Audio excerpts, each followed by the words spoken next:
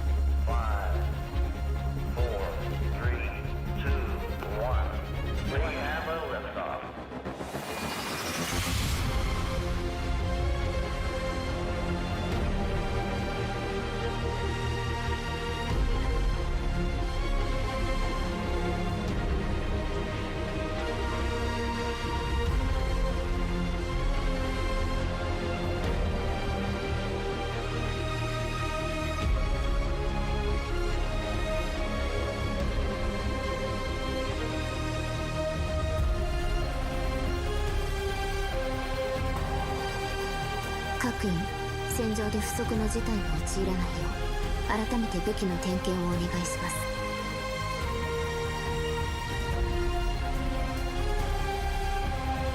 戦いが起きるままにしておくんじゃなくて、その意味を見極めないと。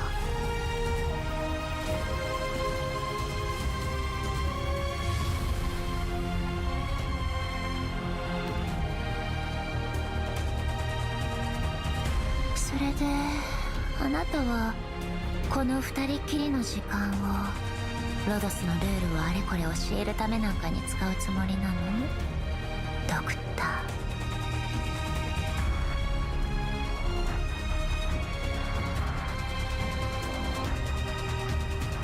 私はライン生命生態科主任のミュルジスよ。と言っても私たちの中だし、別にかしこまった挨拶は必要ないわよね、ドクター。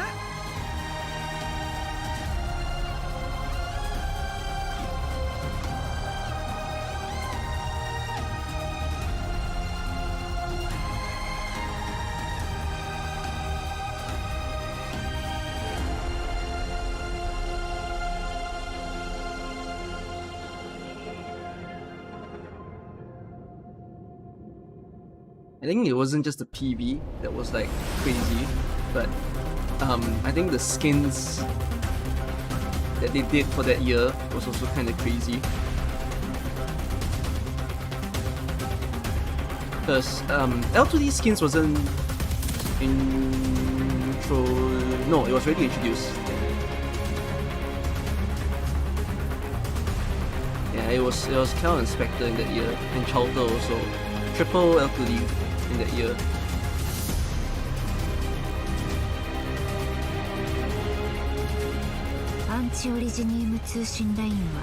Is this the first event that introduced 24 OP?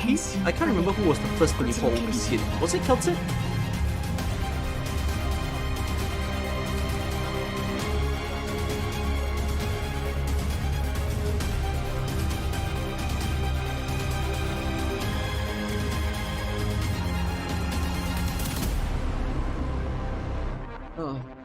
I'm not ready to read Lonetrail. I'm not ready because I think this story is going to hurt one's soul. And I'm not ready to be hurt. Alright. Time to read, shall we?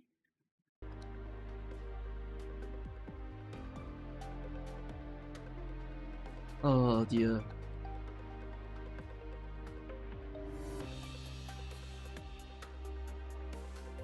This one is going to be alright. Oh, it concluded. Oh! Whoops! I forgot to clear the EX stages. my intelligence search has been fucked for a while. I messed it up already. I didn't collect it properly for ever since a certain event, so I don't actually get every material. Silly me. See? This is how you screw yourself. Live. And not too bad. Just buy like that. See? This is how you mess up yourself. I'm with you guys, the newer players who cannot get retrospective certs. I'm coping. Y'all can't complete the shop, right? Same. I also can't complete the shop. I wonder why. Wait, let me just quickly pump some meds. Okay, anyways. This stream is cut to 2 parts, just to let you all know. So this is part 1 of Lonetrail reading. We will have part 2 tomorrow. So it's gonna be back to back. Okay? So give me... I will basically complete to the point of like what I think is a suitable midpoint today. Ideally I want to end on the cliffhanger. Purposely. I don't know when the cliffhanger be. But let's try to do that. So basically that's up till stage 10. So I will try to play up till either stage 5 or stage 6 of today. And then we will read the finishing parts for tomorrow. So look forward and enjoy. This story has almost 2 times the number of words as Dorothy's Vision. So if I did do it in one stream, I would have streamed 10 hours. But that would mean I would have had to start the stream earlier, and I was like, no, I don't think I'm going to start the stream early today. So I decided it's fine, I will just read it in 2 parts instead. Once I'm done with Lonetrail, we will therapize ourselves. If you don't know what therapize means, don't worry. I understand. You guys have don't know the vocabulary of Kikaze, but therapize means to give yourself therapy. Learn this new word. It's in the dictionary, my dictionary. Okay, I will therapize myself on Tuesday with Struggle Protocol. I did do a lot of story reading streams paced up for this month, but I'm going to repay some of the stories after this. But at the very least, I'm completing the Rhine Lab journey after so long. If you guys didn't watch the other streams, by the way, if you want to give yourself some background of Lonetrail or something, then you can actually read Mansfield Break, the Rhine Lab manga, and also Dorothy's Vision together with me. Those streams are already done. Okay? Otherwise, enjoy Lonetrail. I am going to jump straight in because I believe I've met every character except Melonite. If Melonite is featured in the story, I'll be surprised. I don't think she is part of this event. So, let's see. Right.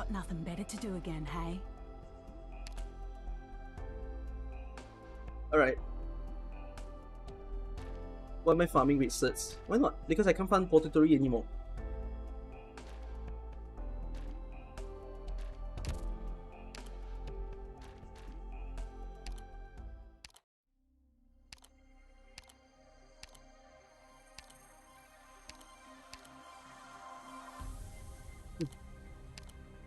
So I'm stopping somewhere here. Somewhere around the area.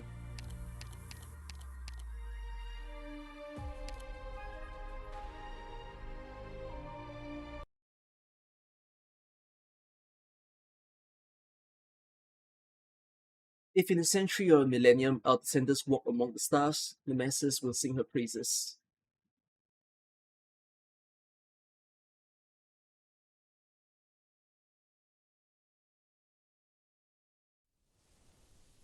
She sat on a tree stump, humming as she observed the shapes of the clumps of earth. It was not until her mother called for her that she hopped off and ran towards the voice. The low flight that they were about to take was all too familiar to her parents. Otherwise, they would not have taken her along. Her goggles were strapped on and her seatbelt fastened. As the engines roared, the aircraft began to slide down the runway. The wind brushing her cheeks grew stronger and stronger. Scared, she closed her eyes. Then her body felt very light.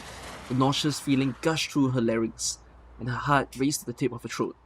She squeezed tightly into her mother's embrace. Fortunately, the feeling didn't last very long. When the aircraft stopped jolting, she slowly relaxed, but she was still afraid to open her eyes, until her mother lightly tapped her shoulder. she finally found the courage to open her eyes and look around. From this angle, the city where she had lived her whole life felt so foreign and strange. The crowds that she was struggled to squeeze through now looked like tiny, insignificant insects. Her mother pointed up and prompted her to look. The sky was so clear and bright.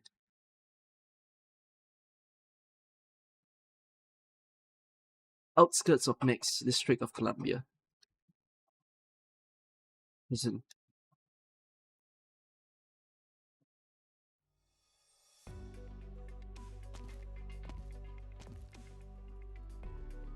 Sir, you're sick. What? I'm as healthy as I can be. No, can't tell. Alcoholic, corpulent, and insomniac. In this oppressive nomadic prison, surely you haven't had the chance to enjoy much of the finer things in life. You're right about that. I mean, no offense. I get the sense that you might need some rest and recreation. Have you been to Siesta? Minos. Please stop making fun of me. No, this is an invitation. Please choose one. Think of it as a way to kill time as this boring wait drags on. Minos? Minos. The fruity aroma of its trees rides the wind past its pristine white walls. Most importantly, the innate elegance of its beauties will have you reluctant to leave. Alright. I can already imagine the extravagant life you have lived. I'm green with envy. No, what I'm saying is that it's all prepared for you. All prepared for you. What do you mean? I believe an illness like yours can only be cured in such an environment, and you've been a great help for me across a variety of matters. Men like you deserve the finest of treatments. After a few months, any gloominess clouding your mind will have completely dissipated. You'll be as strong and sturdy as the Minoan craftsman. You may even enjoy a stimulating romantic encounter. Mr. Justin Fitzroy Jr., let me say this again. I'm fine. Please stop trying to toy with me. Please, Mr. Justin, my father. Call me Justin Jr. Alright, Justin Jr. So even business section people at Rhinelab know their medicine. No. I don't know the first thing about medicine. Who would be interested in something so complicated that can affect no visible immediate change? Then what in the world are you talking? I'm sure you're dying to know what kind of illness you have and who spread it to you. Take a look around you and remember, your superior, the unsympathetic good-for-nothing judge, and even the old warden so unpleasant even after he retired. You should have been hailed as a hero after you retired from pioneering, or at the very least, enjoyed a comfortable life with a fancy house in a nomadic city on a government stipend. But now, you looked into my background. There's soothing medicine to the illness, sir. And the way I see it, your situation is hopeless. The day I prescribe is a vacation, a luxurious home, bottles of fine wines, beautiful specimens of your preferred gender, and top-notch security service. I don't understand. I know what you came here for. You're gonna take that one back with you. If you made it all the way here without trouble, then Rhinelab and the brass must already have an agreement. What's the point of bribing me now? I need an answer first. Are you willing to take fates into your own hand? Who isn't? Right, which is why you're very unlucky, and also lucky in a way. At the very least, you know the obstacle in front of you and your predicament.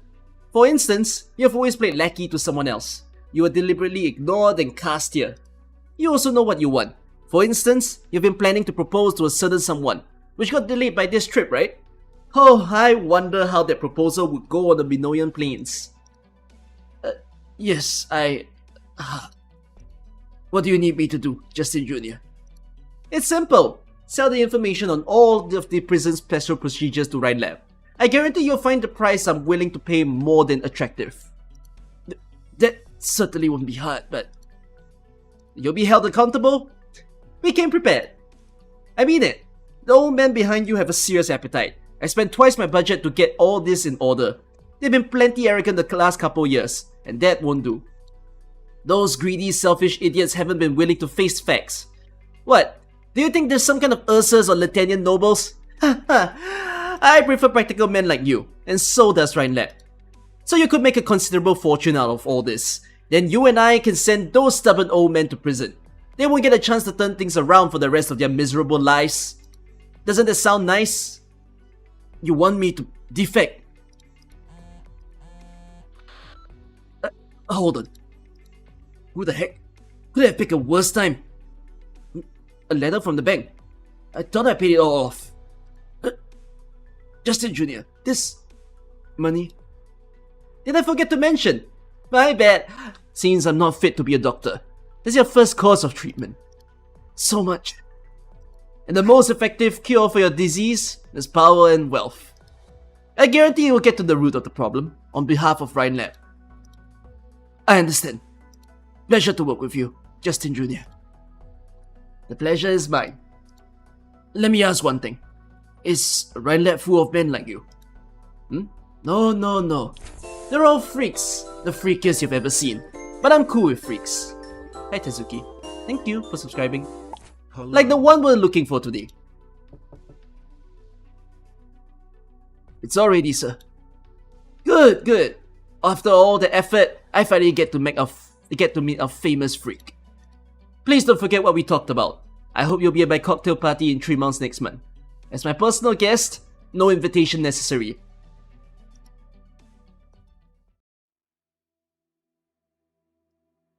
She stood in the center on the day of her parents' funerals. People came and went around her. One after another, men she didn't know offered her their condolences in front of her parents' portraits. A science journal's editor-in-chief, a high-level government official, a legendary investor in the finance world, the representative of a technology conglomerate. All of them looked so saddened. Saddened that the genius inventor, husband and wife brought the world of science to new heights, only to both die young. None of them could understand. They couldn't understand why, when this era-defining technology, flight, had just taken off, why would they waste their energy and effort on something as meaningless as to reaching the highest altitude possible? Apollo 11? What's the name of the unfortunate spacecraft incident that they're referencing? All of them were furious that with the death of the Wrights, the government-sponsored plans became a laughingstock, and their enormous investments had all gone down the drain. One by one, the guests all left. She alone stood in front of her parents' grave and lifted her head up to look at the clear sky. Yet, it was so dark and gloomy.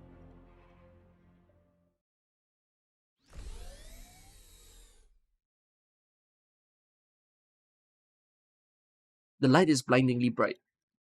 Past the passageways' dark shadows, the uncharacteristic bright lights keep Justin Fitzroy Jr. from opening his eyes. The brightly glowing laboratory is exactly the same as the ones in Tremont's.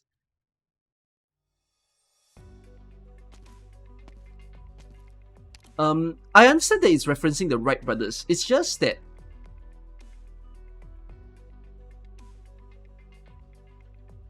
didn't flight come after the Wright brothers and not before? So it almost sounds like they're mashing the two things. The idea of space travel with the Wrights. I mean, they didn't have to exactly mimic real life. You know, it's just a reference. But, yeah. Justin Jr. takes 2 steps to feel things out and finds his attention instinctively drawn to the equipment so clean and shiny that there is light reflecting off of it. How much did this cost to build? They built all this for this one man's sake. Deep in an area of the laboratory untouched by light, an old man whose face is hidden guards a radio as ancient as himself. This is a prison. You call this a prison? God damn, Kristen built a whole replica lab here just for you. She thinks really highly of you, doesn't she? Convict number 30. Oh, the Wrights actually made the first flight thing? Oh, I guess then it's a direct reference. I didn't know. I thought they failed. I guess they succeeded and then failed. Okay. You aren't the regular liaison, but I've seen your face. You're a Ryan Lab director. Well, that's just hurtful. I played no small part in expanding the company to its current size in such a short period of time. How could Kristen not have told you about me? I have no interest in people like you. I'm a sick, crippled man. What do you want from me? Don't talk like that. I've read your file. You are extraordinary. If it wasn't for... Sorry, I'm pretty sensitive about the past. Alright, but I'm really curious. What is it that Kristen wants you to accomplish so badly that she went through all this trouble? No, she didn't tell you. Which means you have no need to know, boy. This isn't the first time a science freak has mocked me. Well, no biggie. My job here is to take you away. Looks like your little project has moved to its next stage. She needs you there in person. It's about her survival plan.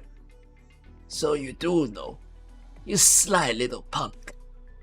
All I know is Kristen has had you working on something to do with originium in the human body. It's not my area of expertise, but at the very least I know one thing.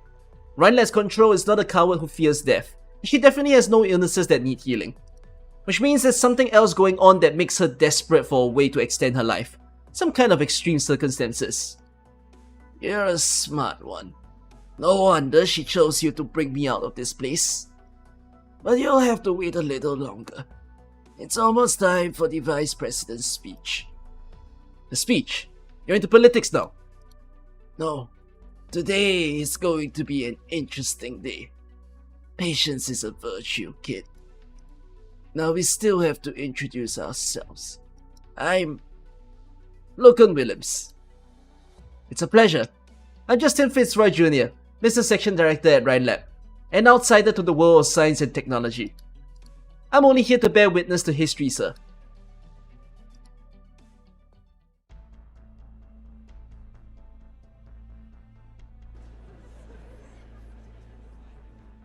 Dear Colombians of Tremont, this is your Vice President, Conrad Jackson. I'm sure many of us are confused by today's press conference. Before I explain anything, I'd like to have a chat with you all. Do any of you feel that on our Terra today, it's gotten hard to focus just on the cities or even the countries in which we reside? There is more and more to be proven. Exchanges between nations have become more frequent, and likewise conflicts and confrontations have become more intense and unavoidable. So I want to ask all of you, Colombia has only been around for a few handful decades, but our history is as rich as any other nation's.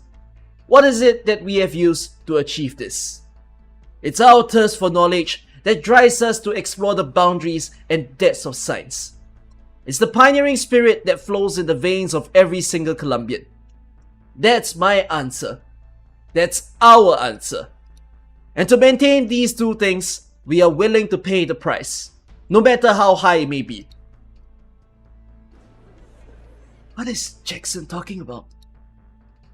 The election's right around the corner. He hasn't really done anything the last couple of years. He's probably anxious. Paying a high price? He's not exactly off to a great start. In this city of technology, Tremont, there are over a dozen special plates. On those plates, we're working tirelessly on countless research projects.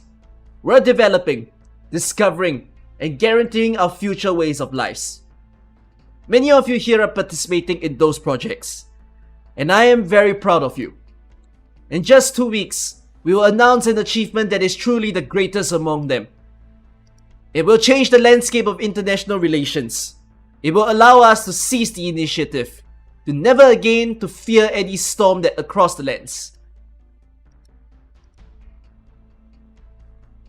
It will be Colombia's first step into a new era.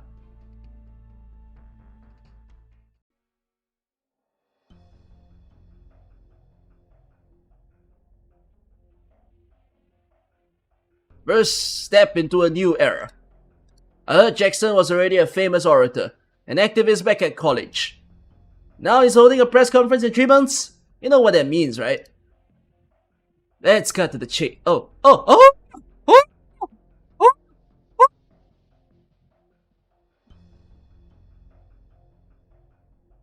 How is he alive? Oh no, but this is pre Dorothy's vision, maybe. Let's cut to the chase, Colonel Blake. You need my help, and I need yours. This is easy. Yeah, sure. A super weapon crafted specifically to keep that damn shot of Londonium in check?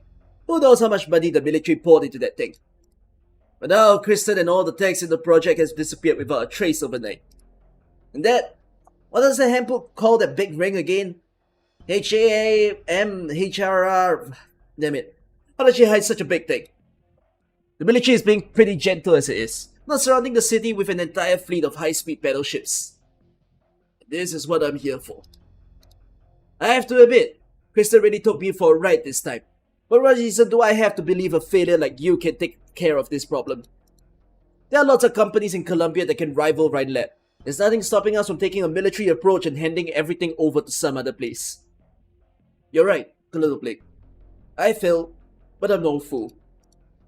If the military weren't really that hardy, you would have done this a long time ago. You army guys were never the meek humanitarians you're trying to play. And I, the former director of energy, I know Rhinelab. With my help, whatever you end up doing will go much smoother. Especially if you want to take care of this as quickly and as quietly as possible. Why should I trust you again? Is there anyone easier to keep in check than a failure with nothing to his name? I never thought that there would come a day when you called yourself a failure, Ferdinand. Why are you so fixated on this? Always high and mighty, never really revealing her secrets. She threw everyone's hard work and achievements under the bus, sacrificing the whole of Rhinelab. Kristen does not have the right. No one does. Alright, that's the most convincing thing you said today. It's after Dorothy. Yeah, after you said that he's a former director. I don't actually like this feeling a whole lot. Too quiet, the air is so chilly and dry, and the lights awfully cold. No idea what's up ahead either. Things weren't so lively back in the day. Most of the time, everyone was just busy with research. We rarely ever saw each other, but after meetings, we'd party to get drinks, pat the table next with the project reports we'd just finished. I miss that feeling, the feeling of being accepted, the feeling that we're making a difference, that our work had purpose. You have to feel nostalgic for that too, don't you, Kristen?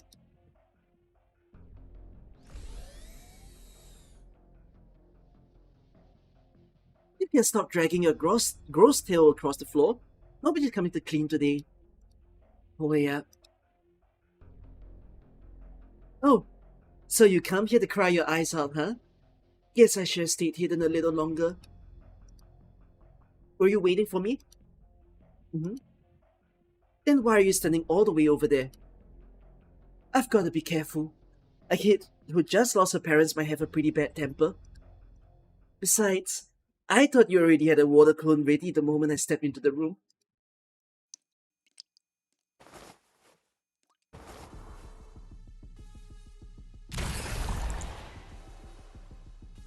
Instantaneous CG. Since I'm already found out, I might as well drown you right away and stuff you into dead power armor. Oh, I didn't know you were such a vengeful elf. A mainlander agent infiltrating this place, huh? What are you up to? Infiltrating? Think again. Would Control's office be that easy to infiltrate? Are you working for Control? What kind of deal do you two have? And what she's got you doing for her? Are you betraying the Mainlander Foundation for this? Kukulkan. Oh? What? What is this? Kukulkan. This is the closest thing I've ever saw to my name.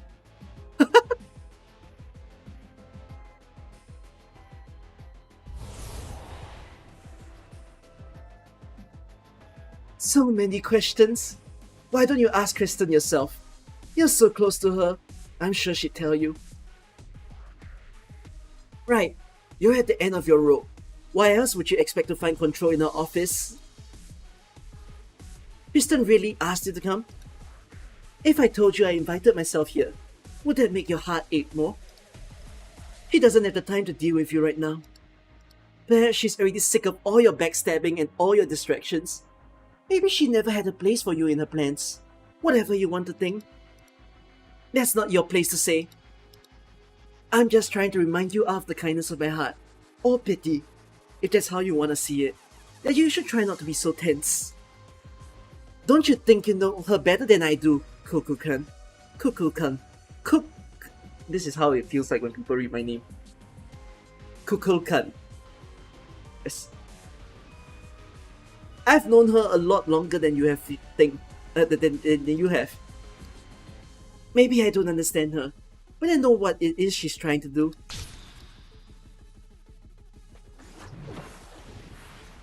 Random water animation. It's hard to blame someone for grasping at straws when they're desperate, but if you get in the way, next time, I'll really kill you. The dreadful library has vanished. Aside from the droplets of water on the sofa, the fight earlier might as well have never happened. The door closes. Musis doesn't try to give chase. There's no telling how much truth there was to Hohyak's words, but her presence alone already explains a lot. She should ask Kristen directly. This is why she came here today, and she still has many other questions. Kristen? There is no one here to answer her. Musis' voice echoes through the empty office. Her shadow is split into two halves by the wall, like two people standing at a branching path. When and where did this all begin? Everything that once was has changed, yet she knows nothing about it. This familiar room, this familiar hallway both seem so foreign to her now. She hates this feeling. It's just like the time after she was born, when she realized for the first time that she was all alone in the world. On the day of Rhineland's foundation, everyone had faith that this was the starting point of a company destined for greatness. The idea made everyone nervous. It cheered them all up. It put smiles on their faces. It kept them up at night.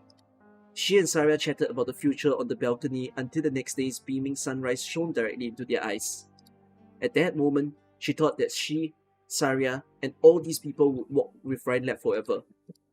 It was an unrealistic notion. When topics like profit, conflict, and misunderstanding piled onto her desk, one after another, she couldn't help but laugh. What exactly is confining mankind? She lifted her head to look at the sky. It was so ugly.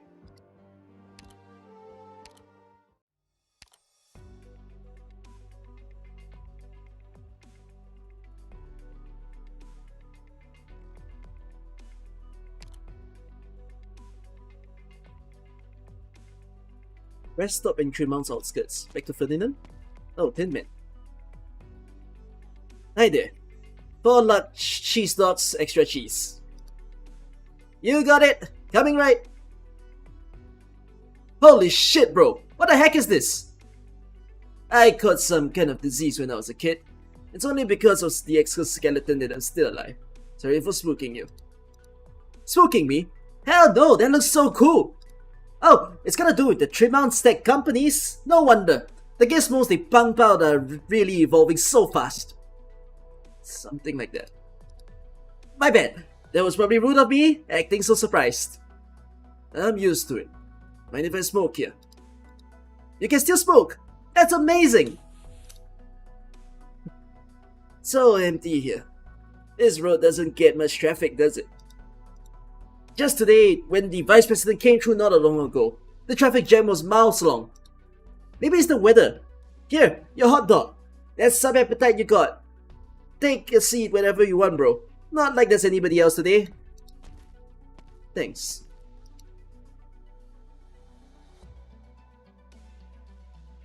Hot dog, huh? Colombian fast food really is making strides. Well, it's all the same to me. So why are they called hot dogs again?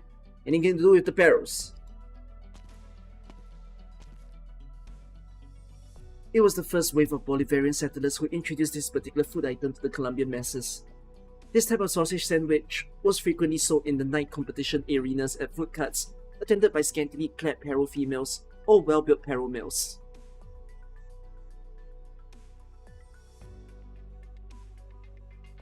Damn. At least they were attractive. And with the passage of time, this food item came to be known as the hot dog in Colombian parlance. Passage of time, huh? Funny how things can turn out just because of time. Want one, miss? My treat. No thank you. The years haven't really been kind. When I still had the sense of taste, my appetite was probably a dozen times what it is now. I guess that's how things turn out with the passage of time. I envy a young lady like you. I wonder how many things on Terra are built on top of this passage of time. Everything is. I guess you are right about that. It's been a while, Dame Keltsit. When was the last time we met? The day of Teresa's ascension ceremony, after the war was over. Most, I guess, who still had a lingering nostalgia for Castle were there. You were no exception. What should I call you now? Hinman. That's what my co-workers call me.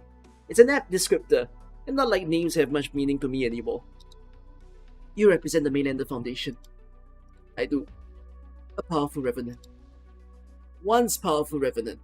Besides, you know that the TCAS are closely connected to every corner of the world, and the Columbian's plains are no exception. Or would it make you feel better if I told you the whispers of hatred still keeping me up at night, and that I can't wait to turn into a flying fortress and fly straight back to Castle? Snow. So the Mainlander Foundation noticed Rhodes Island long ago. This isn't the first time you showed up on Columbia's radar, even if the last time was just a minor legal dispute. Was that in Toronto or some other place? Rhodes Island is still a young organization. You know who it belonged to and what course it's taking. I'm not trying to talk you into giving up, but based on our agent's intel, too many old friends are mixed up in this mess. A fair amount of them are your old friends too. I have no issues with Rhodes Island getting involved in this, so long as you hear Mainlander's thoughts first. Is it thoughts you want Rhodes Island to hear or demands? Regardless, personally speaking, I do hope we're on the same side this time, Dame Keltsit. I understand. Are those girls yours? The Tin Man lifts his head up to gaze at the bottom of the dark clouds. Not far away, a pure white feline and a fire-red Safra sits on the bench. Rosmontis and Ifrit? The Safra girl enthusiastically tries to tell something to her buddy, but her buddy simply stares at the sky, seemingly paying no attention whatsoever. He's thinking about the past. He seems to know why she received the letter, and why she had to come back to this country, but she actually doesn't understand it all that well. She's simply thinking that there are things you have to face sooner or later. I should remember this place, but I don't think I wrote it down. Why didn't I write it down? Do I need to remember this place? You don't remember anything, no matter what I ask you. This sucks. Do you remember? Me? Of course I remember. This is Columbia. I've been here, and I hear you've been too.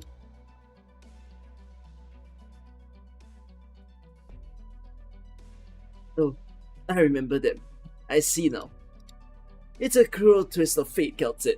But you have children so young face their fate head on. This is their decision. I have no right to intervene. Keltsit suddenly looks at Tremont shrouded in dark clouds in the distance.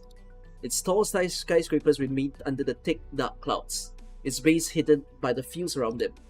Likewise, the Tin Man lifts his head. Up in the sky above the city and the entire lands, at an unreachable altitude that mankind has dreamt of reaching for thousands of years, a burning fireball is tearing through the skies like a falling star. Ifrit, do you want to hear a story? A story? Alright. Today's story takes place in the beautiful city of Sargon. There was once a well-respected king, loved by his people, but when he finally grew old, he had an anxious look on his face, never calming down for even a second. He gave it his all to rule his city, but he found that not one thing in the city would bear his mark forever. His statues would crumble, and his legends would fade.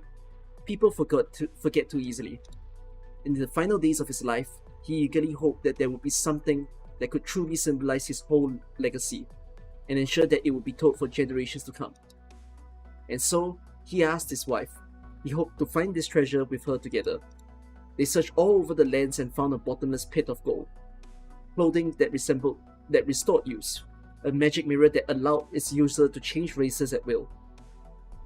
Why would you want to do that? A sword that could rend mountains, and a treasure map that led to mythical realms. None of these were what the king wanted. They were all too specific, and desires they bore were too strong. The old king did not think any of these could represent his legacy. I guess the only person that would want the mirror are the Sakers. This left the queen stricken with grief. She prayed to the night skies that her husband would get his wish. Finally, hearing her faithful prayers, a star arrived in the mortal realm. Ifrit stares blankly at the blazingly red tail sweeping through the sky. Suddenly recalls a story out of thousands that silence has told her. Legend has it there is always hope whenever a star so happens to land. The differences that divide mankind are mended the moment the star reaches the ground, and everyone's wishes will be fulfilled all at once. Will a star come falling down? There is no time to think. Time is flying by. A wish for.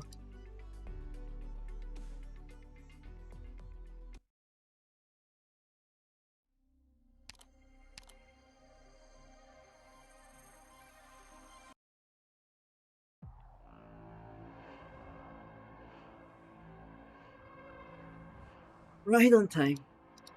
Delivery steps onto the rooftop of a tall tower and looks up at the sky. From this high vantage point, the faint sharp screech is concealed by the sound of wind, while the faint spot of light rapidly expands in her eyes. Her thick-tail dexterously and rhythmically sweeps back and forth, a graceful measure to which the Liberi can compare the invisible grid of the city beneath her. Now let's see. Just where will this star land in 3 months? Districts 2 and 5 are primarily residential. 11's new industrial campus is under construction. Let's hope it won't be central. That place is packed with office buildings like the dime a dozen canned fins you get at the supermarket. And it's a work day. Those offices are gonna be full of people. Well, you already figured out where to land this experiment of yours. Or maybe you just never cared how much of a record this might cost. Either way, you planned this far ahead. Things are getting more and more interesting, Kristen.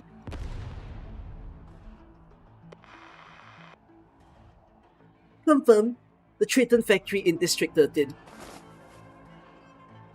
The Liberi leaps from the tall tower.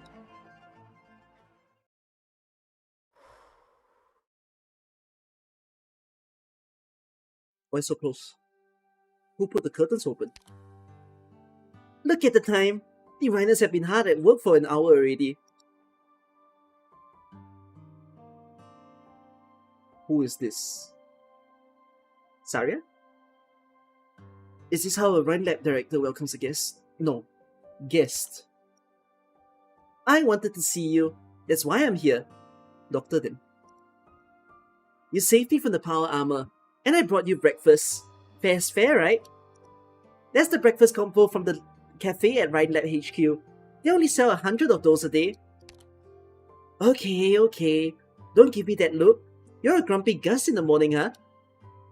It's Sarah you want to see, right? Well, I haven't been able to contact her, but if she isn't here, then coming to you won't help. Anyways, take a look at this.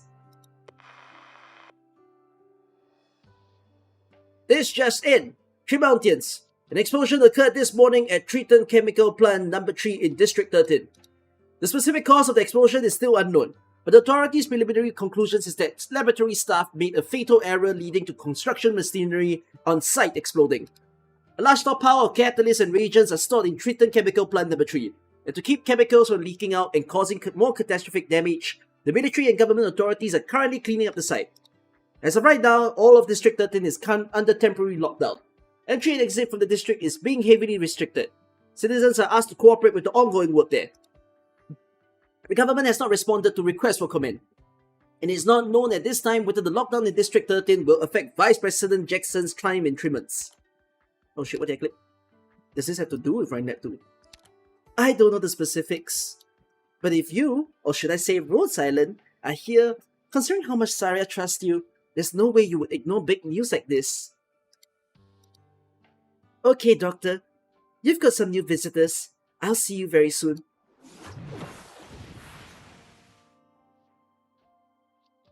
There was a clone after all. Or new visitors? Rise and shine, Doctor. You big dumbass. Rise and shine! Ifrit, who brought you here? Long time no see, Doctor. Why does she say long time no see? Telopsis has already returned to Landship with Alina for checkup and treatment.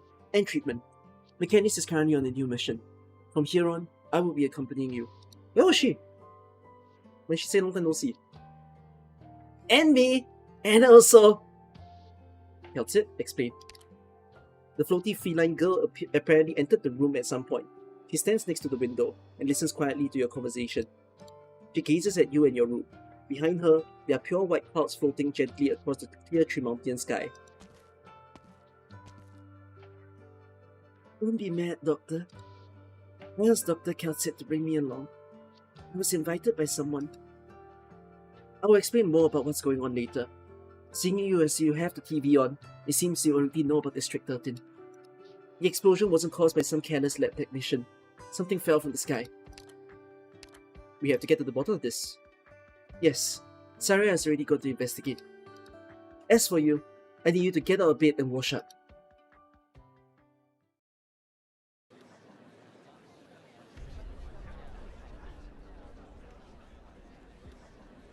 I live there! Who the hell are you to stop me from going home? What gives you the right to lock the place down anyways? Is this even legal? Do you have anything in writing? I suppose I'll take your word for it if this is an emergency. I'll be out in 10 minutes. I just need to head back for some documents. Our clients are waiting in the conference room. Sorry, I need to see your clearance.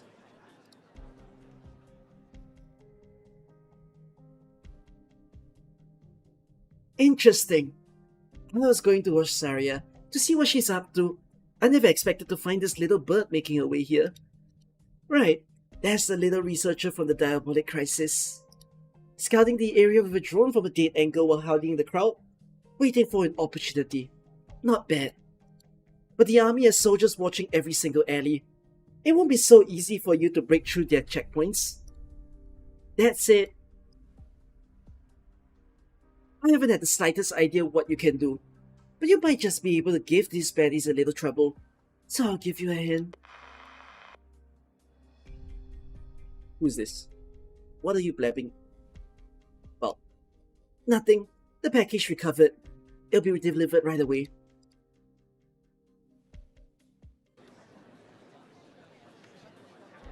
As you have no doubt heard on the news. It's just one factory that had an accident. Why is the entire district on lockdown? If you guys are actually worried about chemicals, why aren't you wearing protective equipment? Why are you people still allowed to come and go? No one is buying your beast shit. This is about the whole industrial campus upgrade project. If it falls through, who's gonna pay? Hurry up and let me let by. No pushing. Ma'am, why can't I move? Somebody broke through the cordon. How come the comms aren't working?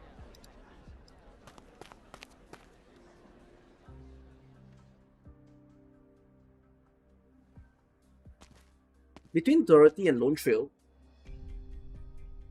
Porter's ills with Cristano and lingering echoes all happened at the same time. I see. Your clearance, Miss Arya. You know me? Former Defense Director of Rhine Lab. Your reputation precedes you here in 3 months. So I can't enter District 13. Not just you. If you don't have clearance, please leave. You... Relax. Stow your weapon. Your face, your hands, you... It's the same all over. I may look scary, but it's just an exoskeleton. I work for the Maylander Historical Association, currently part of the Vice President's entourage as his secretary. Here's my authorization. Miss Sarah here is the subject matter expert we invited along. Maylander, but you people are always so strange. Go talk to your superiors. We want to get a better grasp of the situation. Give me a minute.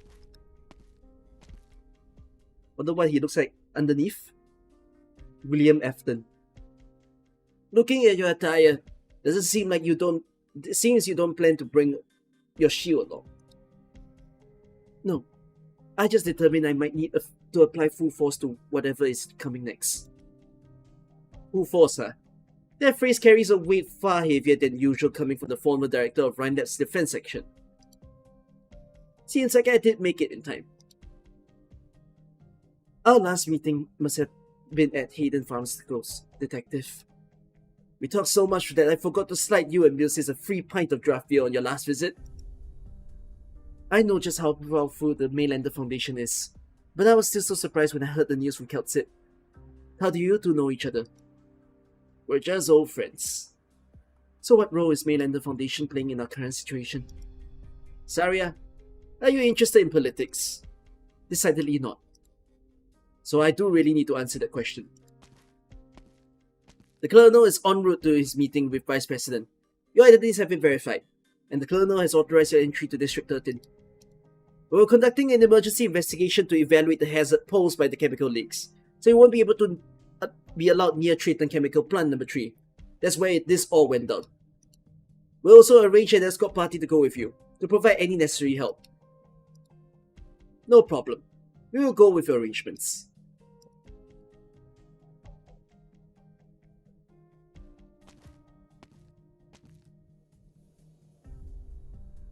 Made it in.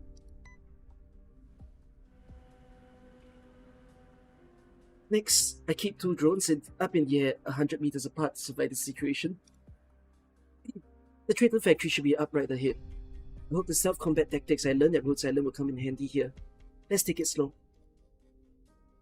Will I really find any leads on the transmitter here? A batch of transmitter has gone missing. That's right. To be more precise, it was a batch of experimental materials with transmitter included that was supposed to be shipped together to HQ for disposal. So someone stole it, and it's very likely to be someone within Rhine Lab. Silence, I'd like you to head to Tremont and help me investigate this. Me? I need to remain at Site 359 to cooperate with military investigation, so I'll be stuck here for the time being. Are you going to negotiate with them? Don't worry, as much as I don't enjoy this stuff, I'm still capable of it. I'm a Rhine Lab director after all. I'm more worried about this batch of missing transmitter being the catalyst of someone else's ambitions. So can you do it? Well, Silence, you're a student of Director Parvis, and yet you showed up here at Site 359. I had some doubts, but now I get it. You came here to ask for my help.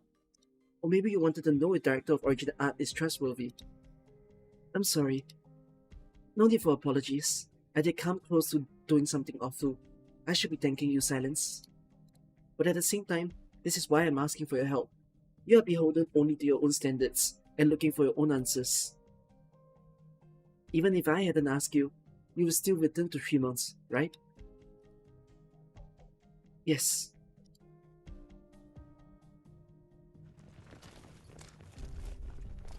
Oh no. Why there's suddenly a lot more people on patrol?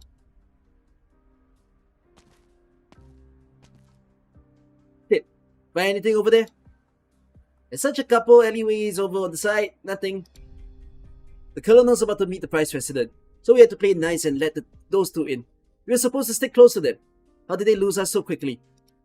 They were walking so leisurely the whole time. Then they vanished behind a fence when I blinked. We really underestimated the fella covered in iron.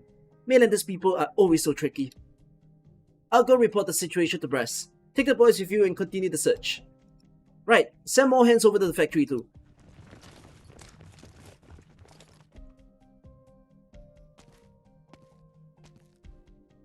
Your reflexes and stealth skills are admirable, Mr. Detective.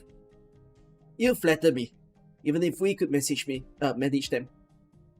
It's better to shake them off our tail than to outright knock out this single fence. We're here. Triton Chemical Plant Number 3 is right up front.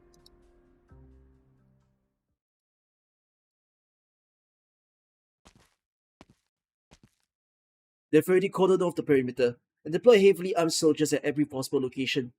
Quite an impossible task to get any closer. We're close enough for a clear view. Why is Saria Outer not a thing? Saria's gaze travels over the throng of people and past the striking yellow barriers, landing on the factory behind. The once smooth factory building has been demolished beyond recognition, with scorch marks scrawled by heaps of debris scattered all over. A series of explosions have eroded the facade, leaving only the interior foundations that give her a clear view. In the center of the factory lies a huge ring-like mechanical structure, diagonally embedded into the ground like an outrageous art installation. The source of the explosion. What have you found? Neither the shape nor the mechanical structure of the object hints at its purpose, but it is clearly a device not meant to be used on land. It fell from the sky. We're too far away to discern any concrete details, but what can be confirmed at the very least is this thing has the mark of Rhine technology. To be precise, it has Kristen's handwriting all over it. I'm sure of that. Horizon Arc Project. Unsurprised you've not heard the name, given your position at Rhine and your relationship with Kristen.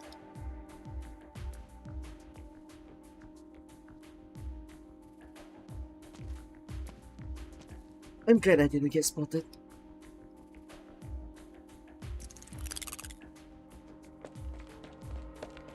There really was one here. It's gone.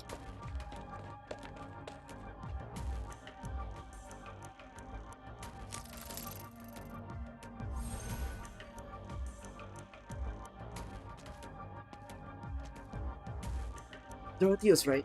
Transmitters react to each other. It wasn't too difficult to catch them with the one she gave me. But there's too few of them. Dorothy said there were more. Could they be nearby? Wait. This is the Triton factory. The colossal ruin lies before her. Just how many injuries or casualties happened in there? Silence recalls the news not mentioning any numbers relevant to that question.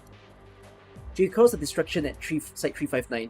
It was difficult for her to even picture what it looked like before the ruins. Was that Saria? Who was that with her? Saria, do you have something to do with this too?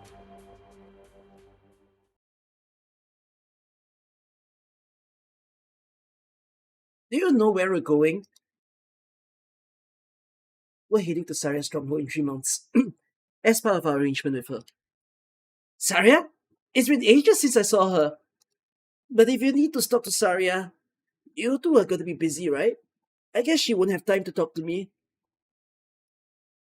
You and Rosmontis must stay with the doctor. I wish there was Ifrit Alter too. I mean, yeah, I think I'm a big fan of Ifrit. What would Ifrit Alter even do? Ifrit, tell me more of what you did on the way here. Oh, right. When the star came falling down, I was telling Rosmontis a story Silas told me before. You still remember it, right? You weren't writing any of it down. Yep, I still remember.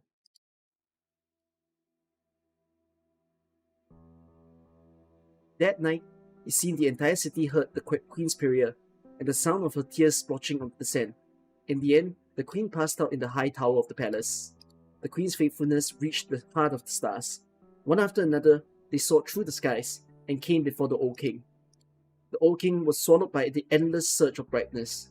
Within it, he saw a sight that he had never seen nor dreamed in his entire life. Next morning, the Queen awoke to find a huge hole had appeared on the palace roof, and the old king, who had passed away hours ago, stood with a smile still lingering on his now stiffened lips. Were the stars brought here by her prayers? The stars made her wish come true, and they took her lover with them.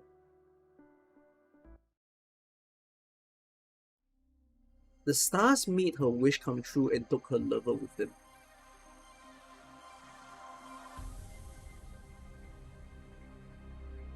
Who is this? I believe we're gonna hear the story again later. It sounds like we don't have like the part 2 of that story. We play Arya again and AK is not really good at explaining things. I will be playing Arya again soon enough.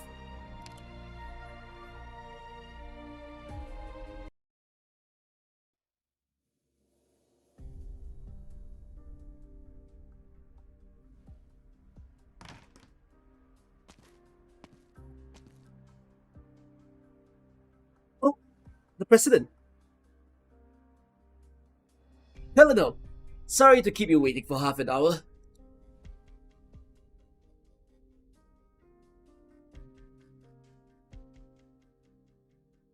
That's Colonel.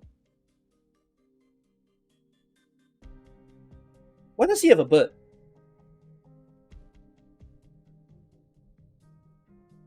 What is that bird?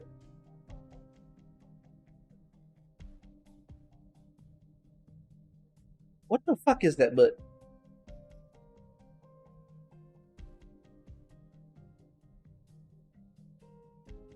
I'm the one who should apologize, Mr. Vice President. Your schedule in 3 months is packed, and I heard from Secretary Pavard that you had to cancel a meeting on account of my sudden visit. The military response to the District 13 incident has been quick. It has also been intense. You had just given such a powerful, rousing speech for the masses. This couldn't have happened at the worst time. By the looks of things, this is more than a little accident on your end as well. I'm just saying, it's still too soon to reveal the Horizon Arc project to the public. Which is why we would like you to cancel the rest of your itinerary and leave 3 months. And we'll take care of these accidents as soon as we can. Colonel, I understand what you are seeking, but my schedule isn't going to change. In fact, I'm going to extend my stay in 3 months. In my last meeting, I decided I'm going to Rhinelab to enjoy a fruitful dialogue with our exceptional researchers. Row 1 Columbia. Colonel Blake, we're all ready to give out everything to this country. But with all the technological pioneers gathered in this city, they form the bedrock of Columbia's technological development. It's no exaggeration to say they're shaping the future of our country. Do you understand what I'm getting at? Even on the assembly lines of our nation's most developed munitions plant, it takes a day or a half to produce a single shell to spec. And that doesn't include the time it takes to send it out to the field to give the men some real practical time on the thing. Take a step back, Colonel. The more we find ourselves facing super weapons that can change the world, like that Ark-01, the more composed we have to be. This is Columbia, not Sargon, not Bolivar.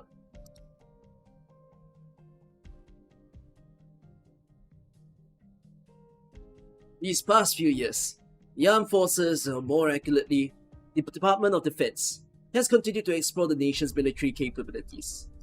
As a whole, progress has been fairly steady. From the President's perspective, this is a good thing. He is glad to see it happen. However, given the shifts in international dynamics in recent years, particularly the re-emergence of Victoria's Shard, a number of things have changed. Such a terrifying super weapon has erased the concept of distance. All our ground defenses will be rendered useless, and the dust brought about by the storm may well fall upon our pillows at any time. The voices within the Department of Defense have grown increasingly hawkish, and a number of troubling signs have already appeared. They're hedging their bets on the research and development of similar era-defining strategic weapons. And that's how Kristen caught the military's eye. Correct. Kristen became the military's core technical advisor. In a very short period of time, she submitted the proposal for the Horizon Arc project, planned the construction of the Ark-01 superweapon, and quickly began its implementation. The military has devoted a vast amount of resources to it, and as such, Rhinelab has enjoyed greater policy side support for quite some time now. This is why Rhine has been able to stand head and shoulders above many other tech companies in 3 months. According to the information we have on hand, the construction of Ark-01 required digging complex shafts, as well as erecting a HAR at our aircraft's altitude limit. A monumental project indeed, and the military has spared no expense in the effort. I imagine the man in front of you who fell from the sky was part of this project. Man in front of me who fell from the sky. You're telling me the meteor was a kamikaze?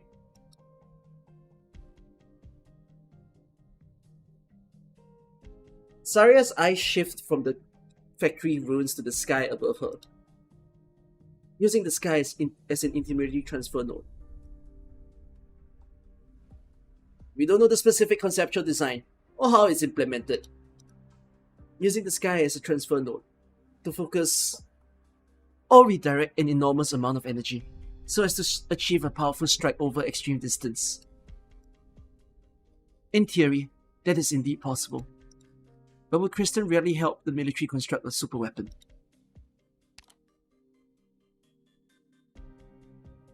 I hope he's referring to the meteor as a sky. Sorry, he's referring to the meteor as a man.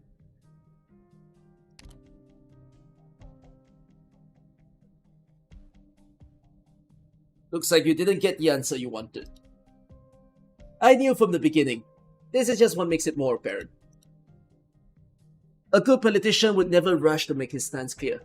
At the very least, they don't want us taking over the project that fast. And how do they intend to do that? It's simple. All they need to do is delay. If we say that efficiency is the pursuit of scientific research, then Ferdinand, delay is the preferred tool of these politicians. When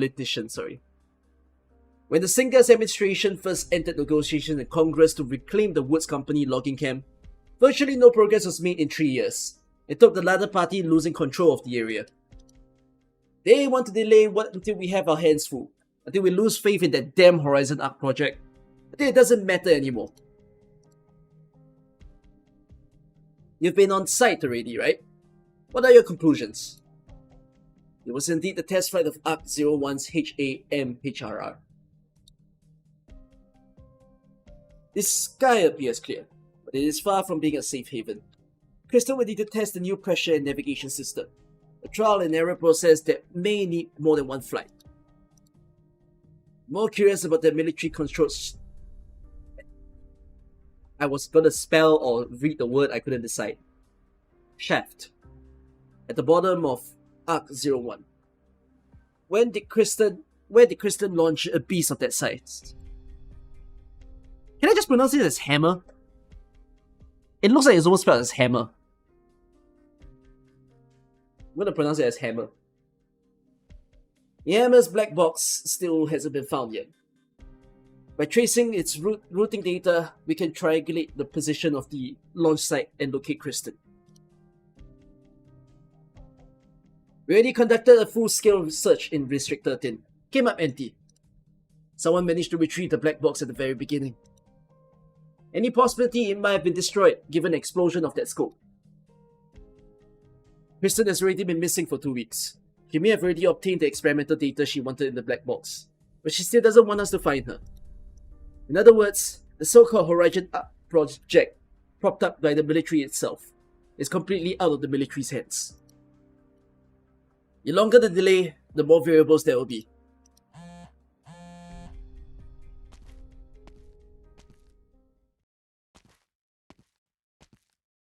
It's me. That's right.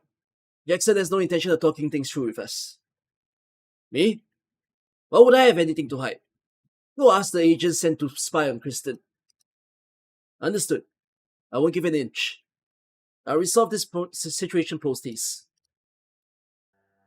Wait, what did you say? That's... Alright, I understand.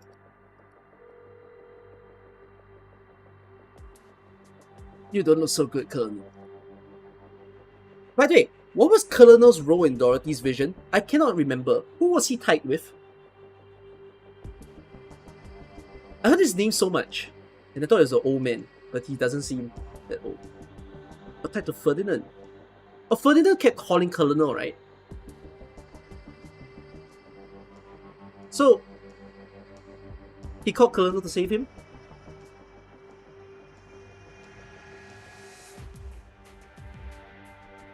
You're right, Ferdinand. We can't let ourselves get bogged down any longer.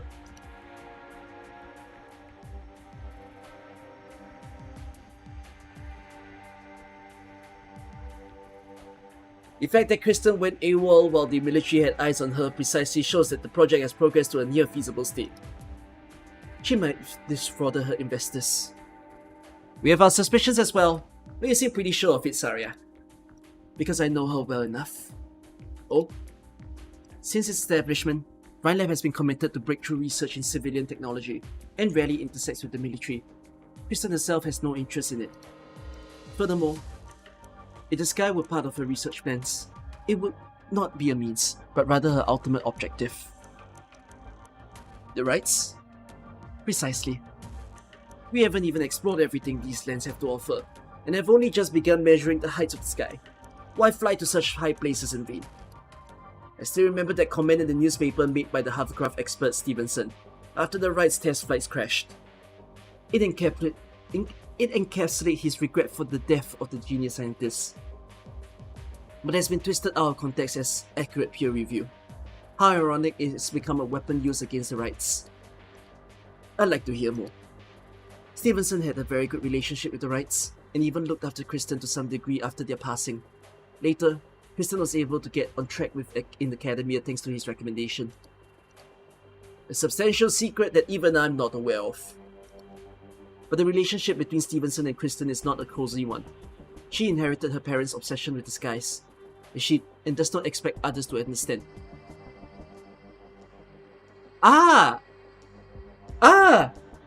Sorry.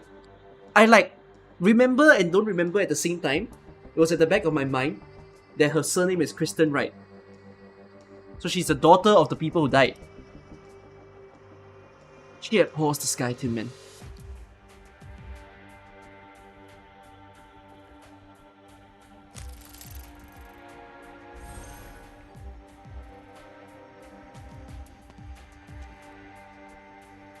It can't be a coincidence that Transmitter appeared at the scene of the accident.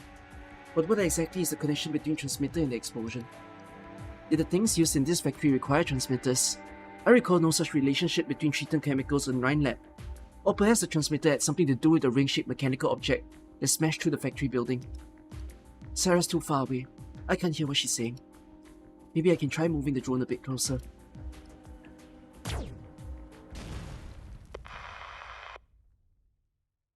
An unidentified drone has been shot down. Oh no. Miss, show me your security clearance. Don't have one? District 13 is under temporary lockdown. I'm gonna have to ask you to come with me. I'm a worker at Triton Factory. I had a day off today, but I heard the factory exploded, so I came to see what's going on. If you're a worker at the factory, then explain the drone. And don't say you have nothing to do with it. He's going to photograph the site. Oh. Married? Is it really you? Oh my...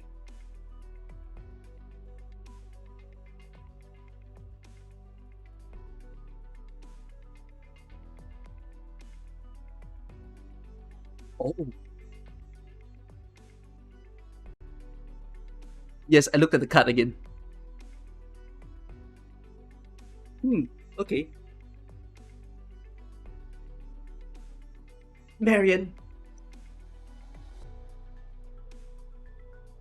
This character actually appears in Echo Die. Really? What happened first? Lonetrail or Echo Die? Echo Die was quite... Was Echo Die earlier than Lonetrail?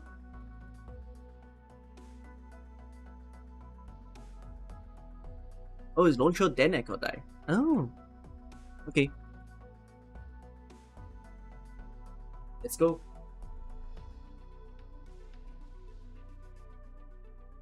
He's French? How do you sound French? I need to think of the croissant and the baguette. He's French. Oui. The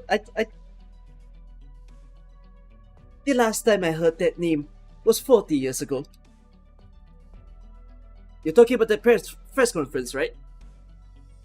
It was right around the time your last movie came out, and you told the world you got hurt in the catastrophe while shooting the thing, and you retired to behind-the-scenes work. My dad goes nuts every time she talks about you. No, yeah, that's Italian. What the fuck is French?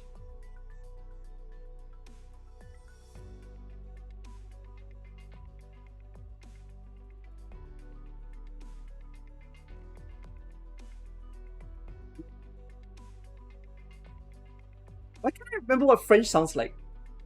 I'm so screwed. No, but I can remember Chamber from Valorant.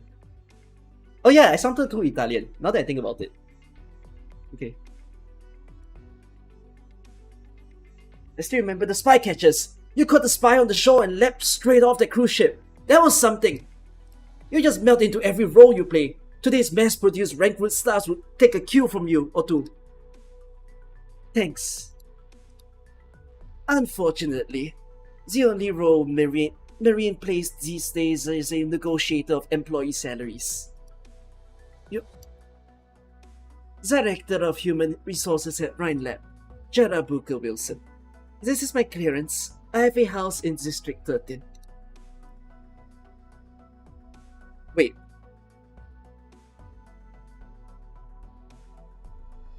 Did she just change name midway?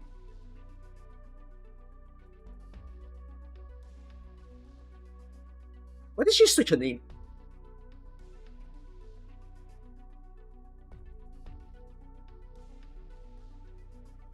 It's just an alias. I see. This woman is indeed a Triton employee. Rhine Lab and Triton Chemicals has a number of disagreements, just like the corporate struggles in the Spycatcher. I know, this is 3 months after all. A subsidiary factory suddenly went up in flames. If photos from the scene hit the tabloids, that would send Triton down in scandal. This is a housewarming gift for joining Rhine. That would indeed be violation of military regulations. Fortunately, the drone's been shut down, so the photos won't leak. Now then, let's move on and discuss your job hopping. Loki sounds German.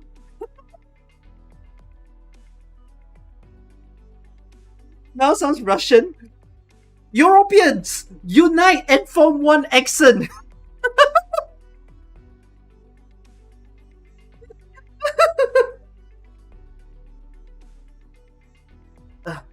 But let me add something first. Isn't it a little unreasonable to suddenly ask the locals to lock themselves inside and wait for updates before they can do anything? At this point, just give her a Singlish action. It will be so funny. I cannot. We're just following orders. I'm sounding anything but French at this point. Alright. Amigos. I'm not accenting her. Miss Marion, I want to trust you. So, both of you, please leave. No exceptions. Giving her American English. Your name's Silence, right? I remember you were helping Parvis bring back some black bean tea. Director Jara, does this have something to do with Rhine Lab? That's why you snuck in here. There are some things I need to make sure of. This isn't exactly the best place for chit-chat. Head over here and wait for me. Where are we? Don't worry, it's my District 13 residence. What about you? I have company. An old friend has some business with me.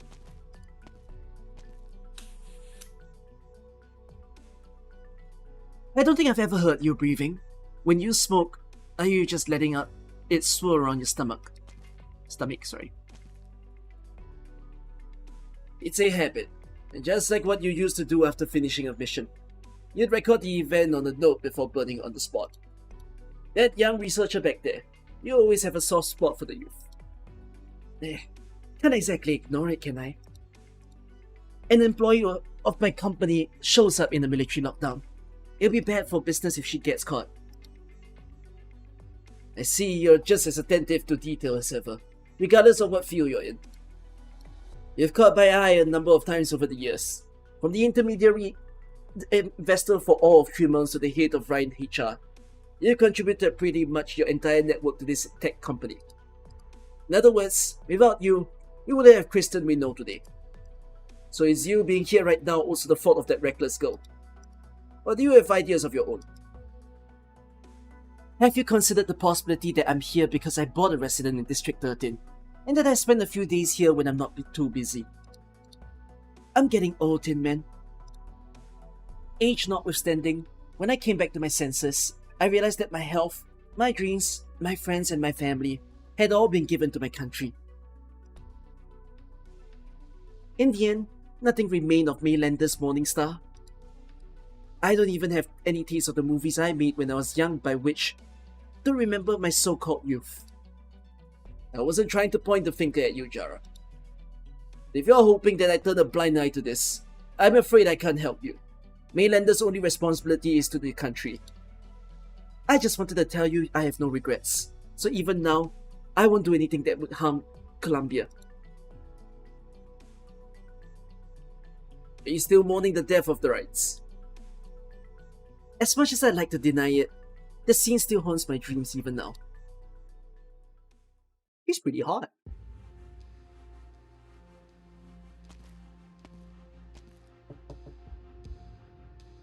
Delivery.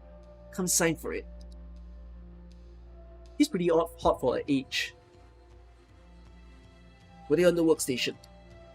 Hye scans the place in front of her, a massive hollow underground ring-shaped structure, in other words, a well. Original's lamps fastened to the well's walls provided only a basic lighting, making it difficult to determine the overall depth. Inlaid within the grooves running along the walls are cables extending into darkness. The person with whom she was speaking earlier is now pacing back and forth, leaving her with but a busy silhouette. He seems to be busy testing something. Even in such a deep area, her actions do not seem to cause much of an echo. Presumably, the surface structure incorporates some high-performance sound-absorbing material. The entire area seems to be as still and silent as lingering mist. Are you not afraid of the dark? Do you not get bored? We're several hundred meters underground, and those boorish soldiers are patrolling just above us. You've been here for a number of months, right? Haven't gone out for a walk? Nasty? Nasty?!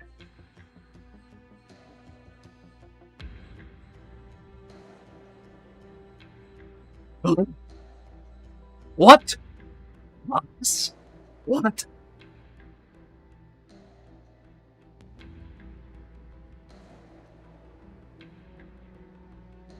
Oh, Nasty is also a director. What? Wait, is she? Am I dumb? Is this not her? Is she a director or she's not a director? Oh! Wait, we're getting all directors playable! Oh my god, we're getting Kristen Wright on 5th anniversary. We're like collecting them all. Ferdinand will never appear. I mean, unless Ferdinand gets a change of heart. Okay, we're getting Kristen Wright on 8th anniversary.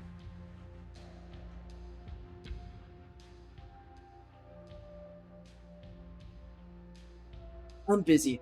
Wait. Oh, what voice do I give you? I don't even know.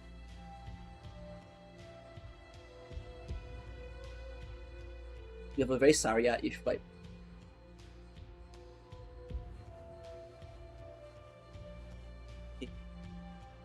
I mean, I've never heard her voice, so I wouldn't know. I'm busy, Coco Cat. I don't have much free time on my hands either. What I'm saying is, put the black box down and get lost. I'm taking a risk here to get this to you under the watchful eyes of the military and mainlander. That's a bit cold of you, wouldn't you agree? This is a deal between you and Control. It's got nothing to do with me. You didn't do anything with the black box after you got your hands on it, did you? No. Damn. Ice cold. The data calculations are, well, not that complicated. Nasty dives back into her work, and the screen is once again engulfed with a large amount of data, like a tide flooding across land. She focuses up more, leaving Hye alone to do little else than to stare at her back. That is when she notices the devices around her waist. They appear as a lattice of dead branches, spliced together irregularly, but as Nasty intermittently works at her station, they sway back and forth in a short, regular rhythm. As if sentient, they seem to be following Nasty's thoughts. Looks like you managed to find nourishment for those rootless branches. The trajectory data has deviated slightly from the previous calculation, but is still within expected range. It appears that transmitter can indeed be used as an alternative navigation resource. That being the case, we need to speed things up. By the way, how did Kristen get to you? The head of engineering, to willingly coop yourself underground to do the hard work for her? Nasty doesn't answer. She enters a few commands, and as the screen in front of her go dark one by one, she turns and heads towards the door. Behind her, the underground space becomes dimmer and dimmer. Ready to touch some grass, Nasty? Did something good happen? Surely you're not going to keep the good news from me. Bigger. Hye takes a step back upon hearing that one word. her body instinctively carries out the order, as if executing a command. Wow. Good news you have there, Banshee. Did any of the staff ever tell you you've got a bad temper? The icy cold air caresses Nasty's neck before dissipating like an illusion. The young Banshee shivers slightly. A crack forms across the bone pen in her hand. Oh my, they don't quite make them like they used to, do they? I know you have an entire drawer filled with spares, but I've always been curious. If you broke all your bone pens, would you still be able to perform your little tricks? Go ahead and try me. I won't give the same command twice, Coco-kan. Fine, fine. Our Banshee's as much of a stick in the mud as you are. Don't pass up on this rare opportunity to get some fresh air. If you're afraid of the dark, I don't mind keeping you company partway. Before the Banshee can speak again, Pohyat nimbly disappears behind the door. The darkness lingering within the air trembles violently for a spell, then Nasty finally letting go of her words. I should go pick her up. At last, the muddled dream is about to settle.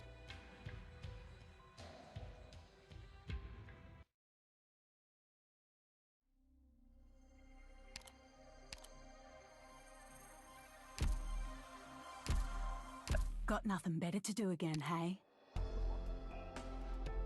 As I said, I feel like this story needs to give me reading breaks. By the way, story thus far, epic. I like the setting of the story. 여기 악명의 숨결이 느껴져. ロドスにいると安心できるんですか？カフェインのおかげですよ。Can I apply for a more comfortable? This place is nothing like. Oh, Rhodes Island truly is a wondrous land. I feel Epic so quite far. dizzy I mean, for a just pleasant thinking. surprise. I swear, comparing Lonetrail to like the quality of writing thus far in just the first 3 chapters alone versus the quality of writing that we got at the start of AK is very different.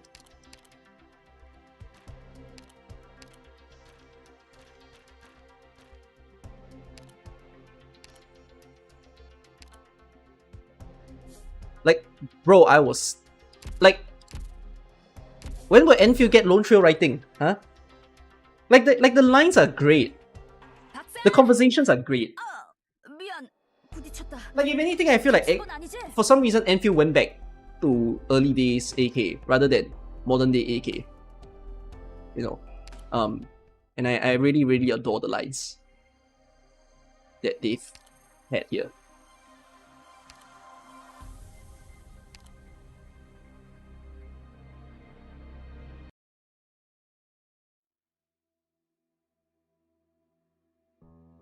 These stars have twinkled above Terra since ancient times. Just how many romantic myths and searching gazes do they hold? Astrologers spend their lives assigning symbols to constellations and celestial bodies to give them meaning, while shamans and druids try to interpret the trails left by every passing meteor. They are untouchable. Indeed, it is precisely because of this that the sky has become the true hero of those who indulge in fantasy. And for this great land, looking up holds no meaning.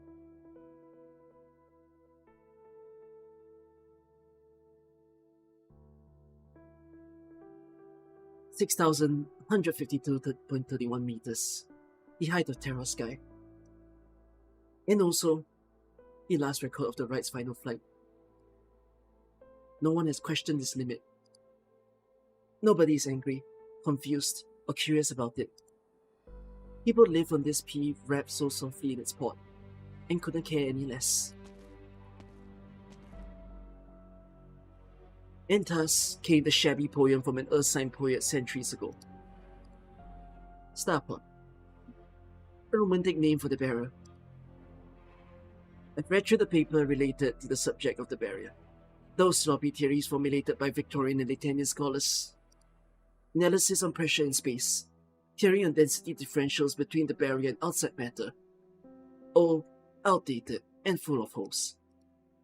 Those Columbian academics pronouncing their pioneer spirit merely tinker with that garbage. Then you get the occasional novel theory put out by young scholars in academic journals. But they spend way more energy getting tenure and research grants than looking at the sky. Oh, by the way, the test platform we launched the other day has already fallen back to the ground, due to the same old problems with the barrier. The sudden change in basic aerodynamics, massive disruption to the origin zone, and the extremely rapid decay of any exogenous power. What about the results of the data analysis on the transmitter? The patch from the readjusted ones are solid. I've also laid out all the energy cables and connected them to the port you mentioned previously. But Kristen, you're well aware just how much energy you'll need for this. The theory is sound, however, that won't be a problem. Alright. The test platform's crash landing has caused us some trouble, and the military is burning with anxiety over your disappearance. Kristen, whatever their next step may be, death might be the most merciful outcome. I wouldn't even consider that a price to pay at all. Nasty, do you like stargazing? No. Staring at something out of reach just makes me feel empty. And yet, sometimes the unreachable can become a signboard for you. You are indeed right on one thing. Death is only the most merciful outcome. Then I hope you don't die before giving me what you promised, Control. You should be more careful. Thank you. I will.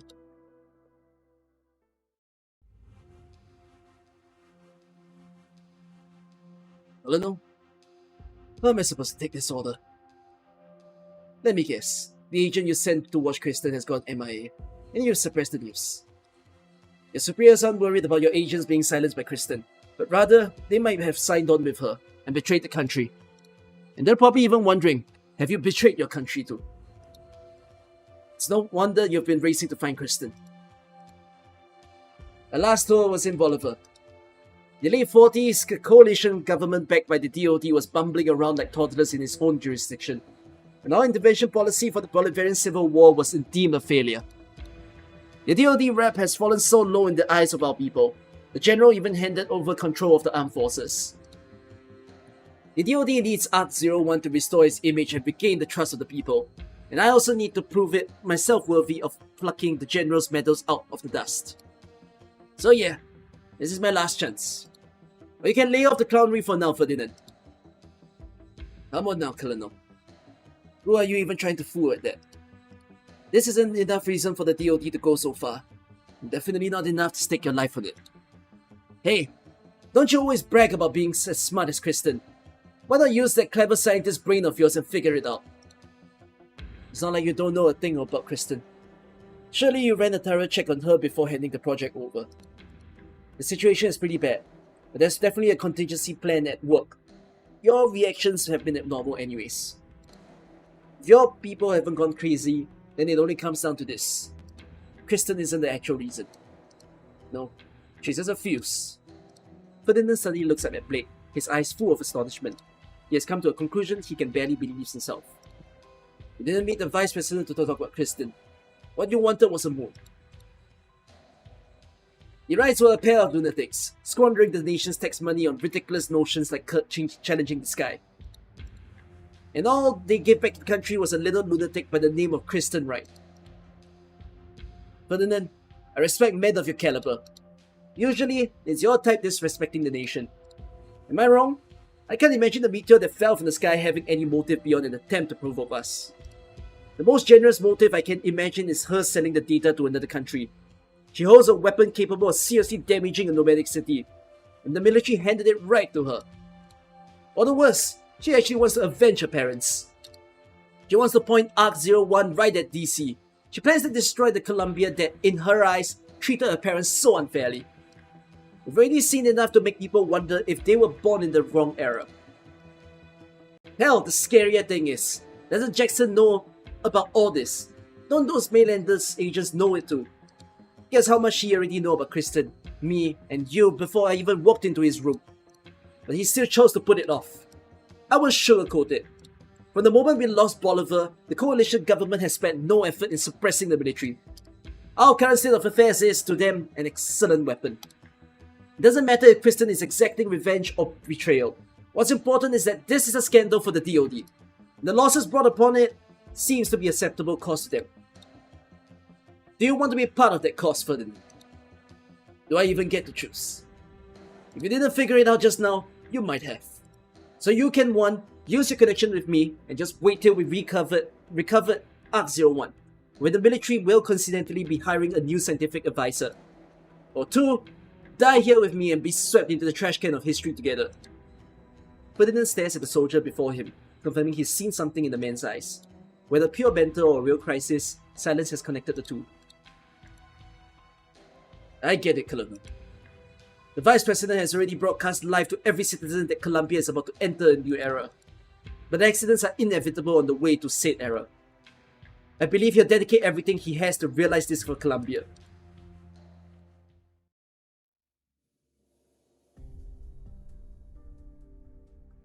So that's the situation over there near the Triton factory. The parts regarding Kristen are just my own guesswork. Judging by military response, that seems to hold enough water. A super weapon that the government hopes to use to reassert power, or Kristen herself having other plans. Tremors is indeed working on a secret mega project using energy at its core, with unimaginable destructive power, yet to be scientifically tested, and is nearing completion. That's what I'm worried about as well. Saria, has there ever been a mass blackout in Tremors? Never. Tremors has separate power grids for residential and commercial use, and each of the power reserves alone is enough to allow all facilities in the entire city to operate normally for several months. Moreover, Tremors is a booming technology industry, with dozens of companies dedicated to developing new forms of energy, and nearby mobile industrial platforms regularly borrow energy from the city. Kelsey looks out the window. The skyscraper in the distance with its gigantic glass facade frames a billow of clouds, its surface crystal clear, like a leaf full of dewdrops. Indeed, it is just a leaf. Her gaze expands, and the building quickly disappears into a nest of countless skyscrapers, exhibitions on science and technology interspersed with expo halls, and other specialized buildings scattered around at random, like a bacterial colony in a forest. But as she raises her hand, the vast sky dwarfs the city, and Tremors is only a leaf. No matter if it's a super weapon ordered by the military, or an unknown object that Kristen has other plans for, the amount of energy and precision required for the Horizon Arc project is beyond the scope of our imaginations. Energy consumption and navigation accuracies are issues they must solve. So you're implying, I don't know how Columbia military has assessed the situation, or how Kristen has pulled the wool over their eyes. Even if she were able to solve the issue of precision, my judgment is that it cannot support energy concentration on such a scale, even if you use all of Tremors' energy reserves. Once you start such a huge project, it should drain Tremors' energy in an extremely short time span, like stuffing a giant sponge into a glass of water. Even if Kristen talents and vision are far beyond the present, the current state of science and technology should not be able to realize such a concept. But she is by no means a simple mad scientist indulging her delusions. Unless she has already solved this problem.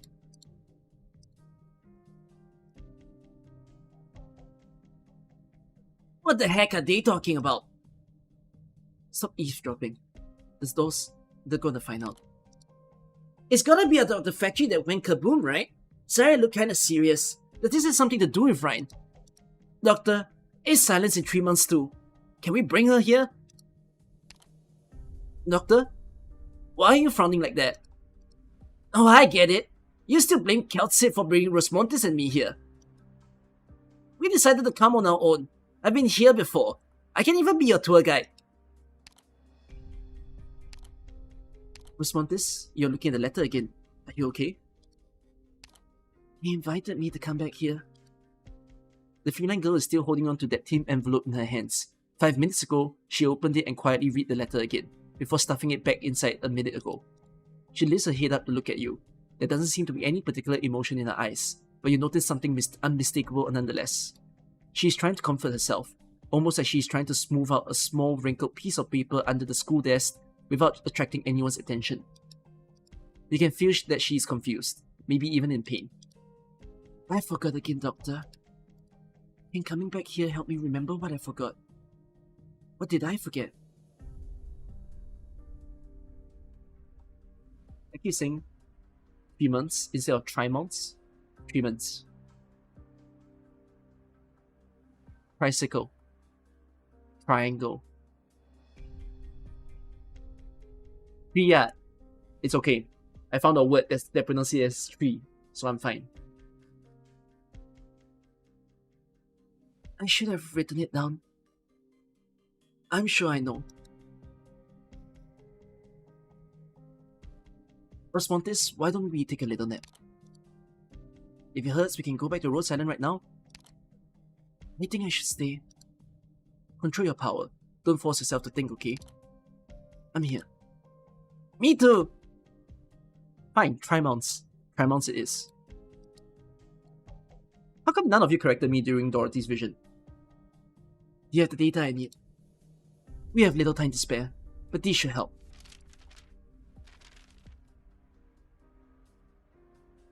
The Energy Sections project and construction plans and reports from the past 10 years. Energy and Origin Science Sections experiment records. E-Scientific Investigation Sections expedition reports and data archives. It is a lot thicker than I imagined. Their position within Rhine Lab is rather unique. From the cooperative perspectives of cost, performance, and efficiency, their contributions to the company are negligible. They shouldn't even be one of Rhine Lab's 10 sections. And even though it doesn't rival with what core laboratories like Energy and Structural get, the budget that Rhine Lab allocates to polar field research and surveying technologies every year is no small amount. In fact, you could say they're throwing huge amounts of money at them. They collect and analyze seismic data from the Kashmirian highlands surrounded by mountains at regular intervals, and have built close to 10 scientific research stations in the endless ice fields of Sami. They frequently travel to Colombia's Great Lakes, as well as the lowland deserts in the south, for their investigations, and even seek to thoroughly explore the ruins of the abandoned cities in the bleached wasteland. Only a few know that the dust kicked up by pioneering young Colombia is much more older than the sand of Sardon. These scientists have not been measuring the boundaries of the world in the spirit of exploration. Rather, they are looking for something. These last few pages are about trimonts. Trimonts? Why would scientific investigation need to factor in the location of headquarters? Every project I've checked so far has an immediate sign-off from the Rhine Control. And so, did this fast just happen to take place in Trimonts? Or maybe, it could only happen here. I would prefer to see some evidence rather than to hear more of your roundabout explanations. I have some rough conjectures, but the clues are all a mess, and our present information is inadequate to serve as actual evidence. Let's take a short break. We should go have another chat with Ifrit.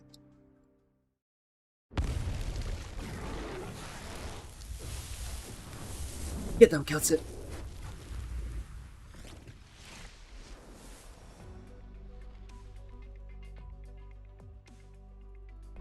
What happened? How is it? Does it fit? It's a new suit that the original art section developed. I made a few adjustments, and it should fit you okay now. And I'm sure you know how to test out the new drone equipment. Yes. Come here. Let me help you put the contacts in. That'll do it. Stand up and take a look around. Makeover. Wait, you're like a completely different person. How are the contacts? It's funny that she wears contacts. Because it's like...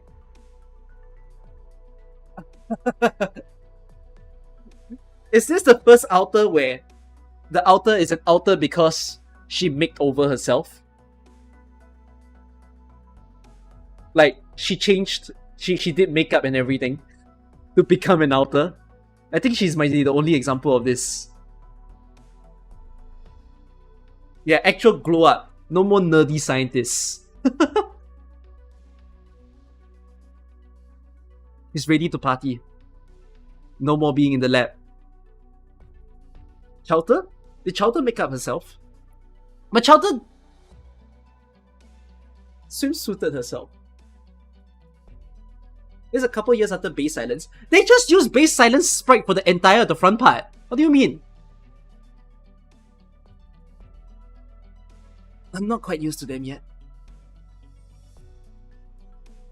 But it's nice to go without weight on my nose. I have to say, you look sharper without your glasses. I'm sure your friends will be shocked as soon as they see you. Sorry, I'll marry you? I'd rather surprise them another way. Such as, say, my personality. You seize the day and work towards that. Don't underestimate what a little makeover can accomplish. I'll try my best. Besides, the lockdown isn't gonna end anytime soon. The soldiers stopped you once, and it won't be easy to get around now that they've seen you. Get a makeover. I'll get your equipment while you're at it. 2 files with 1 stone. Thank you. It doesn't look like anyone's been here the last couple of days. You came to District 13 for a reason today. I actually brought this as a vacation home, but with how busy my workers have been lately, I haven't had much time to rest. HR director and all. I just located a transmitter from Site 359 near the scene. Are you here to recover it? What does transmitter have to do with Triton factory explosion? No, Dorothy wouldn't need a low-level researcher like me if you're already on the case. Ferdinand is out of the picture, but maybe there are other sections who want transmitter for their experiments. I also saw Saria there. Just how many Rhine Lab personnel are involved in this? You're asking too many questions in one go, Silence. And unfortunately, I can't answer them. You should be well aware of Rhine Lab's organizational structure. The departments under General Affairs are only responsible for providing support to the scientific research sections. Original art, energy or whatever, human resource investigation has never interfered in any of their research projects. I've never been a researcher myself after all. My mentor told me some stories about you and Control. Before joining Rhine Lab, you were the most eccentric and yet the most successful investor in Trimonts. You've never attended a single meeting, read a proposal, or listened to a project briefing, but the projects you endorse are always miraculously succeed. There's no need for you to be attached to a company. On the contrary, he said you might even become a tech pioneer to steer the course of the nation. But after Control had one meeting with you, you announced you were joining Rhine Lab the very next day. The business world is always brimming with delicately packaged myths and legends. The outside world is full of speculation, but at my age, I don't need Kristen to promise me anything. I only wanted to stay and watch her patch up a few regrets. Some her own, and some mine. And well, that girl, I'm not sure where she exactly is right now. You performed very well at Site 359. You cleaned up after Dorothy, and followed the trail all the way here to recover the transmitter. Honestly, that's remarkable. But the Site 359 incident ends here, and whatever follows is already beyond the scope of both your responsibilities and abilities. You're done here. What if I disagree, Director Jara? Oh, let's not be rash now. I have no intention of getting in your way. I don't understand. You won't tell me the truth, so why are you still helping me? You remember your first day at work? You're so reserved, but you still managed to talk non-stop for half an hour. I was only responsible for checking your background and qualifications, you know. While I handled that, Parvis had already scored your employment exam with high numbers. Then, why didn't you interrupt me? Because you're such an earnest woman, Silence. I have a lot of respect for serious scientists, same as Rhine Lab. No matter how far Kristen and the goal, no matter what Rhine Lab may become, we'll always need young people like you to take over the reins someday. You are Rhine's future. As HR director, my job is to protect our employees as best I can, so I advise you to leave now. But if you have to see it all happen with your own eyes to make preparations and choices, then I won't hold you back either. That's all. Then I'll earnestly inform you that I'm going to continue my investigation.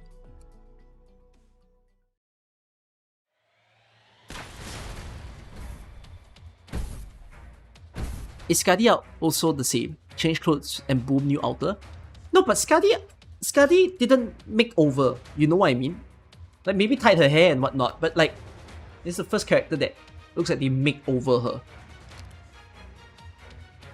Maybe Swire Outer would have come. Need to see Swire Outer story.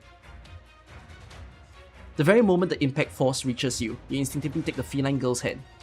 Evidently, she mistakes you for being agitated about something. She relaxes her tightly clenched fist, carries you in her arms, and starts running away.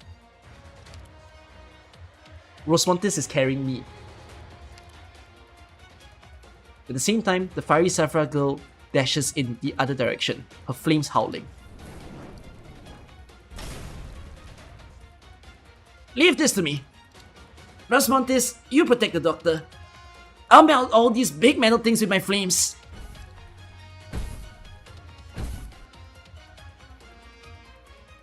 Out of the way, Ifrit.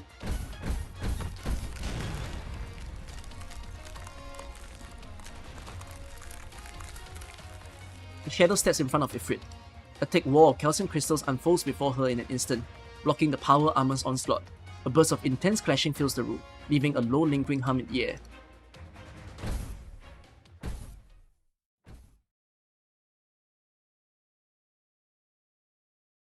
We don't know what's going on. Let it go.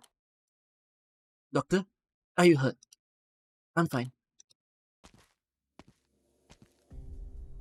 All the data are destroyed. A distraction and then immediate retreat. The enemy had a clear objective. There aren't many who know about this hideout. And there are even fewer who would stand against us. It was Rhinelab's mass-produced remote armors that carried out this attack. Is it someone from Rhinelab? That's not for certain. The military has already infiltrated Rhinelab, and decisively eliminating unknown factors in their plans is more their style. Anyways, you seem to be on the right track. There are people who wish for us to not go any deeper into this. Or perhaps, we've been going the wrong way, and someone is trying to get us to continue our investigation. What is certain at the very least, is that we have hit a critical point somewhere.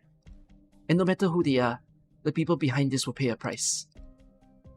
You're angry, Saria. Don't let anger cloud your judgment. If Kristen has already solved her energy troubles and cut ties with the military, then we must hurry and find the energy core she's relying on. It shouldn't be too far from Shaft, under military control. I already have a few conjectures based on my recent findings. I'll try to look for it, but I require more information. I need to head back to Rhine. I'll go with you, Saria! Don't be silly. I can't watch you right now. If you're here and you can't leave Trimonts for the time being, you should spend this time with the doctor. Don't go anywhere. But the bad guys come at our doorstep looking for trouble. Besides, I helped the doctor. You should. No. You did great. Be extra careful when I'm not around. Take care of the doctor, and don't let yourself get hurt.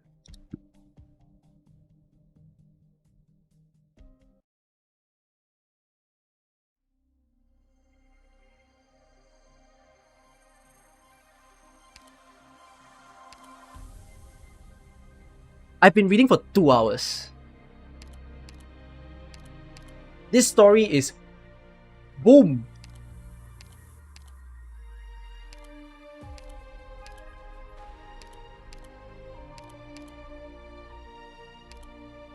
What? Mini break. Mini break. Mini break. I want it. I want a mini break. Watch me play 1-7.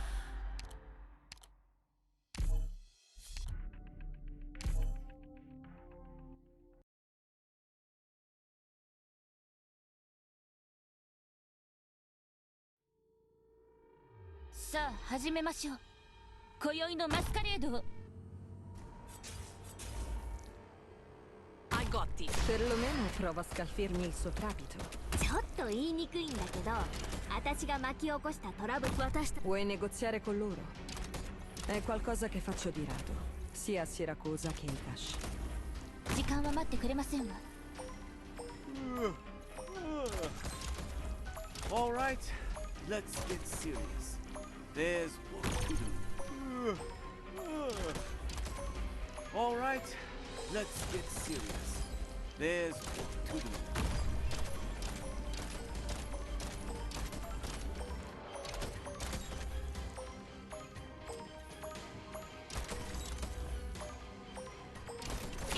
Ropes. 焦っちゃダメだよ。 La risonanza.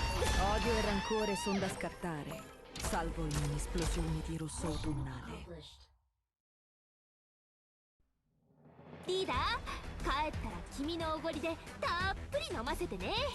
I enjoy a bowl of cereal. I haven't eaten my dinner. I'm so sorry, guys. I haven't eaten my dinner. どうよドクター、いい夢は見れた？あたしらの次の目標は思いついた？夢で見たの Maybe で like もいい place よ。 2 stages while I do this.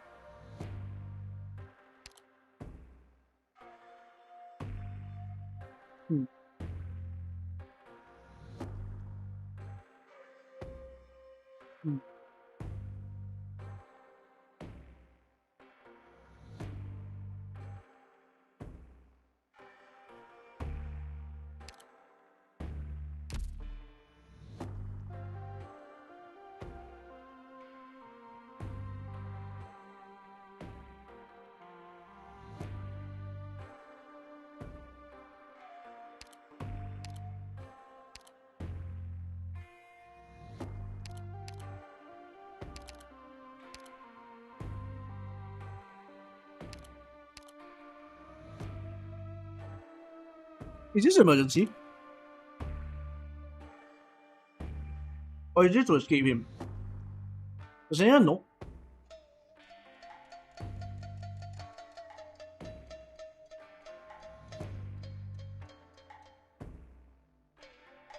Okay.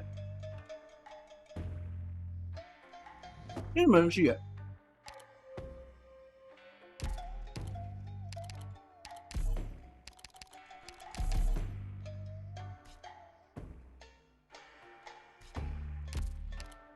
I've never played it before.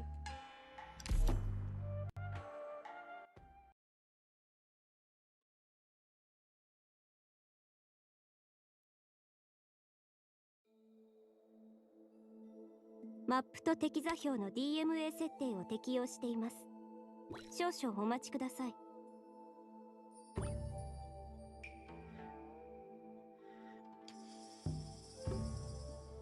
大丈夫。私がいる限り、相手はまともに通信できないから。我会让星星都能听到你们的惨叫声。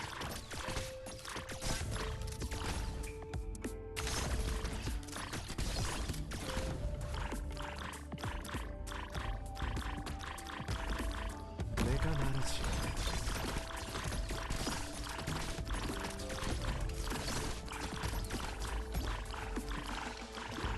ドクター、残念だけど、腕っぷしだけじゃ戦況を動かせないよ。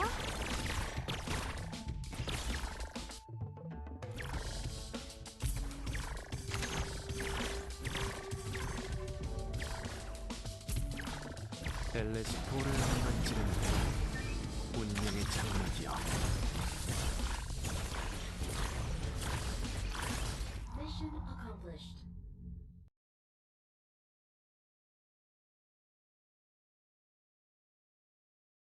残留汚染物質なし。よし、今回の任務もパーフェクトだね。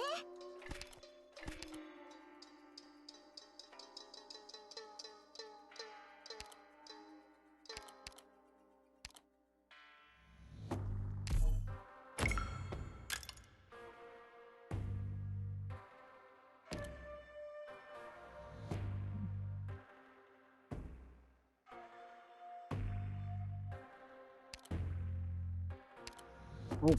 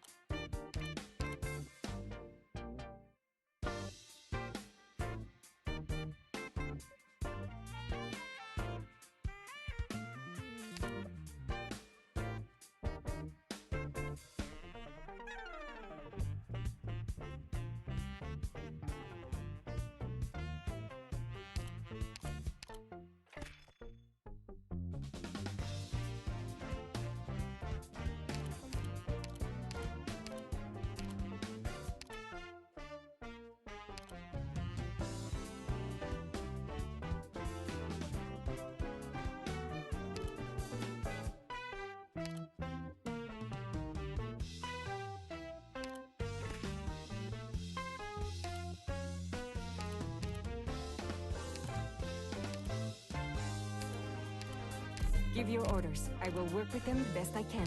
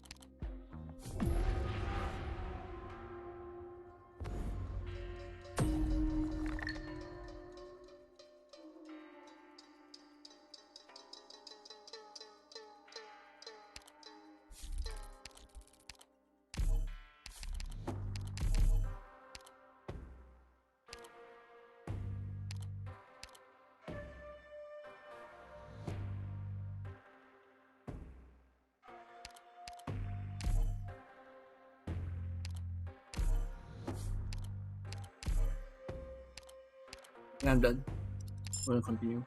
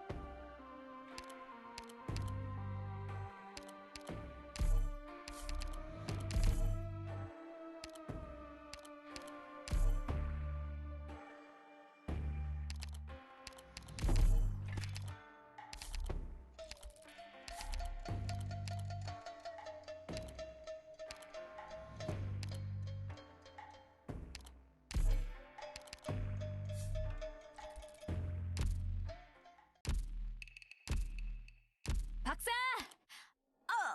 미안. 부딪혔다. 다친 건 아니지?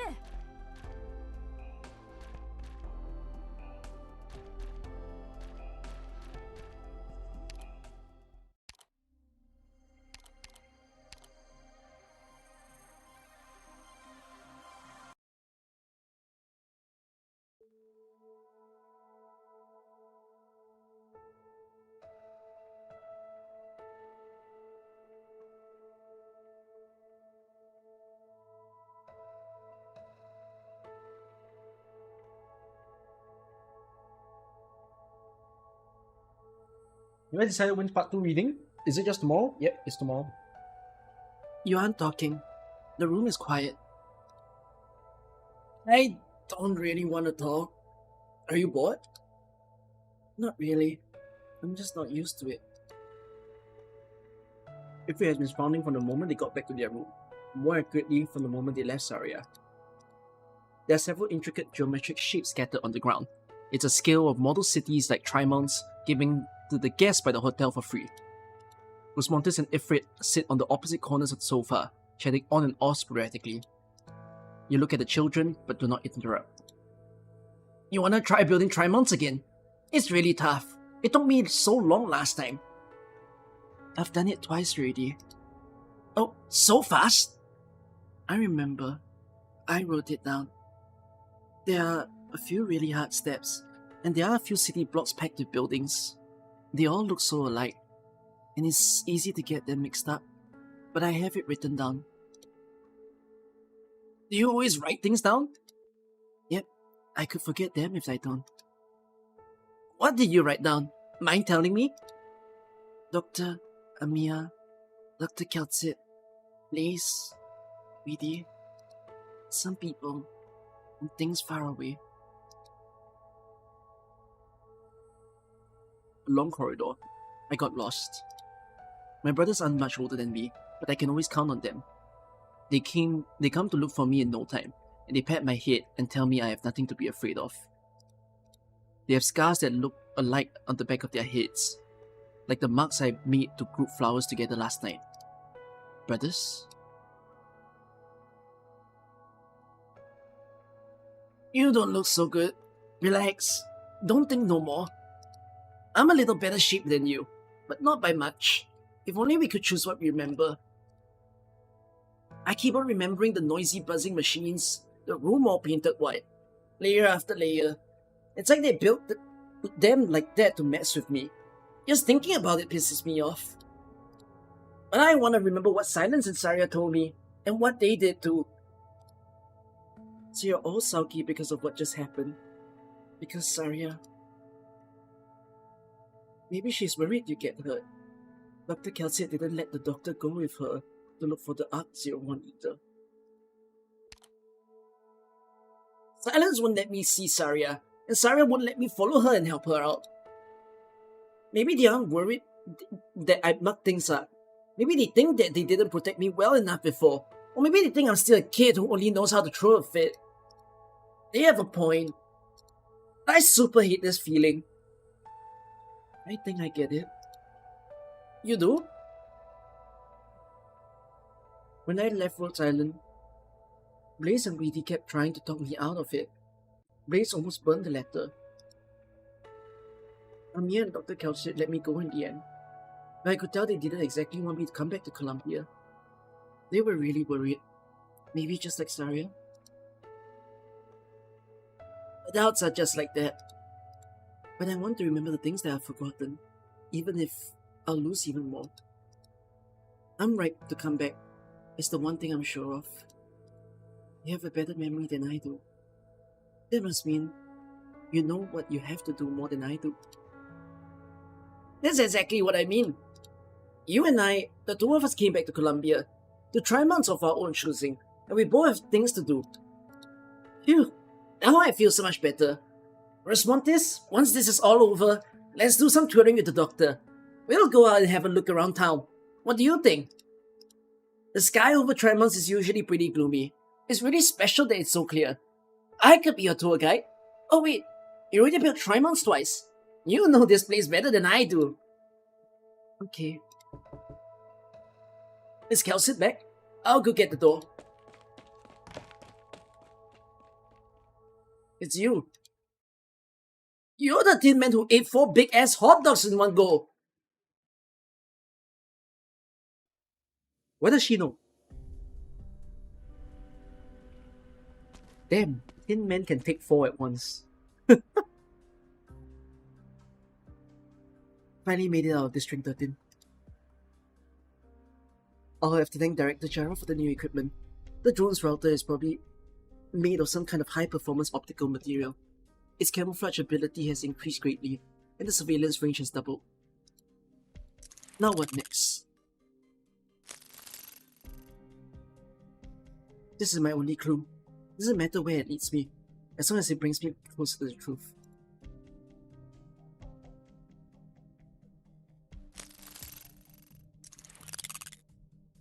The transmitted response has been growing stronger ever since I approached District 9. If I remember correctly, the park right here should be closed due to some government planning issues.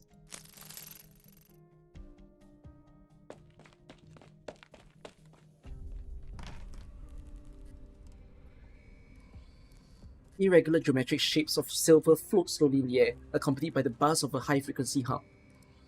It's another transmitter, but it seems to be slightly different than the one in her hand, and Silence could not make out what the specific differences were. An aged caprini in the middle of the room nods slightly, as if he had heard someone call him. The transmitter draws a huge heart in the air as it lands on his shoulder. Is she meeting Parvis?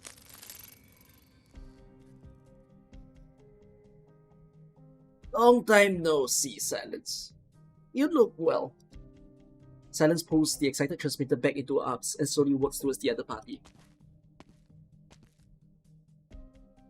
Professor, made it all the way here from Site 359. So much braver than you were before. But I never thought the man I found would be you. I heard you helped Dorothy. Very good. Ferdinand is just too hungry for success, and Dorothy is an extremely obstinate woman. Things might not have ended as though they did without you. I know you have many questions you want to ask. But first, pass that crystalline unit over there. Silence picks up the experimental instrument next to her, walks over to Parvis and puts it down where his finger is pointing. She connects the unit to the operating terminal's port, and Parvis is already seated in the front of the monitor without even glancing at her, as a slew of complex equations frantically calculate themselves on the display. Only when Silence stands up does she realize that he had given the order as naturally as she had executed it. I'm a busy man, but you've already done very well to find me here, so I'll tell you whatever you want to know. Are you all using transmitter? Indeed. What exactly is it being used for? The transmitter is extremely sensitive to micro vibrations. Can receive and encode nerve signals, and Dorothy hoped it would replace traditional arts unit, becoming a brand new medium that would allow everyone connected to it to be completely equal individuals. And Ferdinand intends to use its superorganism characteristics to manufacture super equipment that can accurately deliver weapons across vast distances. So you know everything that happened at Site 359? Parvis does not answer. Silence carefully observes her professor's expression. It is not as if he is not trying to avoid it or is bored by the question, but rather, it is not worth answering at all.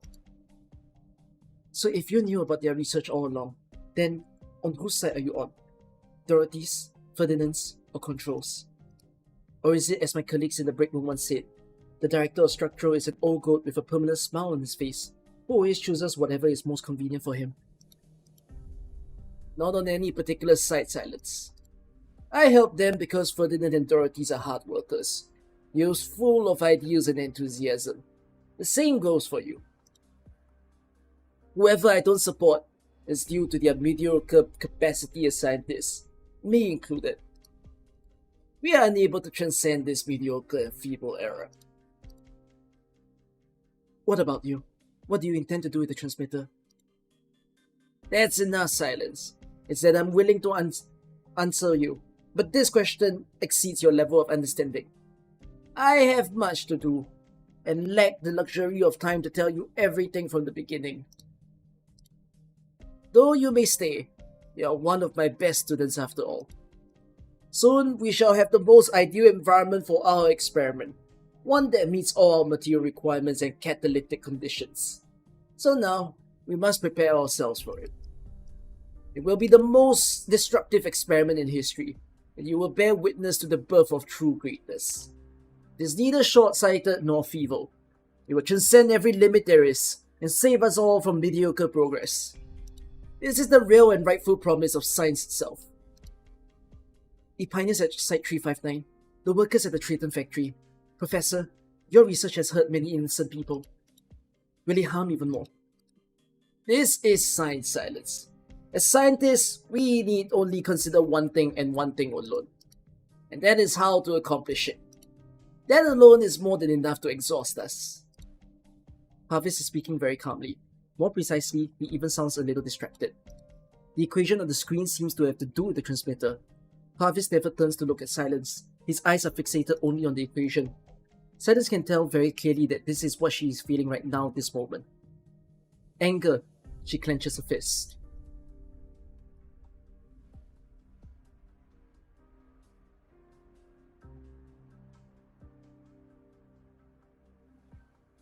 I see. No wonder I couldn't get in touch with Saria or Kelsit. Why am I not shitting on Parvis? Why must I actively do that while I'm reading the story? I've already shared on him the previous story, Dorothy's Vision. I can task you with this matter all the same. I heard about what happened from Keltsit. It's been a long time. When last we met. Speaking of, are you afraid of me because of the way I look? You've been staring for a bit.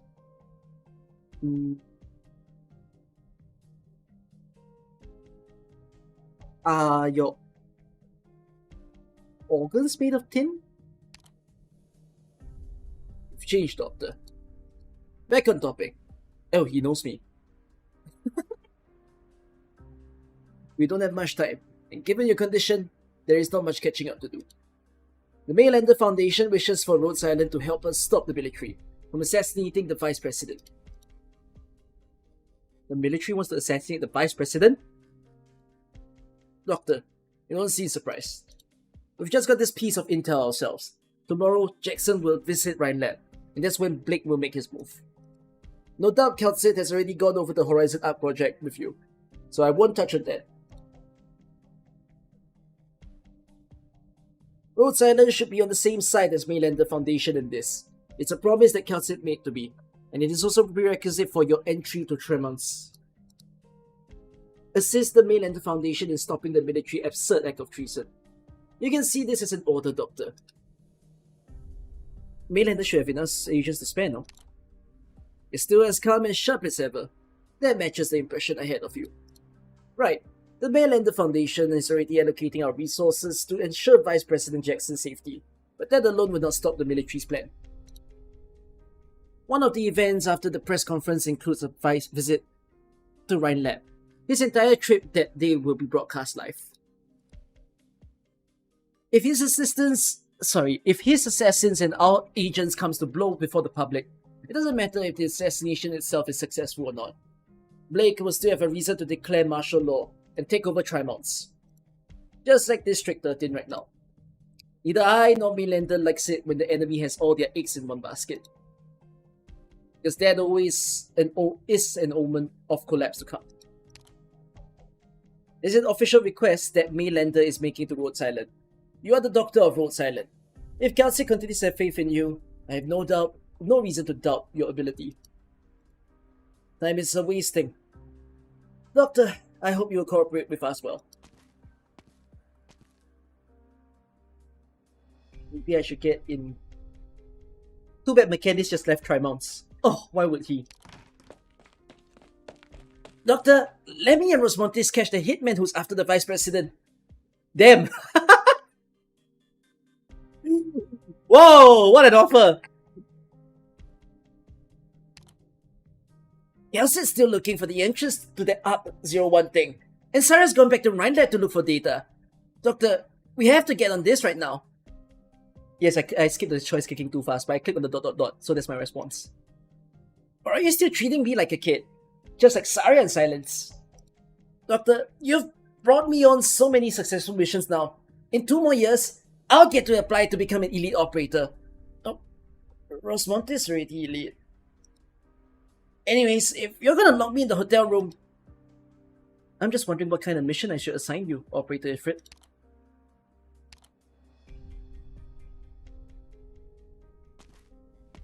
What, Ifrit? Hey, watch where you're going. You're gonna get hit by a car, spacing out like that.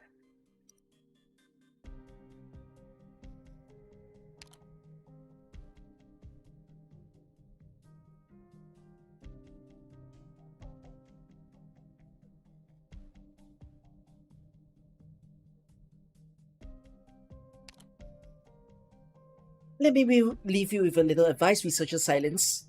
You may think helping Anthony is the right thing to do, but that couldn't be further from the truth. It's silly to think that Simon Cole was just a victim in their fight with Hybro.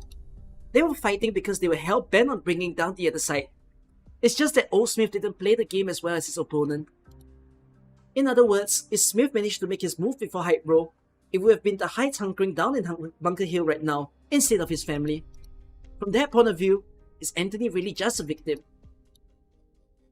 What do you think, Anthony? I can't deny it. But there is no ifs in this world, I know that. I'm telling you all this because I want you to understand something. If you want to do the right thing, you need to first be able to tell what's exactly right. You also need to understand that doing the right thing doesn't necessarily mean you don't have a price to pay.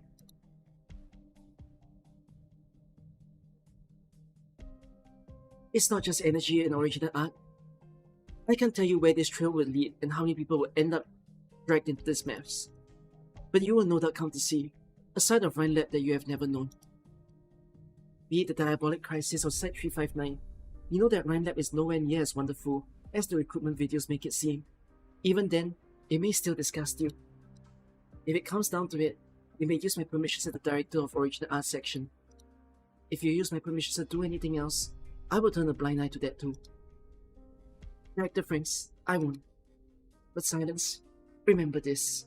Your mission is to recover the batch of transmitters lost at 359, and nothing else. If you run into any obstacles too difficult to overcome, you are free to give up anytime you want.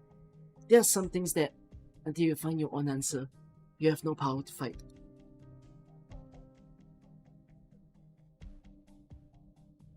This is science, Silence. As scientists, we only need to consider one thing and one thing alone. That is how to accomplish it. That alone is more than enough to exhaust us. You're a lot more composed now.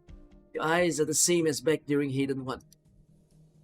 Angry over that sick child, criticizing me for the minor issues during procedures, and even blaming science itself.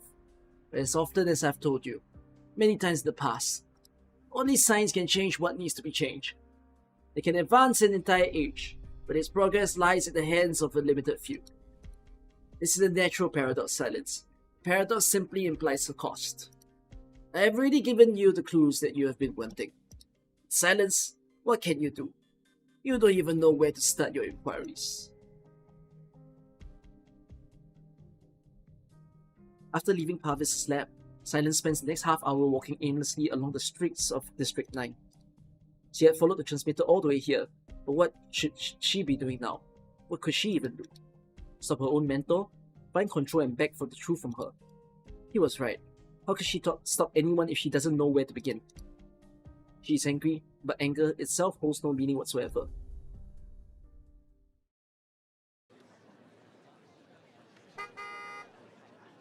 Holy shit! Hey you! Liberate chick! Out of the way! The perfectly regular intersection at Trimount's District 9, a driver anxiously confirms the current time. He needs to get to his destination within the next 10 minutes to block off a difficult climb in time and allow the other party to sign the contract. But in the next second, as he feels as if he is suddenly on a roller coaster ride, as if invisible slopes had formed with the air. His car climbs, turns, accelerates, and turns into a cannonball.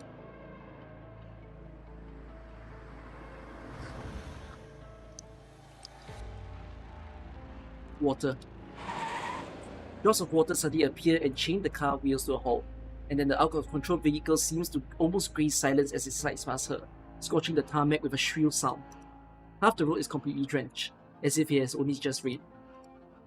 Are you okay? Sorry, I have no idea what just happened. Silence. Primus has a ton of cars on the road. You could get run over if you keep spacing out like that. Director Musis, just now. I'm just passing by. No need to thank me. By the way, when did you piss off that psycho? Knowing what she's capable of, she might be been more direct and mess with the air.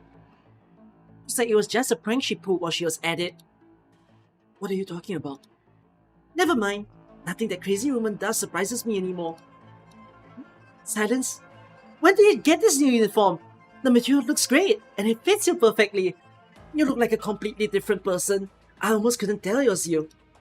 Speaking of which, I didn't recognize Iffy either. She got new treads, and she's so much taller now. Ifrit? What is Ifrit doing in Trimount's? He's with Road Silent Doctor. The doctor is here too? I thought you two were here together. Muse's surprised expression is very vivid, to the point that Silence immediately realizes what she is here for. There is no doubt that Muse is doing this out of kindness. The games that the higher ups are playing are too dangerous, and she is trying to get this lowly researcher to stay away from Rhine Lab while this is going on.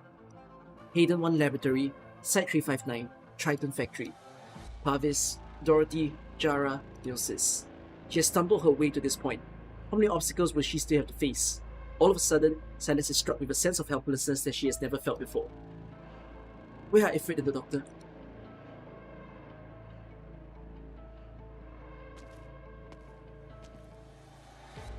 I was only going to make some trouble for Blake. Never did I expect to follow the trail to the old goat. The owl saved you, but where will she take you now? Oh well, just a little birdie. No need to worry about her.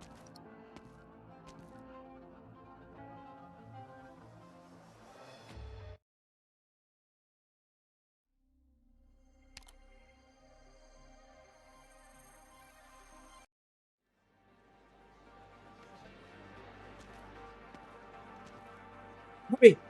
All the headlines will be the Vice President visit to Rhine tomorrow. The Editor-in-Chief will have our heads if we don't get a good photo. Wait, I can't find my press pass. What? You can't go in without it. Go find a good spot. I'll look for it.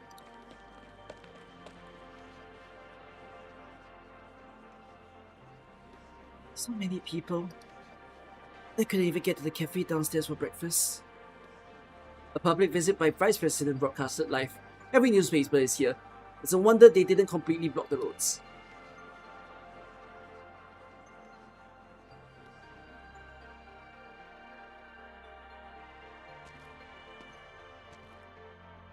You see it, Rosmontes? What? First the factory, then Rhine Lab. Primarchs like to block off a place when something happens. Rhine Lab is different from the factory, isn't it? They blocked off some of the key roads leading in. Probably out of security concerns for the Vice President's convoy. Which causes the other streets to fill up. Did they think that people wouldn't see if they block it off? That's dumb.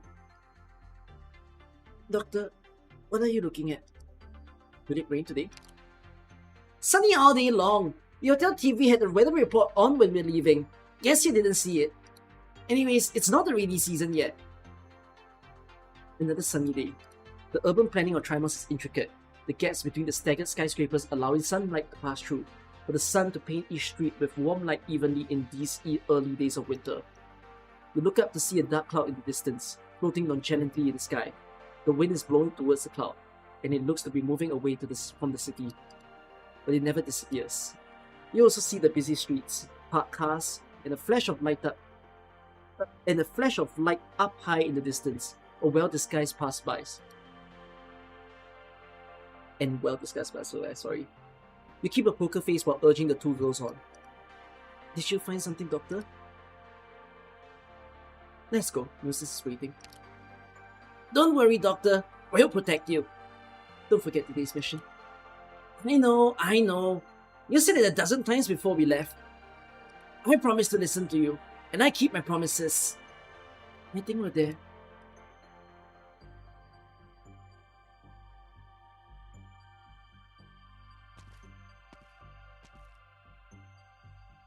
Doctor, we meet again. As usual, I'm the one waiting. I'm a minute early. Well, I got here before you.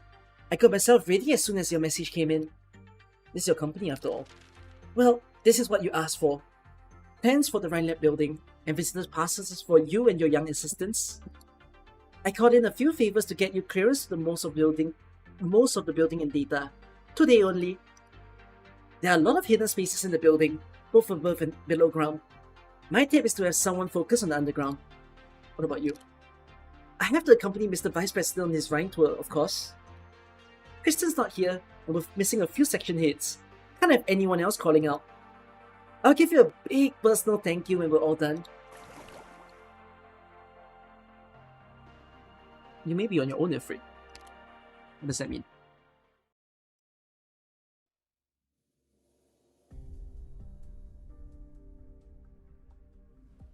I read your resignation letter, Bieber. Why so sudden? I'm sorry, Director Jara. I discovered something yesterday. Go on. Energy's wing has 38 seating lengths and 21 vents.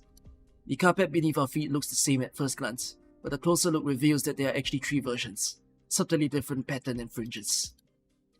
I didn't know you were planning to go into interior design, Bieber. You would have done the same if all projects you're involved in are up in the air.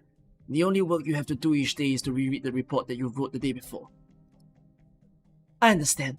It's hard work. Keeping your guys calm while pretending that everything is business as usual. I could live with hard work, Director. The labs have always been relatively independent of one another, and research is modular.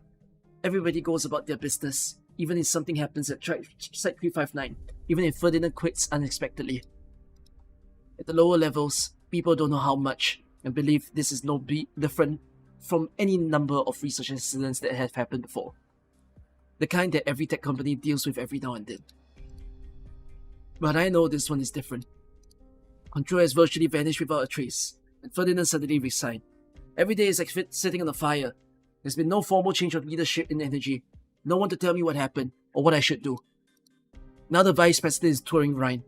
It makes my stomach seize up when I walk into the lab and see the excitement in everybody's eyes. So you talked to Volvo Koczynski's headhunter, Sonia, right? Is she a roadside operator? Yes. I'm not reprimanding you, Bieber. Your position at Rhine Lab allows you to see more than average employee, but not the full picture. It's normal to feel anxious. The responsibility falls with me. Is Sonia Zima's real name? Is it?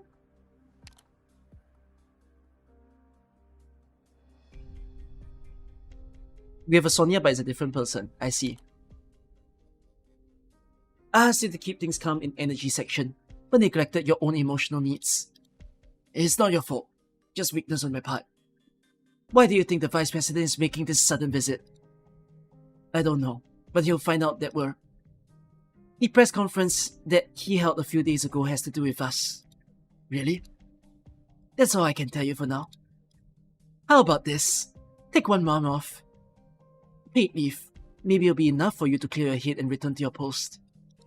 If you still insist on resigning after that, I won't stop you. Rhine Lab grew from a single lab to 10 sections, running more than 100 large-scale projects simultaneously. It has seen bigger storms. It has survived them all. Just give it a little thought. Bro, 1 month take leave, I eat that shit. Sorry for the trouble, Sonia. The staff need a way to vent in time like this. Bieber should be the last one. If he's okay, the energy section is okay for now. Yeah, catch you for lunch or dinner one of these days. Give Tin Man my thanks. Come in. How many does that make this week? Not your problem. Just don't send them to business if you're reassigning them. I don't need flighty idiots like that. The cornerstones of this company, Justin. Just as you are. And I may be old, but I'm not senile enough to assign a PhD in energy mechanics to be one of your salesmen. The Vice President is almost here. I doubt you have the time to fool around in my office. Just giving you a heads up. I'm seeing a few new investors today, and I have a number of important remote meetings to attend. Since the Vice President is here to inspect research, I'll excuse myself. None of the phones in business stopped ringing the day the Vice President announced his visit to Rhine. I had to get someone to add 2 dedicated hotlines. It's a clear signal. The world of Trimountain finance. No, not just Trimounts and not just finance. Every Colombian who even has a passing interest in investing has their eyes on us. That Bieber has a lot of stock options, doesn't he? I say you just accept his resignation, then hire him back at a lower salary when the company's stock soars and he begs for it. Rhine Lab is not a stock market toy, Justin. Now that is hurtful. Mayor Benjamin, Councilman Chris, Deputy Phil, Commander Colette, and even Chief Justice. There's just a few people I'm talking to today. Could Kristen have kept playing her hide-and-seek game with Blake if I hadn't continued to sweet-talk all these friends? You utilize a lot of resources. Just doing my job. And one correction, I'm not the cornerstone of Rhine Lab. The cornerstone exists for other people to build upon. I don't have the same loyalty to Kristen as you do. I chose her and Rhine. I helped her because I wanted to take control of my own fate, of everyone's fate. This isn't a game.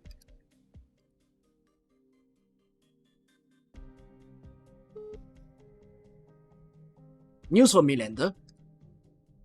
Yes, sir. They have personnel deployed around the area to ensure your safety. Good. How much further? 2 more blocks until Rhine Lab headquarters. Cancelling today's tour is always an option, sir, if you're concerned. If the Mainlander Foundation can't be trusted, then cancelling the tour won't be enough to protect me. I can't very well skip class to see the mining platforms chase the sun, because I'm scared of exams, like I did when I was young. Not when I'm the Vice President of the Columbian Union. You should get some rest while you can, sir. I thought there would be many more chances today. Do you remember how I described Trimal's at yesterday's banquet? The future of Columbia.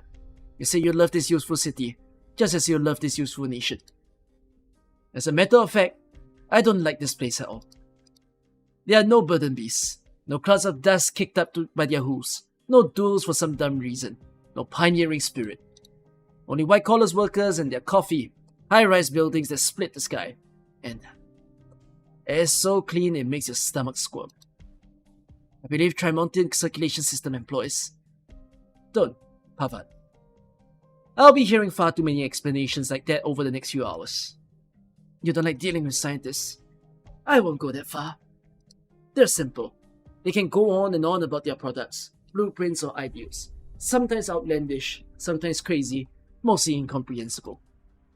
All I need to do is smile, nod, and shake their hands when they're done, giving them a few words of encouragement.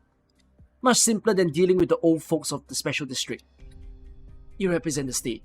The people like to see Columbia support science. It's good for your image and your odds in the next election. The vice presidential election, Columbia's biggest political event. But I'm thinking that perhaps I shouldn't spend too much time and effort on it. You've achieved a lot in the past several years. The polls indicate you enjoy a high level of support.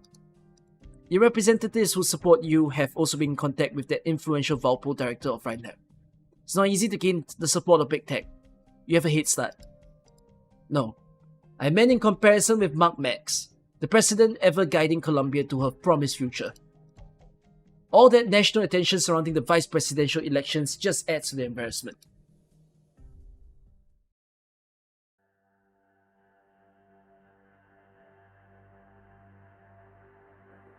What's the screen showing?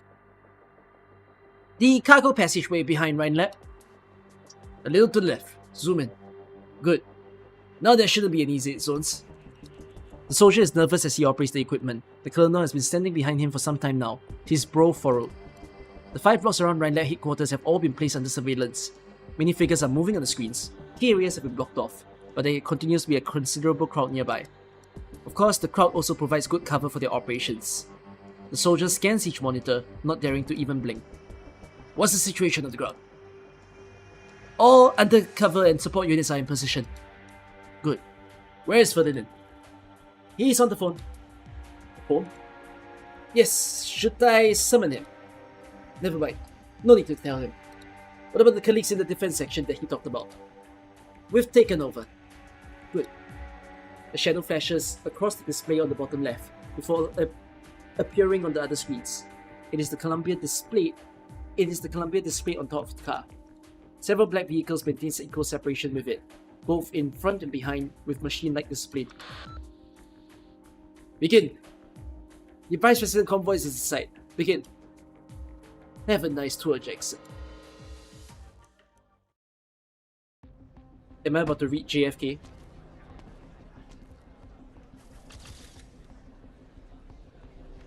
Mr. Vice President, there has been report that Triton factory explosion in District 13 was linked to Rhine Lab. Is your visit to Rhine Lab at this time intended to dispel such speculation? Excuse me. District 13 is still under lockdown. Did you authorize the Army's action, and how long will the lockdown remain in effect? Will you be meeting with Control Right? Excuse me, Mr. Vice President, about your schedule in Tremonts. Patience, please. There will be a press conference after the Vice President has concluded his tour. We have set aside a space to accommodate members of the press. Please follow me and refrain from disturbing other staff members in their work.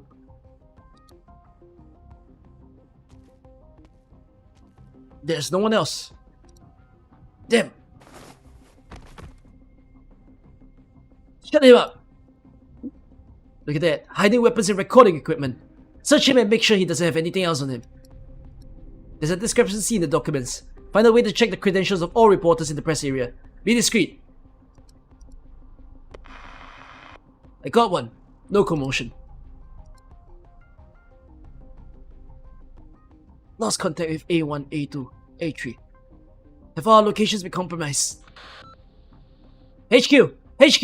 Need immediate instruction on whether to continue operation.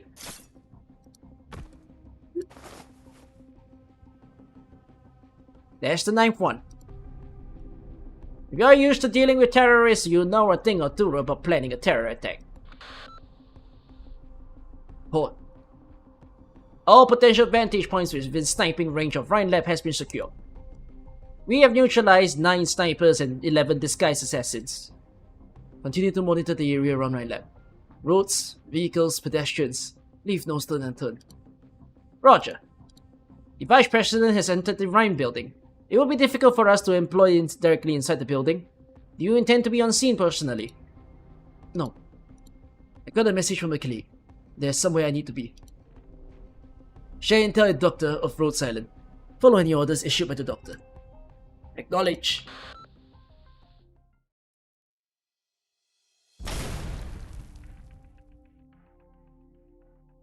This one makes 7. Are you okay, Rosmontis? Just mass-produce power armor, Doctor. Don't worry, it won't take too much effort. Zero numbers match the ones that the defense section lost, but 5 are still unaccounted for. Should we keep looking? We need to eliminate them before they leave the secret passage, right? They'll cause chaos if they get out, even if they can't get to the Vice President. Good work, Rosmontis. How did you think of using access permissions granted by Musis to check the defense section's equipment log? I don't think assassins would throw acid at the Vice President disguised as researchers. See, something feels off. These mercs seem cautious in their movements. It doesn't seem so much an assassination attempt as... Movement, Doctor. Power armor? No. Who could be in the secret passage at this hour? Hold it, Rosmontis. Doctor. Operator Rosmontis. What are you doing here? Oh no, she caught us. I see. Sorry, Doctor. I've been maintaining radio silence because I had infiltrated Rhine to retrieve data for Keltsid. As for Keltsid's whereabouts, I have no idea either. The remaining power armor... I destroyed 5 before running into you and Doctor. That makes a total of 12, which matches the numbers the defense section lost. And so, I went to find someone. I'm guessing the feeling of being dragged out of a suit of power armor is not something you want to experience again, Reggie. What orders did Ferdinand give you? He only wanted to borrow a few of Power armor suits, sorry. Ferdinand can't be trusted. What about you? How do I trust someone who repeatedly ignored the rules that she set, showing up at Rhine whenever she wants, who abandoned all her responsibilities? He took over defense when you left. He paid our wages for the past few years. He remembers our names, our hobbies, even gives us gifts every once in a while. Ferdinand may have been an asshole. I had to say, Director Saria, that asshole paid our bills.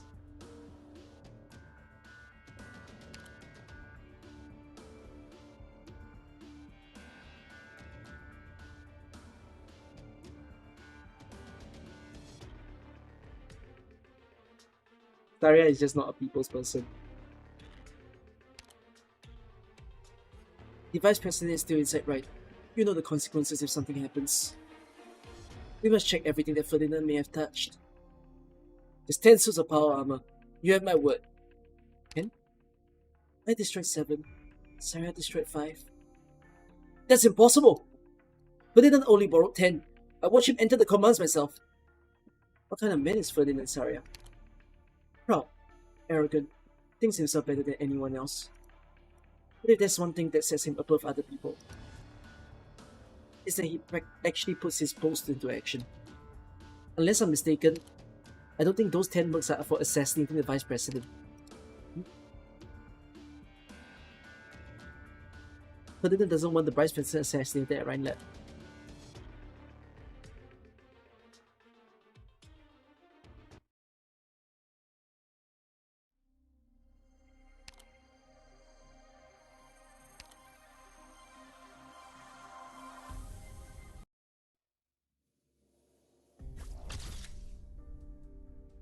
I feel like I'm a kid in the classroom, having a science lesson for the first time.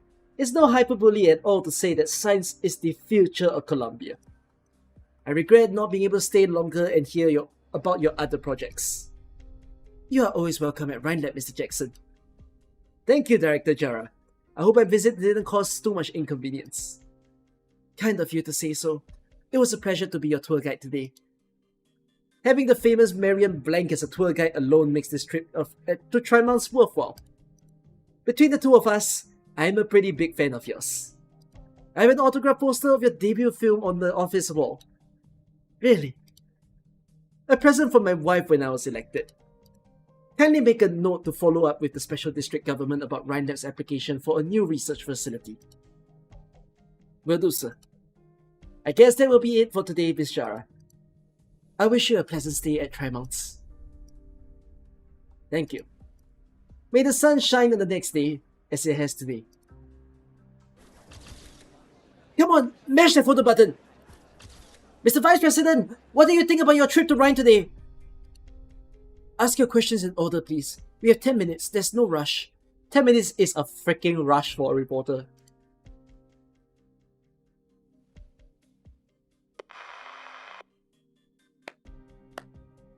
You heard me right. I'm clapping. Vice President's visits bolsters Rhinelab's claim as industry leader. The headline writes themselves. The tour concluded without incident. The Vice President will leave Rhinelab in 10 minutes. Doctor.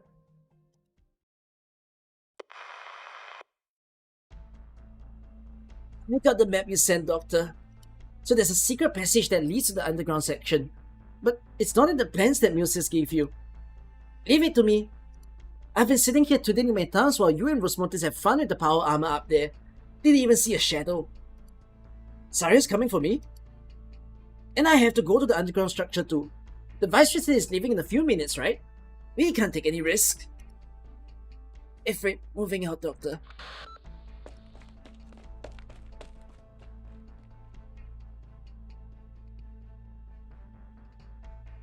Back. How are things up there? Not sure. I didn't quite make it up to the surface, but there was no commotion. I'm guessing the attack failed. What about us? We activated the jammers and aren't unsupporting any other units. I don't think anyone is coming here. Ferdinand's route was very well concealed. Let's carry out the plan. It's almost time. The explosives? Set up while you are scouting. 2 tiers of advanced plastic explosives, enough to breach the containment structure. You know, I thought Ferdinand wanted to come back to Rhinelab, but this is the liquefied oxygen pipeline used by his energy section. The Colonel says he's stuck in the same boat as us. He has no choice. Don't really see the point of blowing this up now though. The Vice President should have left Rhinelab by now. What good will blowing up the original pipes in the underground structure do? The Colonel has his plans. All we need to do is follow orders. Who goes there? A kid? Looks like the doctor's intel is good. Hey you, I don't know why you're hiding here, but I think you ought to surrender now.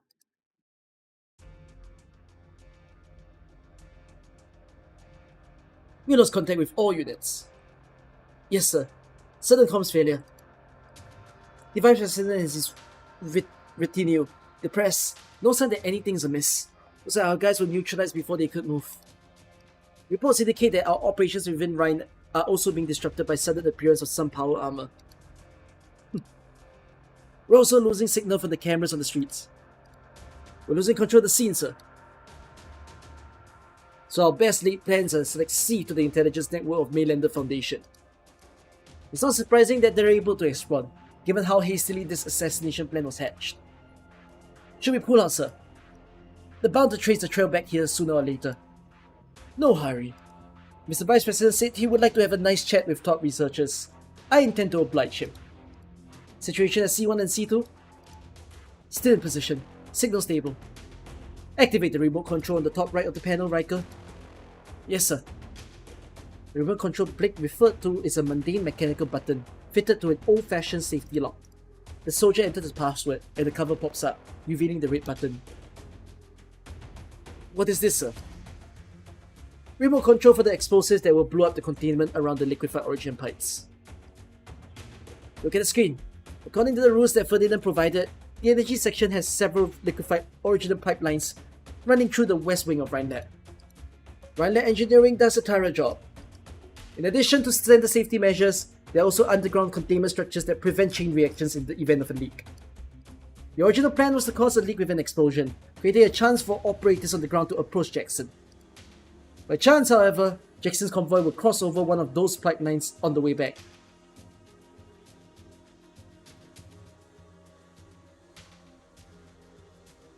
Your Rhinelab stuff. I heard the defense section has a lot of bad-tempered people.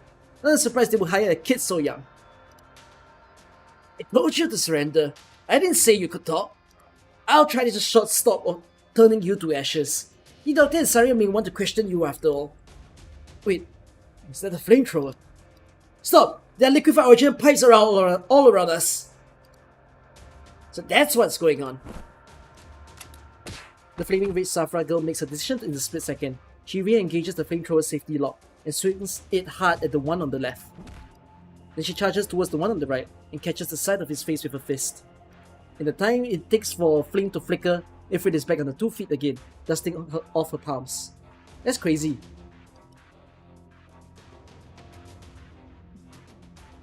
I think my nose is broken. Run, kid. What? What's that sound?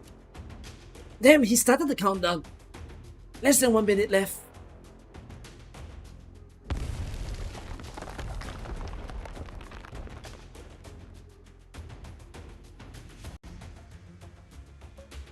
He'll C1 and C2 make it back.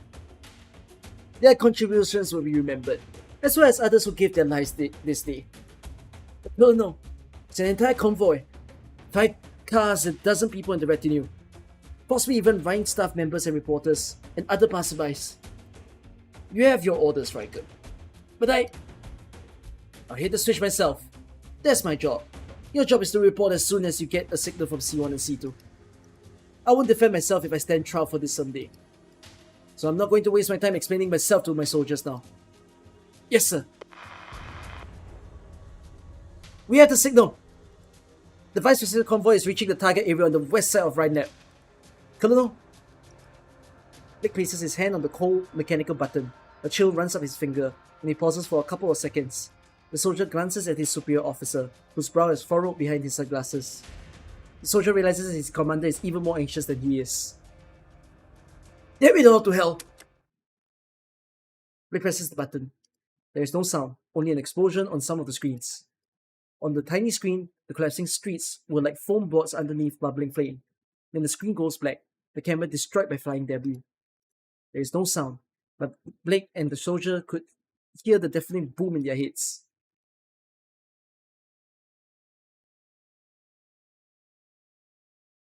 Surface should be close, and I can see the path with all these stone slabs in the way. Hey, are you two okay?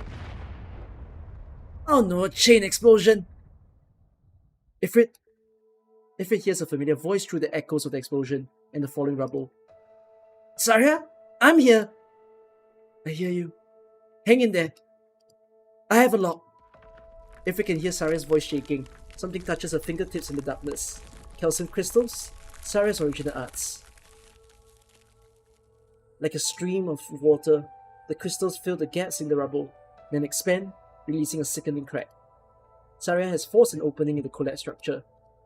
A hand reaches down from above. Ifrit grabs it and feels it pull her up, while the calcium tunnel shatters behind her.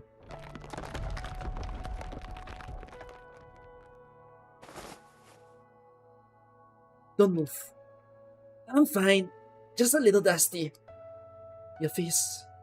Were you crying? I wasn't crying. Just a little anxious, that's all. Alright. Your hands are dusty too, Saria. You're making my face even dirtier. Oh, sorry. And these two? They were the ones who planted the bomb that blew up the liquefied original pipelines. So I brought them out. But I couldn't stop the explosion. You did well. You really did. What is it, Ifrit? Silence? What are you doing here? Silence. Why are you here?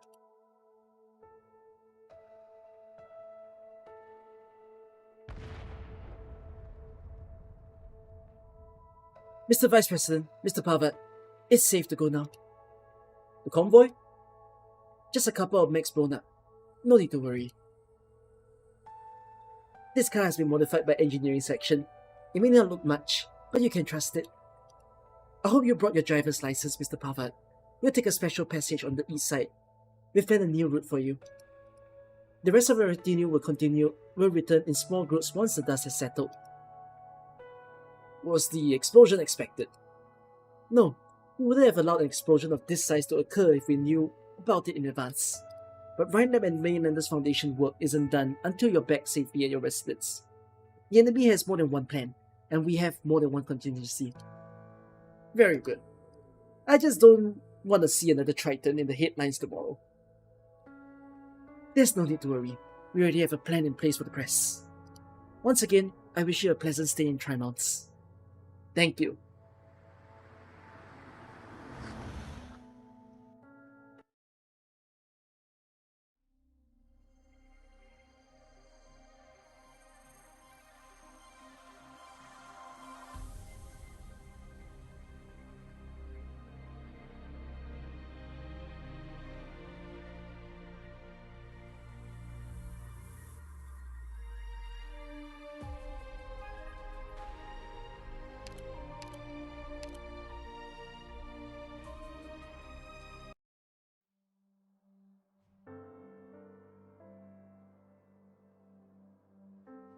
Silence, finally!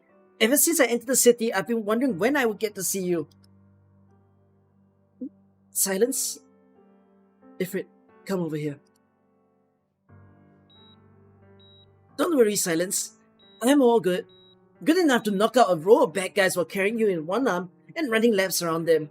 If you don't believe me, I'll even carry Saria with my other arm just to prove it. Huh. Uh-huh. Stop speaking for a bit. Will affect the drone readings. Oh, okay. Silence lowers her head to examine Ifrit, just like she used to, with the same meticulous and gentle manner as ever, but Ifrit still feels very nervous. She has never been scared of Silence getting angry at her. One of the first things she learned growing up was that Silence's anger stemmed from a concern from her. He knows that after Silence is angry, she helps take care of the things that were doing her harm, and helps her chase out the things that were scaring her.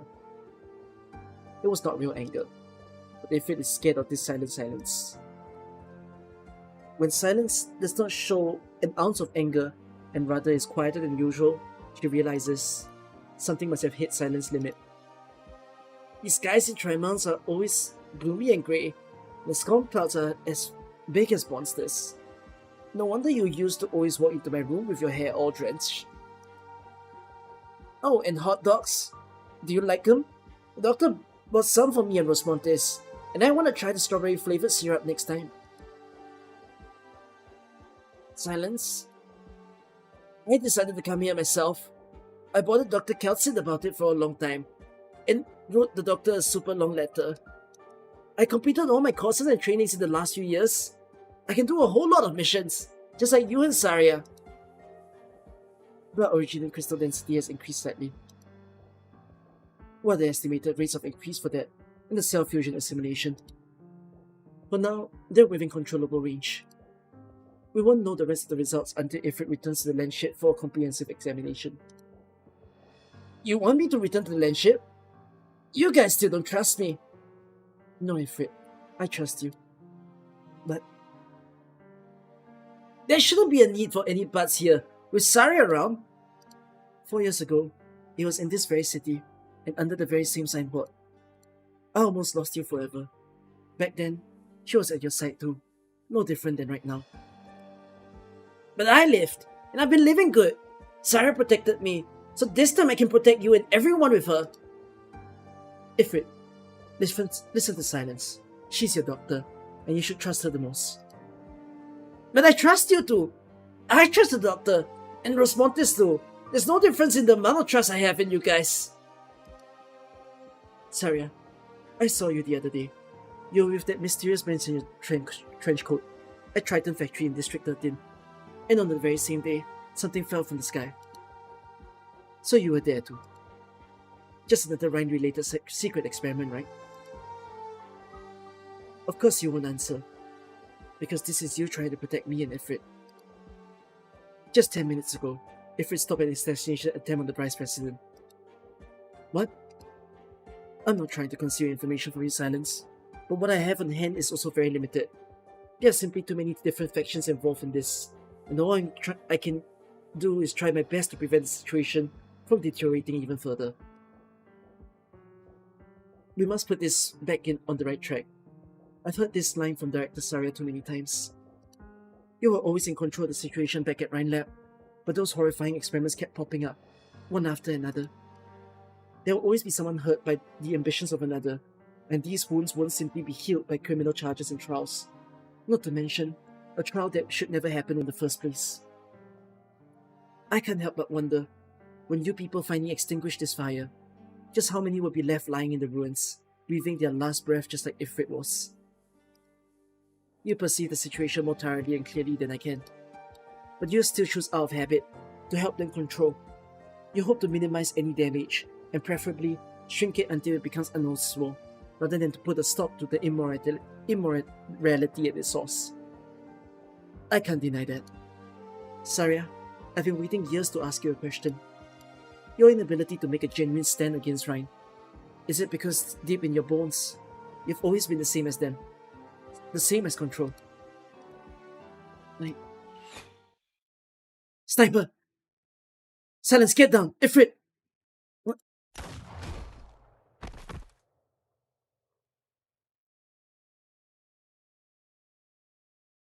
No wonder there's no Saria outer. RIP Saria, it was nice to know you. Saria? White calcium crystals float before her eyes. They had briefly protected her and Ifrit just moments ago, but now they disintegrate silently as the caster falls.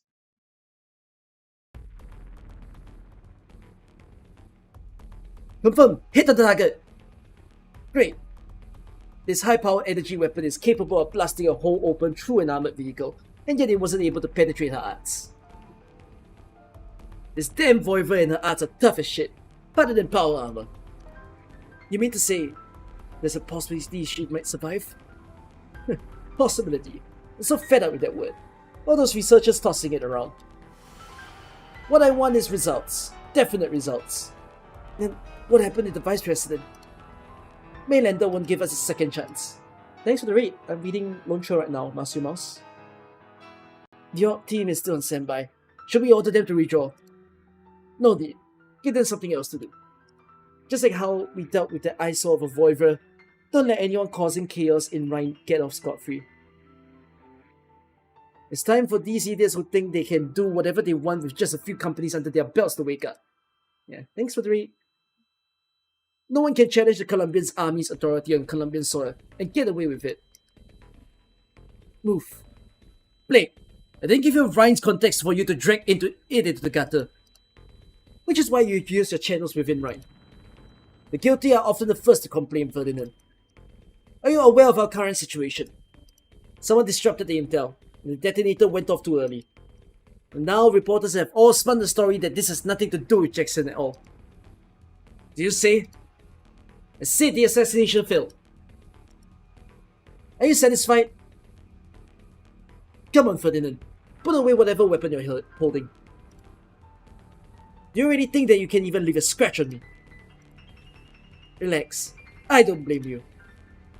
Blake pats Ferdinand's cheeks twice.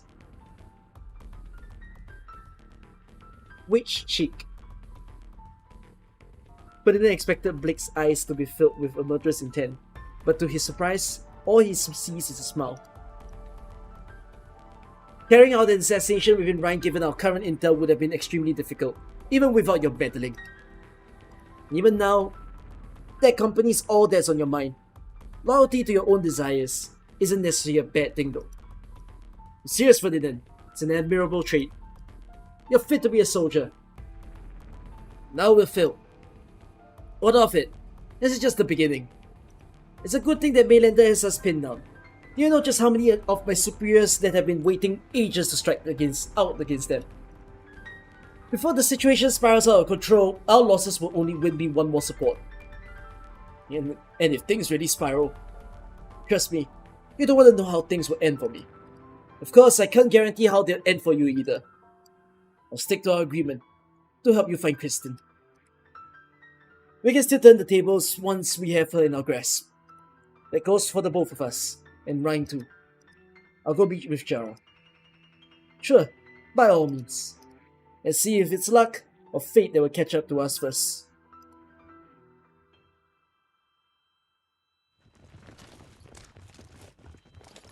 Squad A, search that site.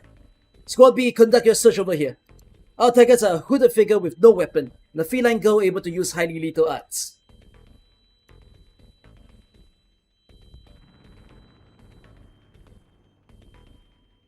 Doctor, my terminal lit up. That means it's time for me and Ifrit to meet up. But I can't sense her presence. She probably found Saria. Ryan should be safe for now. This place isn't safe at all. There are too many laboratories here. They all have the same white walls, just like a maze. Ifrit hates this kind of place the most. Whenever she talks about those memories, her breaths become shorter and her hands get cooler than usual. I want to go find her. I don't want to see my friend get hurt. The walls aren't so tough. Just give me the order so I can get you out of here easily. We can't expose ourselves yet. Thank you very much for choosing not to smash up the walls. We imported the material from Kashmir. They're very expensive. There's no need to be so nervous, little girl. As you can clearly see, I'm only a businessman. Nothing but a fountain pen and a wallet in my pocket. It's you. Why would I say it's you? Why do I know him? What story did I see him? I didn't expect to see you here, Director Fitzroy. Sure enough. My next meeting just happens to be around the corner, so I figured I would greet our guests on my way here. What story was he in?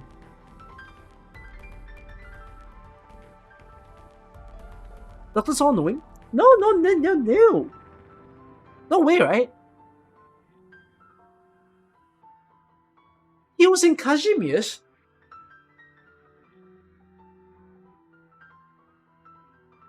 He was in Nearlight as what? How did I interact with him?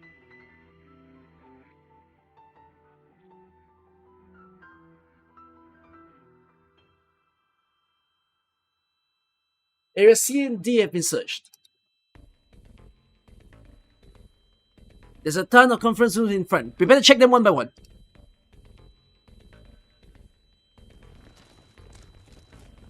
Enemies in the corridor.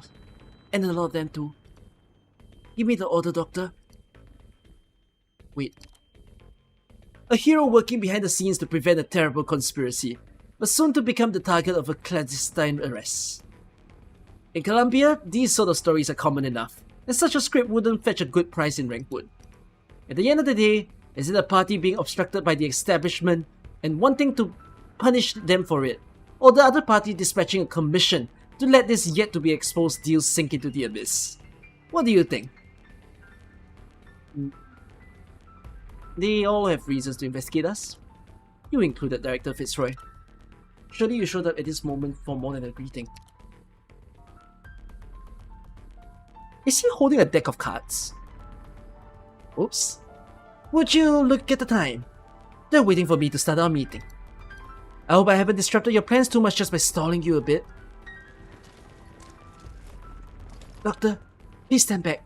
I'm going to begin attacking. Director Fitzroy? My friends calls me Justin Jr. Justin Jr. The military seeing us together won't be good for you. What if I told you that the young and beautiful feline lady by your side has something to do with a top secret military experiment that should rightfully be covered in dust and long unused? Is that a reminder from a friend? The choice lies with you. Do remind me, just how many of our excellent employees have you already poached from Rhine Lab? Was it 8 or 10? Jara has been thinking about getting acquainted with whoever runs your HR. Oh shit! She wants to join? Okay.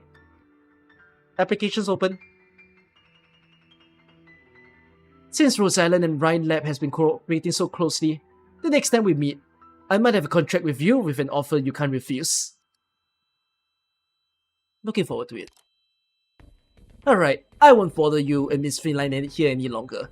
By the way, Doctor, after you get back, please do ask Muse a question for me. When she goes out to eat, what's her preferred cuisine?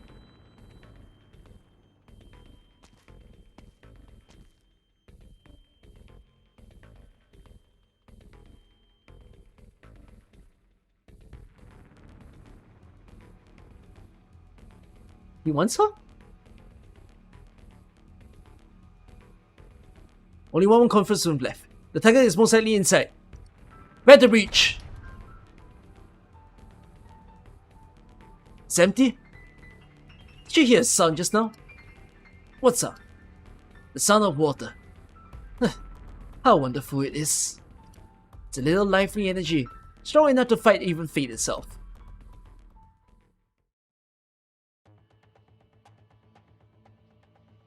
Saria? Saria! She's not responding. No way. They suffered a serious impact, and though her vital signs are there, she's still in critical condition. She needs emergency treatment. Ifrit, help me lift her arms. It's so heavy. Don't even think about hurting Saria again. Silence, I can burn a way out for us, and we can try to go meet up with the doctor. No, the people watching us are definitely also after Rhodes Island. Yes, the military is already inside Rhine. And your friends might not be able to protect themselves. Director Jara? Come with me, kids. I can just sit by and watch the other founder of Rhine Lab 4 here.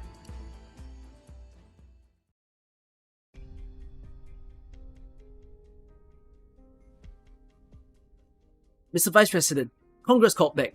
It's regarding the bill to dismantle those military bases, and they're ready to move the hearing up. In addition, the justice who reached out to us earlier has hinted that she's willing to cooperate with us to overturn the previous ruling. The military is going to pay for their recklessness. We have an optimistic estimate that Colonel Blake will be out of Trimons within the next 12 hours. Everything is waiting for a decision, sir. A call should be coming in, Parvat.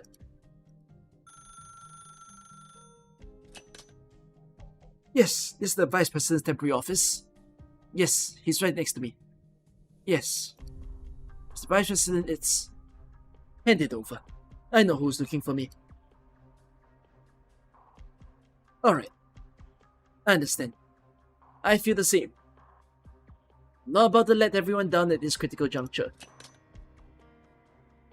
Mr. Vice President, about the bill. Shelve it. There's no need to put this matter on the agenda for the next 6 months. Instead, an order for the main and the foundation. Harvard, how many casualties were there in that mess from your report? We eliminated 30 military operatives. And how much money do we spend on training these soldiers every year? 3 million to train the combat-ready men to DoD standards, sir. So we basically just lost 19 million in cash and 30 outstanding talents. That's right. So there's no need to ask whose order it is. It's a decision that's in the best interest of Columbia. Go get me a meeting with Blake. It's time for us and the DoD to work together. Understood. I'll always remember the day the election results came in, when I thought smugly to myself that I could finally sit back behind my desk of my dreams. And I received the biggest shock of my life. Back then, I always thought my country was caught up in a huge conspiracy. But I've come to realize that's not what's happening. Colombia isn't wrapped up in any conspiracy, and Mainlander isn't the shadow government I thought it was. It's just a silly things happening in a very orderly way. That's what makes it seem like we've been making real progress. I'm still a regular guy. Every now and then, something crazy pops up into my head. If I really was caught in an explosion, then would I be remembered as a martyr for Colombia? Or just tossed in the dustbin of history as some incomplete calculation? What do you think? The Vice President looks around the empty office, as if waiting for the omnipresent heir to answer his question. Then, the man standing so close to the apex of Colombian power sighs.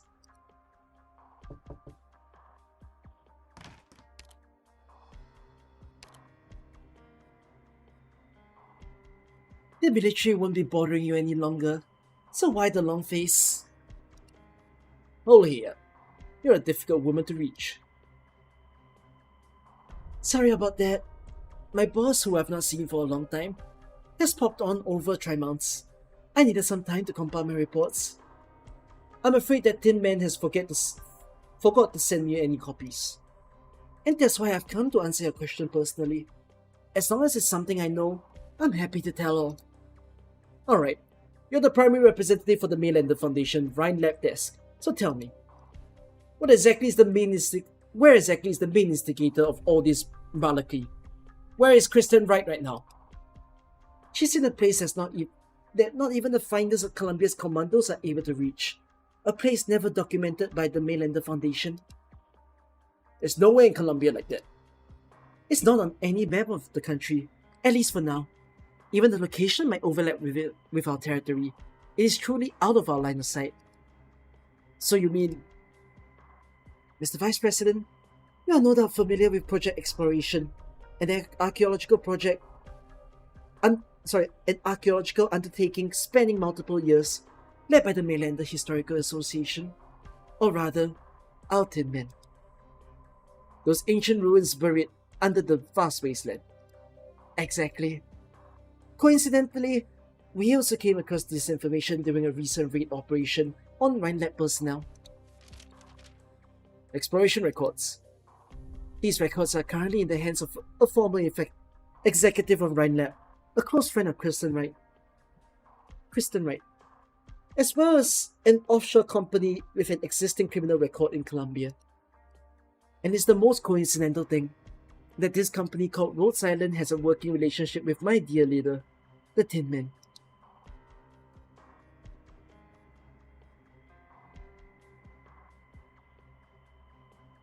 A water purification and circulation system. You could also call it a sewage drain. It used to have another name, Locus of Sorcery, once the most primitive weapons of witchcraft from the TCAS. So that's its actual full name. The thinking was installed on the Pioneers team's nomadic temporary housing, though it's certain that the device core's components have already been long lost. All that is left are the outermost pipes, and you people had a reasonable idea of how to recycle it. I will take that as a compliment on behalf of the Colombians, madam. This country has gone through hard times. During the Great Expansion, when supplies were scarce, every object was classified into one of only 2 qualities: useful or useless. This may be a medium of some significant memories in your eyes, but to the ordinary people living in Colombia, they are useful pipes that will not be rusting anymore. After all, no matter how old an object is, or how great an era it has seen, those unable to be comprehended by people of the current era will be no different from scrap.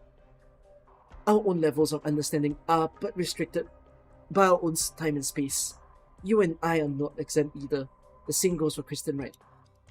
She couldn't have drawn her power from the TCAS like legacy, and whatever outside force she has borrowed power from is much more powerful than that. There are still 32 technologies waiting out to be ruled out. Most of these are not on the Mainlander Historical Association exploration records. I presume you won't be needing my company for whatever is coming next. Sure enough, but this will not affect our partnership with Mainlander. Yes, indeed. This has always been your way of going about things. You're hoping that Kristen would not get hold of that technology, but you also hope that Colombia would be able to prematurely pocket that fortune for themselves. Still the same as always, selfless and neutral. I have one more thing to ask of you.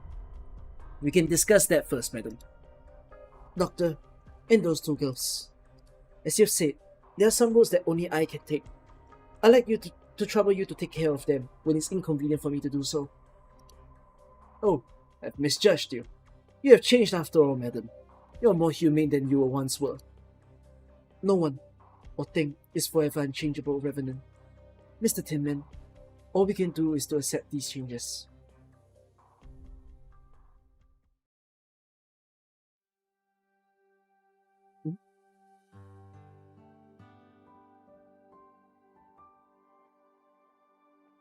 Hey doctor, you good?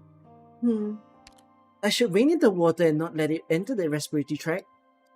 Or could it be that my skills have gotten rusty after not using them for long? The doctor probably bumped that hood on something and passed out. So sorry. It's all cause of that Justin Jr. that he suddenly dumped a stack of papers on me. Said all the directors have to fill them out or we won't get our funding for next year. That was close. I almost didn't make it. Didn't make it to what? Oh, you're awake, doctor. Good morning. No, good evening. I remember being in the ventilation duct. Yep, I was manipulating my water around when I knew you were in trouble. The two of you were about to be discovered when I found you, so I wrapped you up in water and brought you here. I was in a hurry, so excuse the bumpy ride, Kay. I can repay the kindness you've shown me. It's not that great a deal. But you know, if you insist on returning the favor, just sign this employment contract I got here. I wouldn't mind having an assistant with brains as big as yours.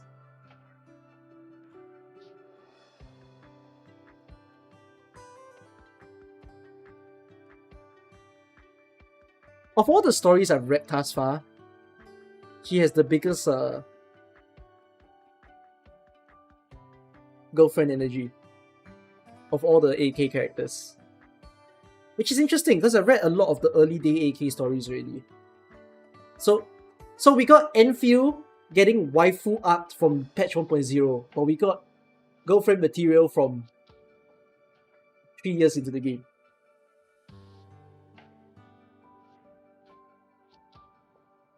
Doctor, I know you just woke up, but I gotta tell you some bad news. It seems like Saria got attacked at the same time you were. What about Ifrit? Ifrit should be fine and dandy, but Saria... I'm not sure about the specifics, but there's Saria, you know. Other than diamonds, she wouldn't be in any serious danger, right? The big question is what you do next. You must have gotten the feeling that once the military gives you a warning, they don't give up so easily. So the situation here is... Actually, Rhode Island's situation here is far from hunky-dory. Respontis? Outside. Corridor. Someone is walking towards us. I was so cautious on the way here. The army couldn't have possibly tailed us that easily. Or could it be the mainlander guys, like Mr. Tin Can and his pets? Secret agents like to pop up like this, don't they? Osmontis? Is it a Tin Man? I don't know. I don't feel anything special. The feeling I'm getting is, very normal. Musis, can you take a look around the area? You want me to send a few eyes out there? You got it. Oh my god!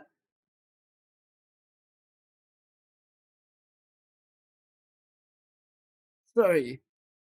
Am I late? I wanted to see you as soon as you got to Tribals. Unfortunately, my work took much longer than expected.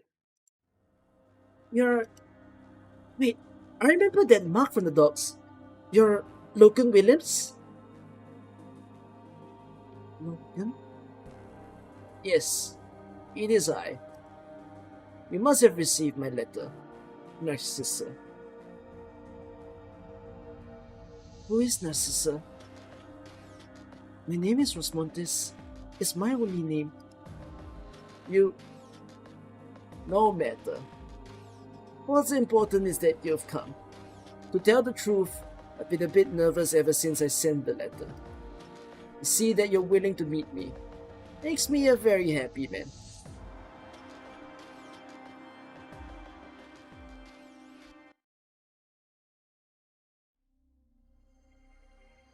Spicy! Hey, where's a good stopping point? CW5 after?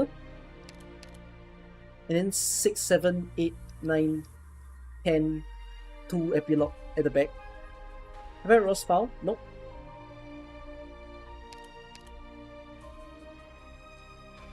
I stop here, okay, for the day. As in, I'm not where I am now, but I'm saying I stop at CW5 after. Then I'll read everything else tomorrow. Don't end on a cliffhanger. I hope it's a cliffhanger. 박사! 미안, 부딪혔다. 다친 건 아니지? They get way longer as I go further. Oh, is it? So what, you're recommending I should end at 6? ¡Izad la bandera, marineros! ¡Haced saber a nuestros enemigos que estamos aquí! Are you recommending I end at 5 or 6? Well, you guys decide, chat. What's a better stopping point? I'm going to toilet. 私たち All right, let's get serious. There's to do. 弾丸ビュッフェはこちらに順序よくお並びください。 Remember, sample the data every 20 minutes. Once the wind fills our sails, it's time to act.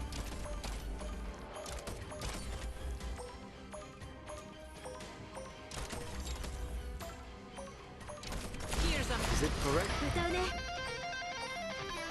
There is no clear images. Perlomeno provo a scalfirmi il soprabito.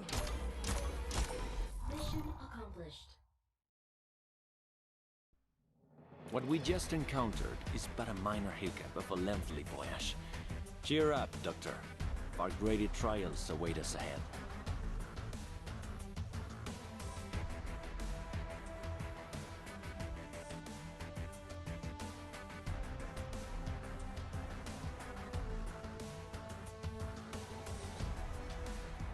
Hey, whenever I feel like, I just think the numbers are misleading. Oh. I mean, I might just end at 5.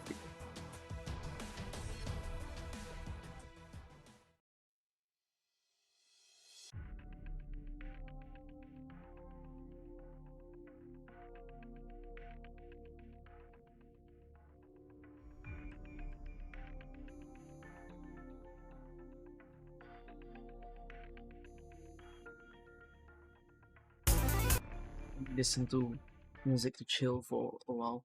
Tiny while.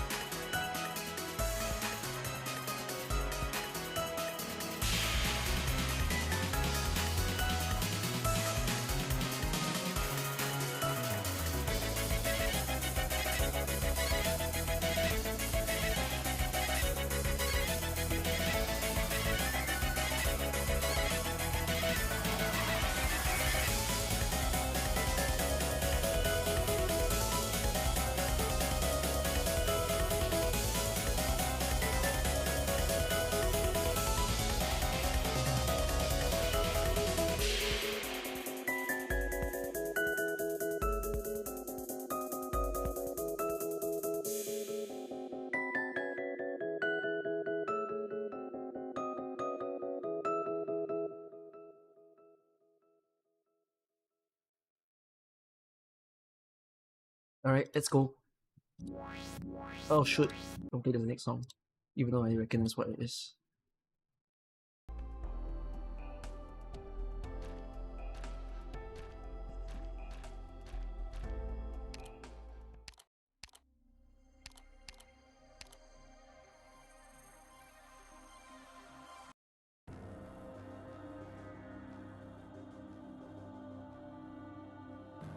You wrote the letter? You wanted me to come here. Yes, my child. I even wanted to go looking for you myself. But time is short. So I had no choice but to have a friend deliver that letter to Rhodes Island. Yes, Rhodes Island. That's what it was. And after the disaster, I heard the organization took you in. Have they been treating you well? They are my family. Dr. Kelset, Amia, Dr. Blaze, Rydian, and everyone in the squad.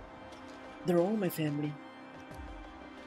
So you mean you found a new family? The frail man caused slightly as his naturally crooked body seemed to droop even lower. He stares at Rosmontes as if wanting to move to her, but a thin wall of water stops him in his tracks. Nilsis knows who he is, and so do you. This is the very same name that cropped up many times in Rosmontes' files. The criminal that should have been well behind bars has suddenly appeared behind you, acting as a grandparent rushing to visit his grandchild after work. Him alone? This is what I wanted. Nothing to do with anyone else. Let me take a good look at you. You've grown up, girl. Over the past 4 years. Now it should have been soon enough 5. I've thought of you so many times while we're apart. Whenever I think about the time we're separated from each other, I just feel so sorry. I'm sorry that I couldn't protect you from them. Those mediocre hacks with their superficial goals. They destroyed the future we could have had together. A future? Were we supposed to live together? But I don't remember you. Would I have remembered this? I recall everything I don't want to forget in my terminal. You've forgotten who I am. Have you lost all your memories? And forgotten the wrongs I've done? Are you a bad man? Did you do something bad to me? That's not for me to answer, my child. It would make this meeting meaningless.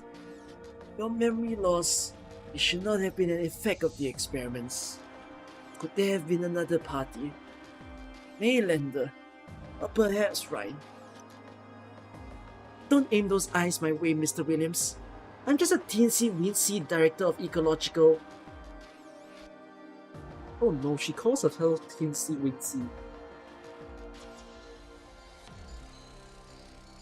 Sis! Besides, even if the old goat was here, his precarious code of ethics wouldn't be any worse than yours, right? This has nothing to do with ethics. Rhodes Island, you wipe the girl's memories and manipulate her emotions. It's not something Rhodes Island would do. Yes, you couldn't have done that. It was my work after all. I was so meticulous that no one could possibly have stripped away such an important part of her when her vitals were functioning normally. Oh, I see now. It was me after all. Perhaps I didn't make enough observations. Yes, we didn't have the luxury of time. The pressure of consciousness is honestly beyond anything a layman could comprehend. Could it be you pass your memories on to your sibling?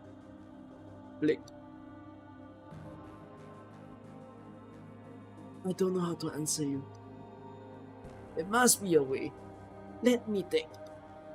Any fragment of that incident is beyond meaningless, same as the records and data. They all belong in the garbage dump. But the emotions, shapes, scents. Oh yes. Smells. That's it. Hello, Sam. This smells like fresh juice. Smeared on the walls and on my hands. No. Stop thinking about it. I don't want this. Yes, I knew it. It's still somewhere in your memories. Please, child, bring out those memories. Remember your hatred for me. Let your anger fill your body, your mind, your omnipresent spirit. Stop. Get out of here. Nothing, huh? Oh, her pain comes from the past, not the present. I only wanted to give her the gift she's been longing for. That's not a gift. Do you actually understand her pain? Everything you know about her. Her experience is second-hand information from Mainlander. Don't you think she has the right to be angry? To hold resentment? Oh, I know! Both you and Mainlander are walking the same path. You want her easy to control. Because you're afraid of her. Afraid of... Weapon of reignited anger. Weapon. Everything you experience with Rosmontis and Chernobyl comes flooding back before your eyes. The fights desperate with determination to live alongside the pain of farewells. Yes, you've heard the term used many a times in the past to describe the feline girl by your side. She felt it was harsh before, but this time it's unbearable, because it came out of Loken Whelan's mouth, the root that caused that led Rosmontis here in the first place. You have many ideas on how to refute his claims. It also occurs to you that if Halcyon was here, she would be capable of coming up with an even more extensive response. When another thought just comes to your mind before your words.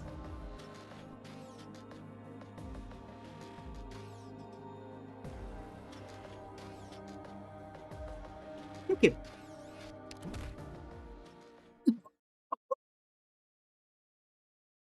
I see you're outraged by my words. That's fine. You're not willing to think of her as a weapon. But just look at her. She's standing in front of you, even wielding a sword for you. Doctor, please get behind me. My sword may be able to pierce through the building's outer wall. Rosmontis, enemies. Yeah, enemies closing in quickly. I will protect you, Doctor. My mind still feels like it's a mess. But Dr. Kelsey and Amia told me my mental state is a lot more stable now. They allowed me to protect you. And this is one thing I can definitely do. I know. Doctor of Rhodes Island. If you truly care for her, then you should know what she really needs. Just ask this yourself. What are you trying to protect? A soldier that would die for you? Or a child of a traumatic past? The question is not difficult to answer, but it is obvious that Loken is not interested in the reply. From the moment he stepped into the room, he has been staring directly at the white feline girl next to you, his turbid gaze full of enthusiasm, sorrow, and a certain kind of anticipation.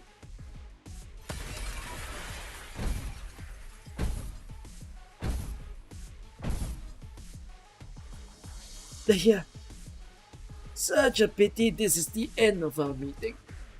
You're not ready yet, my child. But I know you will be. I'll be waiting for you at home.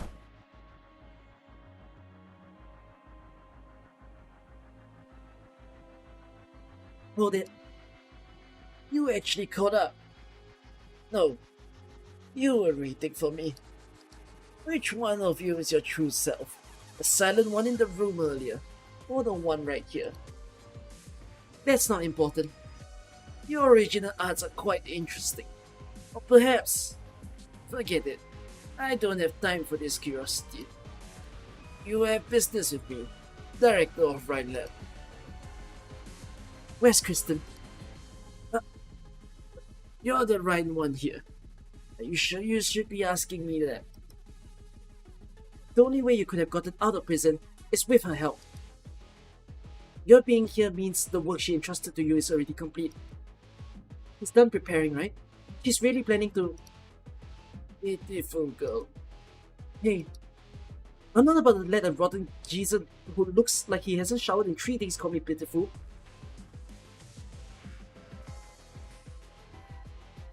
Small goal?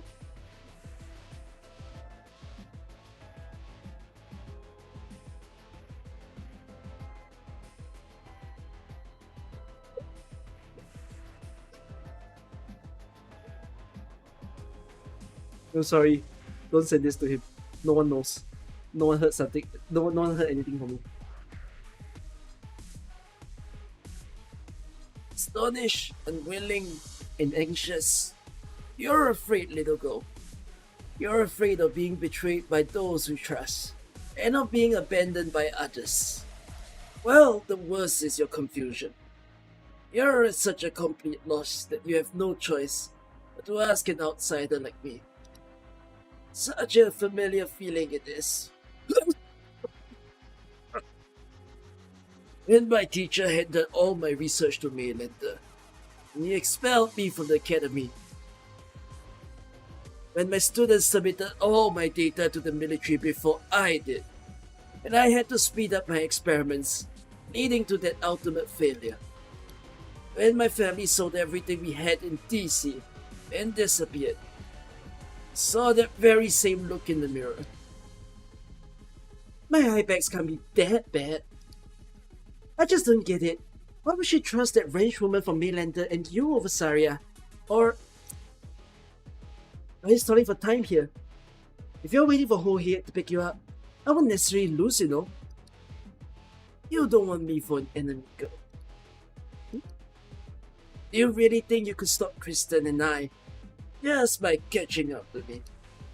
Or maybe you want to catch me, to catch Kristen. Like, Eustace falls into a daze. Lucas turns his back, and yet she still doesn't act. Only when the familiar wind caresses her face so mockingly does she realize that Loken is no longer anywhere to be seen on the streets. I let him go. What am I doing?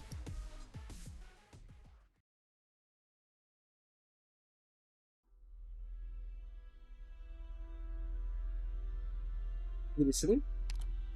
Oh, Doctor. I'm right here. Heard everything you said crystal clear. Yes, sir. Yes, sir. I can't be as cute as Musis. But who can be as cute as Musis?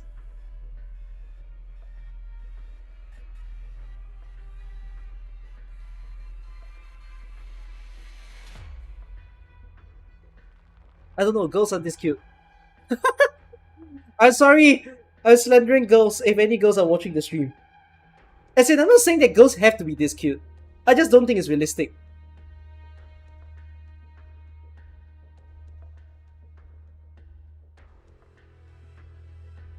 A Gen Z girl would say yes, sirree. As a normal convo. But they wouldn't. Do girls hee hee nowadays? I don't know. That's a genuine question. Guys, I'm at the age of 26, and if I met someone of my age and they go hee hee ha ha, I do not know if that sounds normal to me. It doesn't feel normal. It sounds like something that a younger person would do, but not an older person.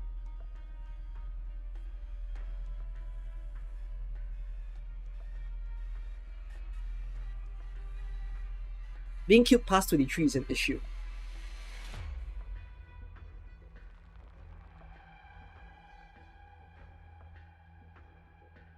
Yeah, right? After, past a certain age, you would never say hee hee anymore. Unless you're trying to be like doing the Michael Jackson meme or something. You know? That's the only time you'll say hee hee in your life. And then you'll never say it ever again. Right?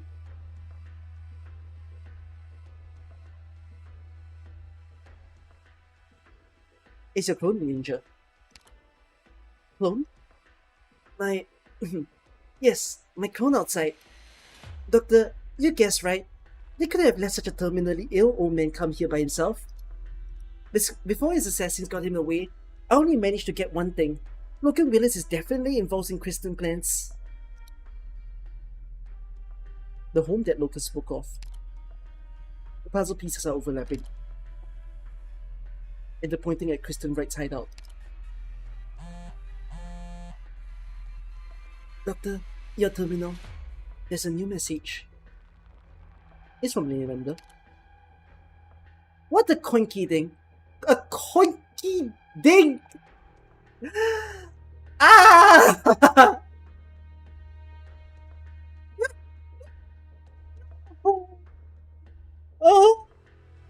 vocabulary. She's an elf. She's an elf. She's probably 10 million years old. And she's saying things like this. I was wondering when we were going to see the Tin Man again. You got roughed up by the army because of him, so it's only right that he should make it up to you, isn't it? Miss Montes, are you ready to proceed the mission? Yeah, I'm fine. Useless? Thank you for standing with us. Our cooperation is far from over, so we're going to wear out those words if you keep standing on ceremony. If you keep standing on ceremony, you know? Doctor, do you really trust me so much? What do you say? Nothing. Alright, let's get moving. Bro. Rizzler! Rizzler's the doctor! Crazy, eh? Silence. Is the temperature okay? Not too hot? You're controlling it very well. Sarah's body temperature has stabilized, and she should be out of danger. Ifrit, you should rest for a bit. Using original ask for a long time will wear you out. No, I'm staying with Saria. I still remember back in the White Room. She kept me company when I was stuck in that bed. I was always in pain. My mind was totally messed up. And I couldn't stop myself from burning everything I saw. I don't have a clear picture of every visit. I just know that every time I opened my eyes, she would be there at my bedside. And I felt so relieved. So now I want to stay here and keep her company. Even though she won't open her eyes, I'm sure she can feel that I'm here. I'm sure she can. She just needs a bit more sleep. Something still feels off. What's wrong? I just realized Saria isn't that much taller than I am. And also her palms are soft. With such pretty nails too. Just like your hand silence. Have you thought you grew up? That's one. And then... No, AK has less glazing of Doctor. But does it have rizzing of Doctor? It does.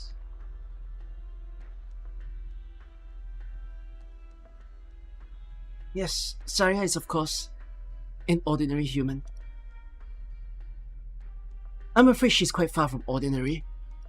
Director Jara. She prefers to solve problems by herself, without a word. She always keeps a straight face that deters people from voicing their opinions. Would you like to make a guess just how many employees from defense I had to offer psychological counseling year after year? Are you unhappy, Saria? Unhappy? 1 year, I asked Kristen if she was set on transferring a researcher to make the head of defense section. Guess what the woman there did when she found out? She threw 3 dozen listening devices onto my desk, right at my face, shattered them to pieces with her newly developed arts. An unfortunate thing, as a couple of them were operating on behalf of some of our dear government departments. They were just a little wary of such a rapidly progressing tech company. I was happy to share some controllable information with them, to get them to ease up a little. I spent some time dealing with the trouble that came with the incident, but who could deny the determination and skill of that young voiver? I guess Saria has always been like that.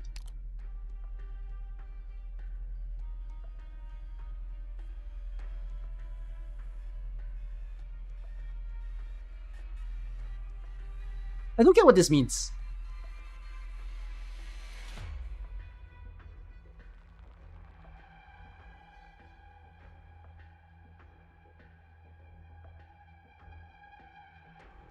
Saria put listening devices on every staff? Oh, the other way around. Saria found all of Jara wiretaps and threw them back at her.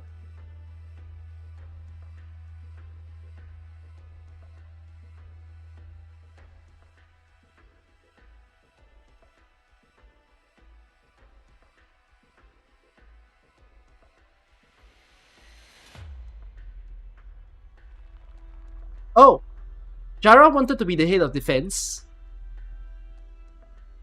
No, but Jara's not a researcher though.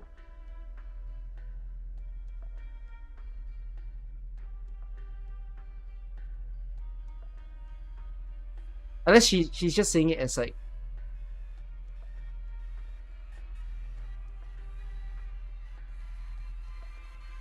Oh! Did Jara want to transfer like someone under... Like, who's this researcher that's in this convo? I'm very confused about this term.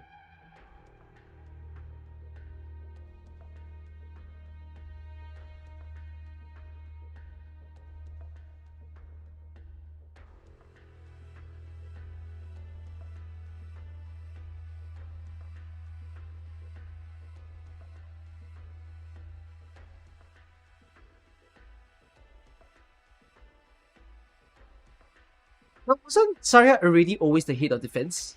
Or something is talking about her not being the head of defense yet.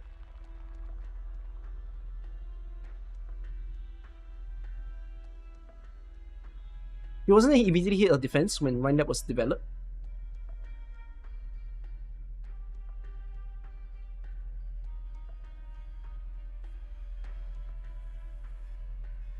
So she asked Kristen if she herself is transferring Saria to become the head of defense. Saria heard this, decided to find all the listening devices, and then shove it at Jara. I see. Fair enough, many years have come and gone. If you compare her then and now, doesn't seem like there's been much development. She's the most resolute and determined woman I know. Whoever said she wasn't, I watched she and Kristen walk their paths, and I'm well aware just how decisive and strong she is. But even such an outstanding individual can't stand against the whole damn country. If you let her take on these obstacles she hasn't overcome in all this time, she'll only be smashed to bits. Here. Akif. Take Saria and Ifrit and leave, before it's too late. Saria wouldn't want that. No, she wouldn't. But I'm not talking to Saria right now. Aren't you the type to go innocent lives shouldn't be put at risk? This girl shouldn't be involved, and neither should you. No one needs to die here. We need a bit more time. Narrator Jara? I'm afraid we're all out of time. Take the secret passage out, Dom. Sorry, take the secret passageway. Now. What's wrong? An old friend has come knocking.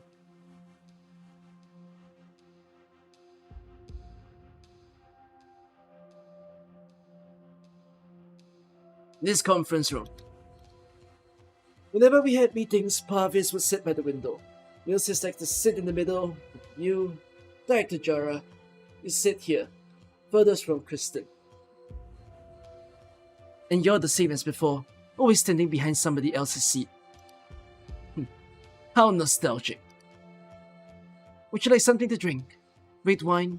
Or should we pop open the champagne? Is there an occasion? Of course, Mr. Ferdinand Clooney. Enjoying a career upgrade and also return to Rhinelab. Sounds like a cause for celebration? You think I'm here as the army's guy? No, they have their own plans for Ryan, and I don't approve at all. Because I know if something happens to the Vice President while he's here, that's the end of the company. Kristen can ignore the existence of Rhinelab, but not me. The event today went off without a hitch. Don't play dumb with me, Jara. You may know just what kind of people run the army. They could repeat today's adventure anytime they want. So before those savages rip up a dozen years worth of time and efforts to shred, can you just tell me the truth? What exactly is Kristen doing? Did Colonel Blake not tell you? The very first day Dr. Wright disappeared, I handed every document about control and the projects right over to them. And for the record, it happened more than once. I worked days of overtime just for this. Dr. Wright, as if you two had the most ordinary collaborative relationship. Can I show Blake the picture hidden in the darkest corners of your office drawer? Or has our dear HR director already come up with an explanation for why he's hidden the New Year's card little Kristen wrote for her 2 decades ago? That's just an old photo. Kids aren't as cute and well behaved after they grow up. Ferdinand, you know that better than me. That sock in the jaw at Site 359 still smarting? She's gone into hiding, like a child clinging to a favorite toy. Except it's not a toy.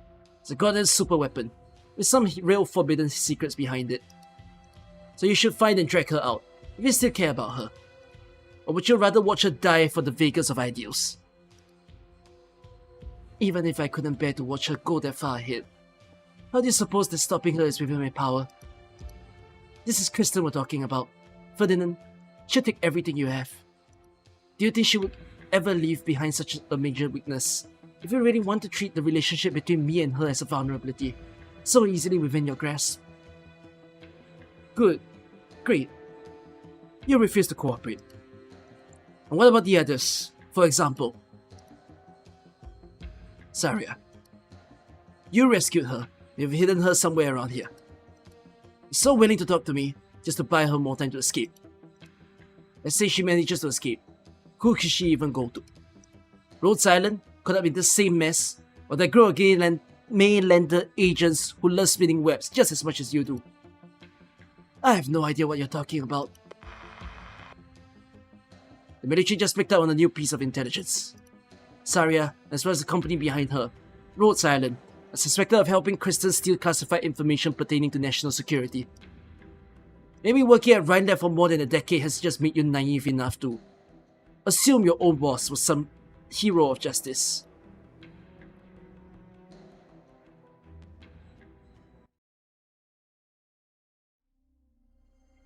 What was that? What was what? Damn.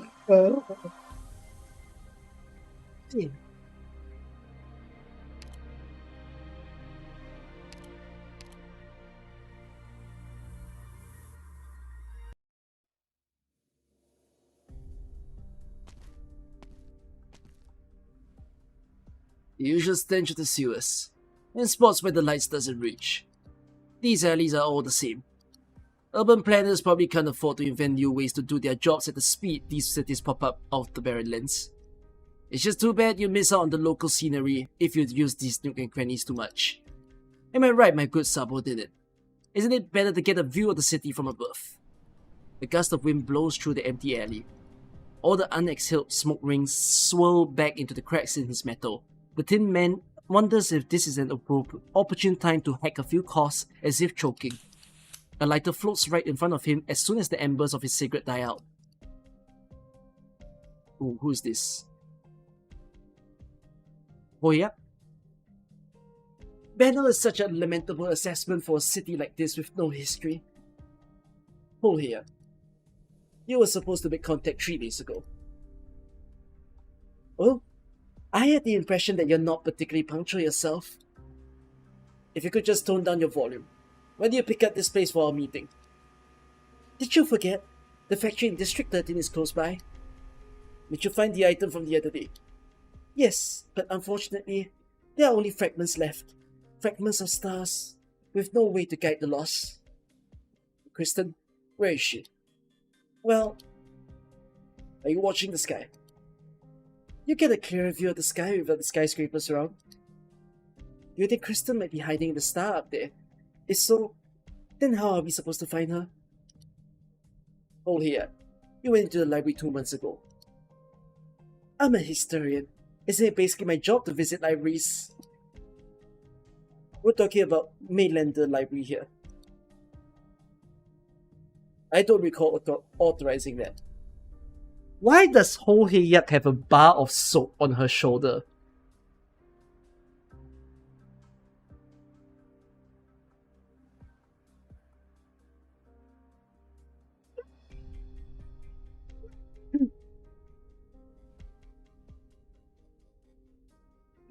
I wish I knew what that is.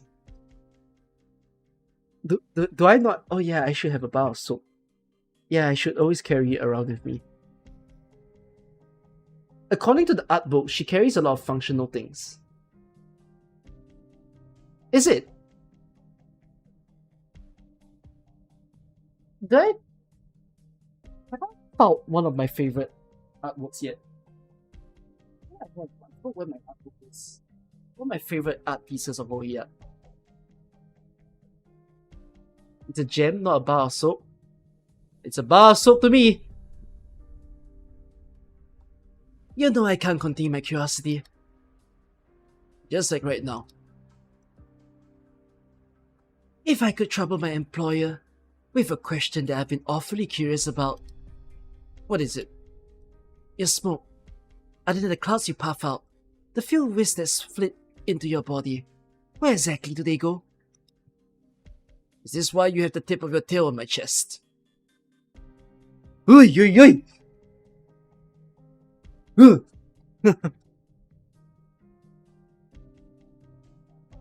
I smell my favorite scent on you. Mystery. So if it's all possible, I'd love to get a good look at every little piece of your body for my research. Where should I start? Your head? Chest? Extremities?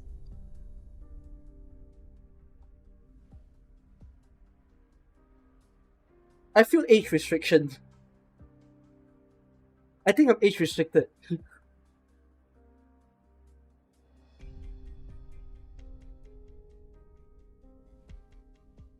Hold here. Do you really need to think betraying the Mainlander Foundation is the right choice here?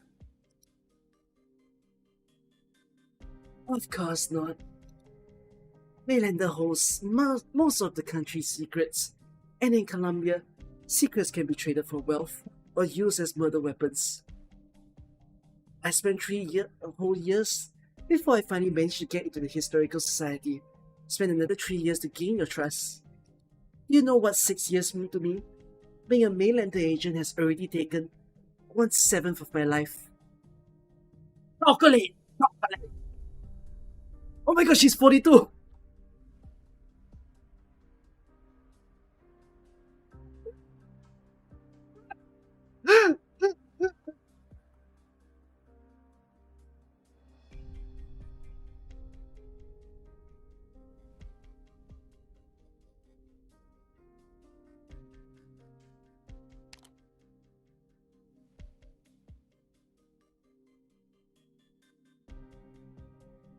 He's speaking in terms of a whole lifespan. What do you mean?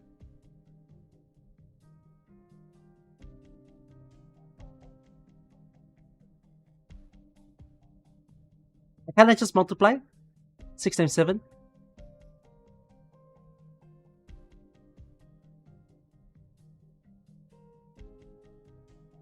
Google can die very young.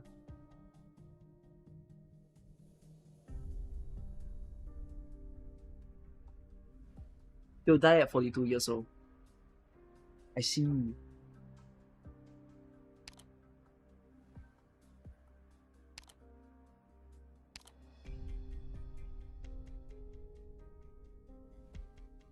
Yes. Sorry. Then you shouldn't be wasting the rest of it behind bars or on the run. Yes, I know.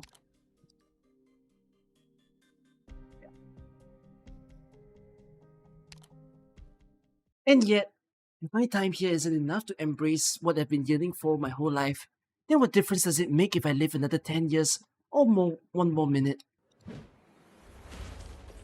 Mainlander wouldn't allow anyone, least of all a defected agent, to access information they shouldn't be accessing. A shame you only have me to see in your last moments.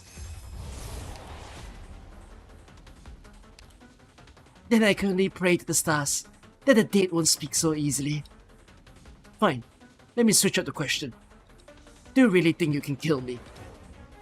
I'll never know until I try. Your manipulation shouldn't be affecting me. This isn't a cool capability at all. You know me just so well, don't you? Unfortunately, I'm not exactly completely clueless as to what you are. Ordinary arts have no effect on you. But... Plus, power of the oldest Sarkaz witchcraft is so imprisoning curse. It's been an awfully long time since you've had a taste of something like this, The 1 year when a Mainlander agent went deep into the Bleached Wasteland to investigate the ruins of the Sarkaz Royal Court and suffered an unprecedented, life-threatening injury. I didn't expect Mainlander to leave those files intact. You can't have thought that I ventured into Mainlander's top secret database just for Kristen. I did remind him that documenting everything isn't necessarily a good habit to have all the time. According to you, Only the long-lived would have such an extensive memory, while the rest of us just want to grab as much knowledge as we can, so naturally come up with different methods. Otherwise, how could we short-lived beings hope to resist the control of people like you?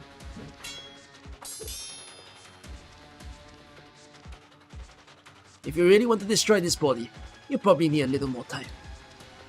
I have 2 minutes to spare. So you're not even going to come out of hiding to greet me, Banshee. Weren't you just talking about how unwilling you are to show yourself? Like I said, I have no interest in watching you murder your own boss. He's more than just that. Oh? Oh, acquaintances, are you?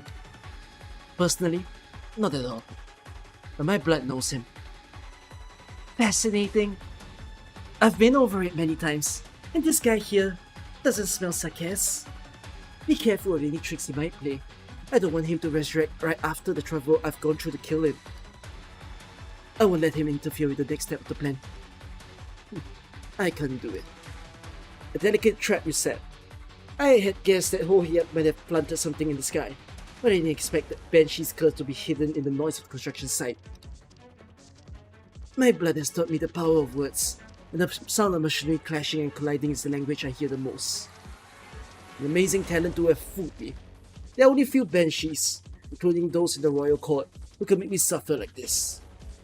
Were you born in Castle, or the Valley of the Banshees? It doesn't matter. My blood is not pure enough, and I haven't experienced any grand events either. Right now, I'm just an engineer living in Columbia doing whatever I want. Have you found a home in Columbia? What about you? So many years have passed by in a flash. I've heard that over the past 2 centuries, those two youths, Theresis and Teresa, have finally built Castle as a nomadic city. I don't even know myself what Castle looks like today.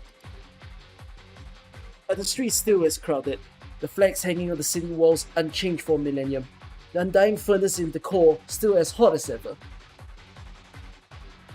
Can you relight my cigarette, child? This little spark can't hold the remaining warmth of your soul. I know. I only want to stay a little longer to ask you a few more questions. What do you see in Kristen's dreams? The future. Has she actually promised you a change to the Sarkis fate? Do you believe that she can do what no one has been able to accomplish over the past millennium? No. She's only shown me a possibility. A possibility that came from within myself.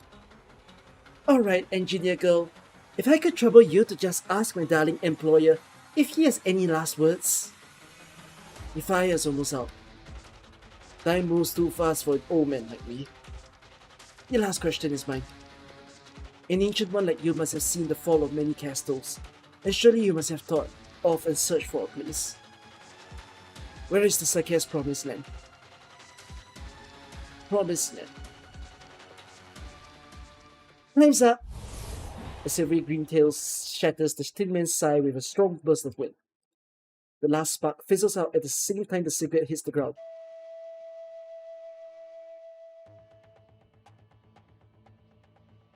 What's that sound?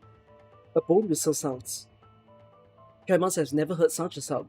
Neither the residents in their deep sleep or the office workers working overtime will be aware of what has just happened, other than those who have made the appointment. Rosmontis, do you hear that? Logos was too busy to come to Trimals, right? My terminal says Logos has a lot to do. He hasn't trained with me for a long time, so I haven't been using my full strength in my sessions. Don't make things hard for mechanics. I know. My devices are like the Rhodes Island cabins. If they break down, it takes a long time for mechanics and closure to fix them. Before we left the land ship, Raiden told me that Logos would come back with Amiya soon. I miss Amiya too. I miss her so much. Doctor, will we be able to see them after we finish this and return to Rhodes Island? I miss them too. Doctor, did you make it there? I think Tin Man should already be waiting for me. We'll get home soon. I promise.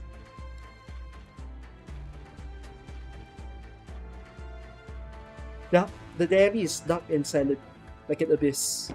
Something rolls out from the murky shadows. Perhaps it's due to its material hardness, but as it rubs against the ground, it really resembles a cork out of its wheel, a frightful rattle echoing through the darkness of the night. It rolls straight to the alley entrance, where light and darkness meet. It turns out to be a metal head.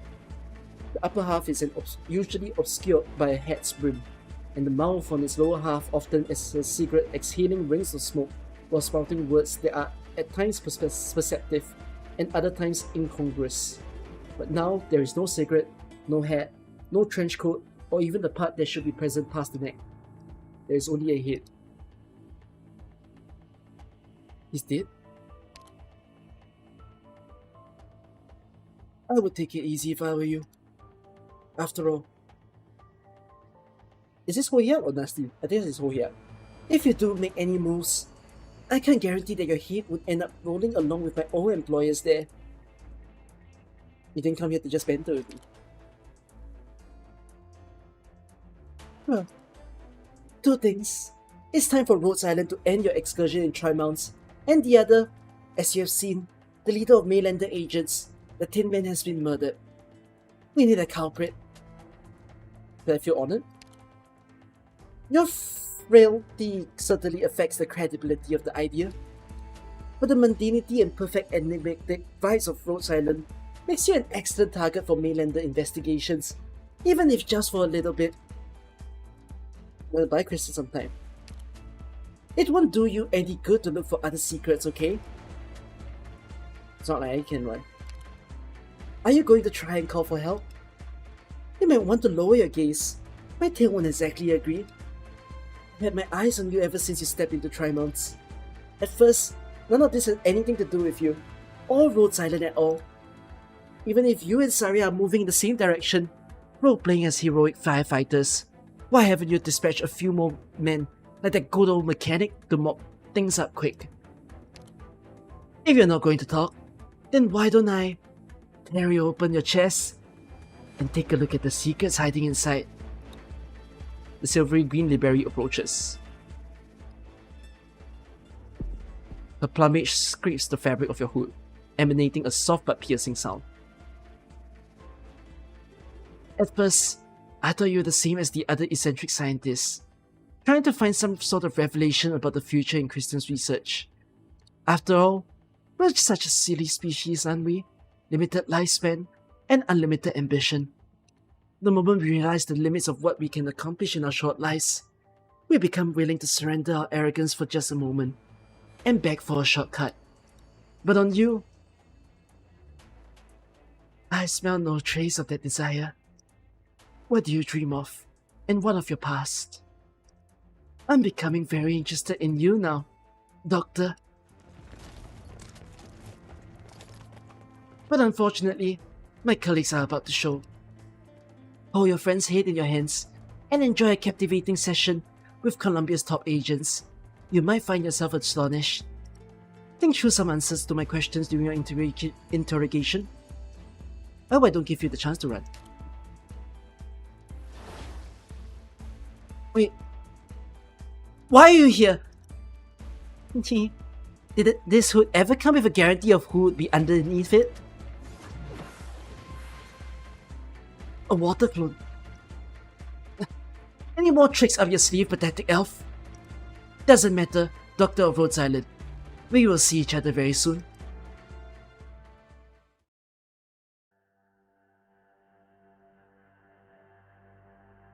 Doctor, there are a lot of people rushing towards the alley.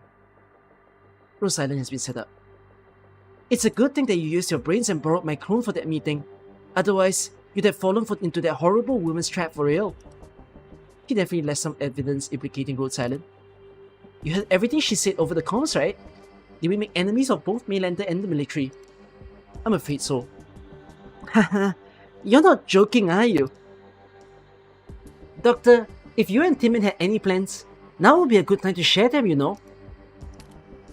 Your silence implies... Wait, Doctor, you can't mean that he... Something really happened to that mega mysterious super agent in the trench coat with a tin can for a head? I heard a banshee's bone whistle. That was a bone whistle? Wait, Banshee, you say? Of the sarcasm variety? Was it for Kristen? Did she... Lucy suddenly falls silent. She looks up at the sky above Tremens. There is nothing up there but thousands of stars. You cannot help but recall Hoheak's question from earlier. Why did you come to Tremens? What exactly is the dream she's chasing?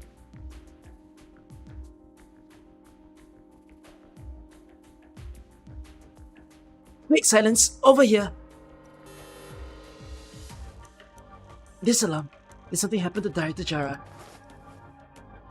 Silence, are you okay? I'm fine. Saria. I'll help you carry her. Your face is all sweaty. If Saria doesn't wake up now, they're gonna catch us. Don't push the blame onto Saria. Your face. Really, you're about to... I'm fine, Ifrit. I just happened to remember what happened earlier. I watched her fall in front of me. My very first reaction was not worry or surprise, but regret.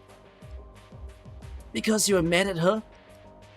Yes, if that really was the last conversation we ever had, I didn't want to think that I was blaming her. Actually, I've never. I don't know who else can hear me out. Then just patch things up. And then when Sarah wakes up, we can go back together. How about it? She'll return here the moment she wakes up. That's the sort of woman she is. Fine. I think I get it. Neither of you is gonna go home, are you? That's right. And why not work together? Work together? Yes, Silence. Even though you got some new gear on, you're still a doctor. If you keep running like this, you're gonna get hurt and even die. I know Sarah's a great fighter. Even I've started to know that teamwork's important, and she still likes to work alone. If it weren't for us, Sarah would be in an even worse situation right now. Neither of you wanted me to tag along, but at the very least, you gotta promise me that you'll work with Sarah.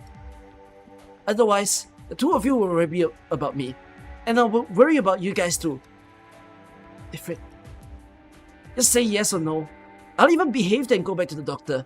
Just promise me. Some words are easier to say when you're a team, right? Where do you learn all this? The doctor taught me all these people skills. Now think about it. Great. Silence? What's that over there? Smitter, that just appeared. It's all silvery and flowy. Real pretty. Don't touch it. Ifrit, that's very dangerous. Dangerous? No way. More than my flames? It's another product of Ryan's experiments. For real? Then I'll burn it up! No, just wait and see. Don't be too quick to destroy it. A small lump of silvery substance gushes inside the test tube. Ever since it left Parvis' home, it's lingered without a target direction, as if it has lost its hub directive. As if its only mission is to lead her to Parvis. Yes, Parvis never done anything without purpose. His appearance earlier couldn't have just been him wanting to chat with me. He deliberately led me to think he was the goal in the race for the transmitter.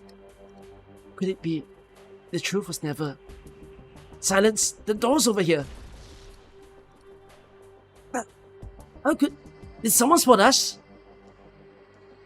Stand back, Ifrit. Who said that? Calcification! Saria! You're awake! Hooray! I'm fine. You're not bluffing a doctor that easy.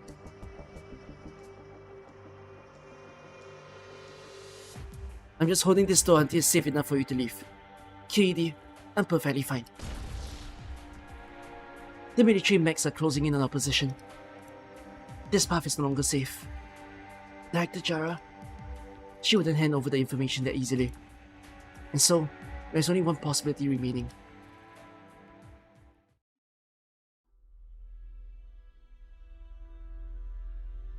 "10 minutes. They should have run into Blake's people by now. The old Saria would have probably stood a chance to escape unscathed. However, she's injured and carrying 2 extra burdens. Wanna guess how long she can last in front of a fully armed special forces unit? Phone is ringing, ma'am. It's me. Of course, I'm always willing to serve Columbia. Thank you for the advice. And now you should be willing to believe me that I did try my best. I tried my hardest to just secure this opportunity to talk. If you had agreed with me earlier, then our defense director's life would at the very least not be in danger. You still sent them on that path, to that secret passage known only by mainlanders' agents. Sorry I might die because of you. The next one to go may as well be the one you're most concerned about. I'm hoping from the bottom of my heart that you think the question's over. Where the hell is Kristen Wright? I like how that's the theme of the entire story. Everyone's asking literally everybody else, where's Kristen Wright? Everybody's response, I don't know! And then she's gonna magically appear in front of everyone and everyone's gonna have surprise Pikachu face. Director Jara works for Mainlander. I investigated her 10 years ago and found nothing. It was only when the teammen showed up and I left for that I got more clues to confirm it. It's been that right for a long time. He knew Kristen even before I did. Ifrit, attack the window on your left. Gotcha! It's so sturdy! The glass in the experimental labs is all reinforced, so ordering impacts aren't going to be able to smash them. And if we break them now, we'll attract the attention of the soldiers out downstairs. We can use my fire to cut through the glass. I can control my flames already, so I'll be able to do it. Teacher mentioned this in my origin arts classes. Fire can be tempered, be silent, become a quiet anger. Make my flames into a sword, and flames into a single thread. Yeah! It cracked a little bit. You split the Elmo. Sorry, just hold on a little longer. I'm halfway through. I can do it. Focus, Ifrit. Don't get distracted. When you were unconscious, Director Jara told me there's no way you can fight against the entire country. So if it is as you say, that Mainlander and the military have come to some sort of agreement, then we truly are facing the entire country right now. Yes. Your heart rate and body temperature are spiking near their limits, and you've only just woken up. Your body is taking a serious toll. Perhaps. Saria, you're at your limit. Silence. Jara modified your drone. I've seen the prototype blueprints. When did you... Its current load bearing capacity is at least 2 adults for a short distance climb. Get out through the hole if it open, and the drone will be able to take you to the roof of the opposite building. You'll have to act fast. I'll wait for you to go over, and then I'll exit through this door and divert the pursuers. Their numbers are many, and I won't be able to fend them off for long. Saria? You still haven't given me an answer. Your inability to make a genuine stand against Ryan, is it because deep in your bones you've always been the same as them, the same as Control? Sorry, Silence. I thought it through, and I'm unable to give you an answer. If Kristen's experiments violate some laws that shouldn't have been broken, I will stop her. Just like all the wrongs Ryan has committed over the years, the wrongs should have been made right. For I've always believed that the stronger one is, the less rash they should be. But if I were to return to the past, back to when Kristen and I first met, when everything had yet to happen, I would not have stopped Kristen then. I would have not stopped the growth of Ryan. Yes, even if I knew that Ryan would create so much suffering in the future, even if I could foresee the ambitions of Kristen, Parvis, and Ferdinand growing out of control, I would still stand with them. Saria, your answer might be even more definitive than you think. Silence! Saria! Do you guys see that? I opened it! Go, Silence. If there's anything else you would like to know, we can wait until this is all over, and I'll tell you. Alright. Silence? Silence! Why are you spacing out? You gotta get moving. Poor Barry, none of this has anything to do with you. What exactly is it that you want? Proof, justice, or peace? I will tell you what you want to know. Who's the one saying this? And yet, even if you know it all, what can you do? I can't remember who said this. This is not the answer I want. A drone spell. Silence. What are you doing? The whirring of a drone starting up comes from behind. Oh, it's Pavis? Okay. The unreinforced door at the end of the corridor is about to melt under the impact of the energy weapon. Saria is suspended in midair, holding Ifrit in one arm, stretching the other out towards Silence, trying to grab her. But Silence doesn't return her grip, and retraces the path she's taken in reverse. I should have talked with you sooner, Saria. I only just came to understand why I can't help but get mad at you. I thought it was from the falling out that we had during the Diabolic Crisis, or that I'm dissatisfied with the way you insist on shouldering everything yourself. But actually, the one I'm most annoyed with is myself. The blame I push onto you for not doing enough is only because I built a habit of depending on you. I had hoped you could change control, just like I once hoped the professor could save Ifrit, and that control could change Rhinelab. I had hoped every deadlock would be solved by someone stronger.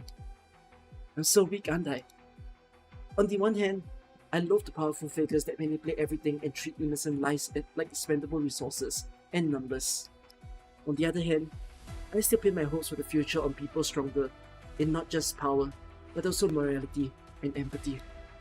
Only now do I understand that no one can truly carry everything on their own, and it's beyond the capacity of a single individual.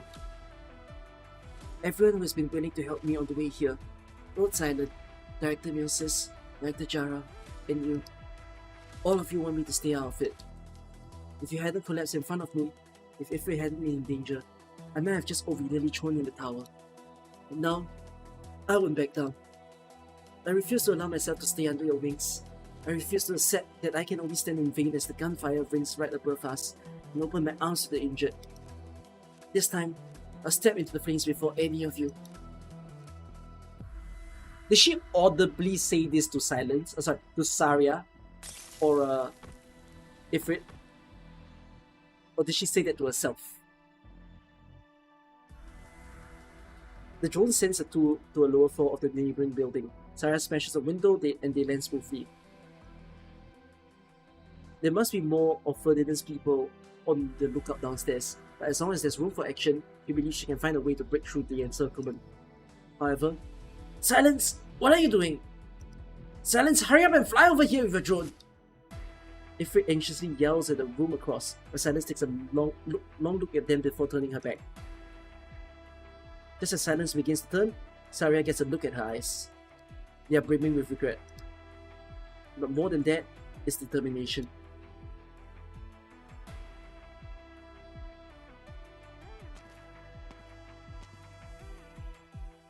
Ferdinand, there's someone in the corridor.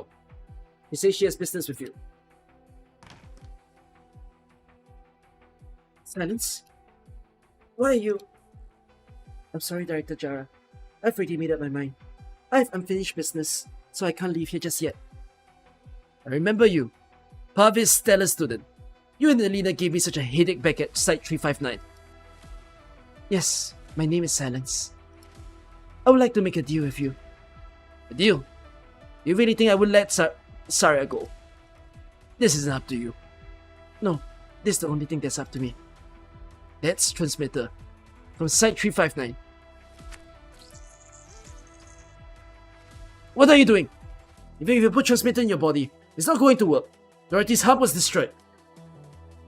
The new hub is in Kristen's hands. That's impossible. That was my experiment. Mine and Dorothy's. A short while ago, I met Dr. Pavis. His laboratory was storing a large amount of transmitter. Director Clooney, you must have realized it long ago. You just don't want to admit it. You'd rather believe your failure was owed to a bad move than to believe that Control was playing you the whole time. Did you really never consider the possibility? She's the one that's working more closely with the military. She had countless ways to kill your experiment with Dorothy in its infancy. But then why did she only show up after your experiment succeeded? We still have a chance. Whatever Kristen is trying to do with Transmitter, she hasn't succeeded yet. Director Clooney, bring me to her. The Transmitter is inside me. I'll become your beacon to locate Kristen.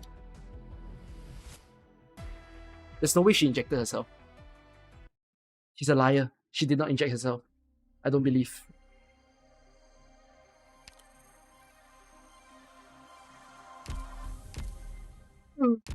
Why is that? Ciao, Doctor. Why was that so long? That was stupid long.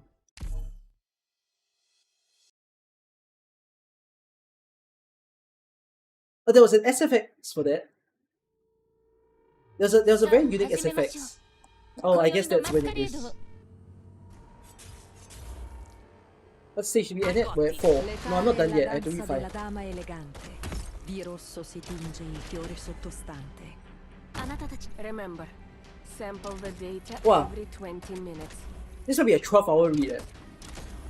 時間は待ってくれませんわ Is this the longer story? 邪魔ですわ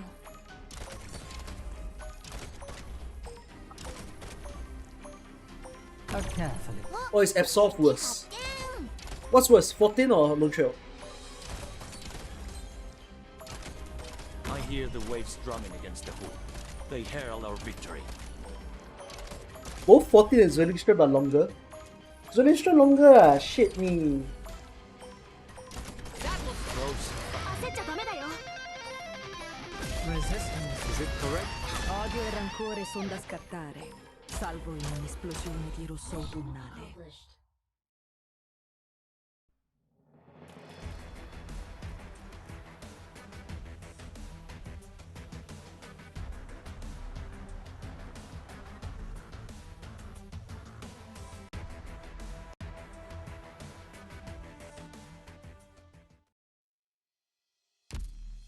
Do yo, Doctor? いい夢は見れた？私大将、どうも。ジェイと Where did my Enfield My name is dailies? Plume, formerly of the Pontific. I haven't done my Enfield ビーグルって dailies. 言います大将、どうも。ジェイと申す。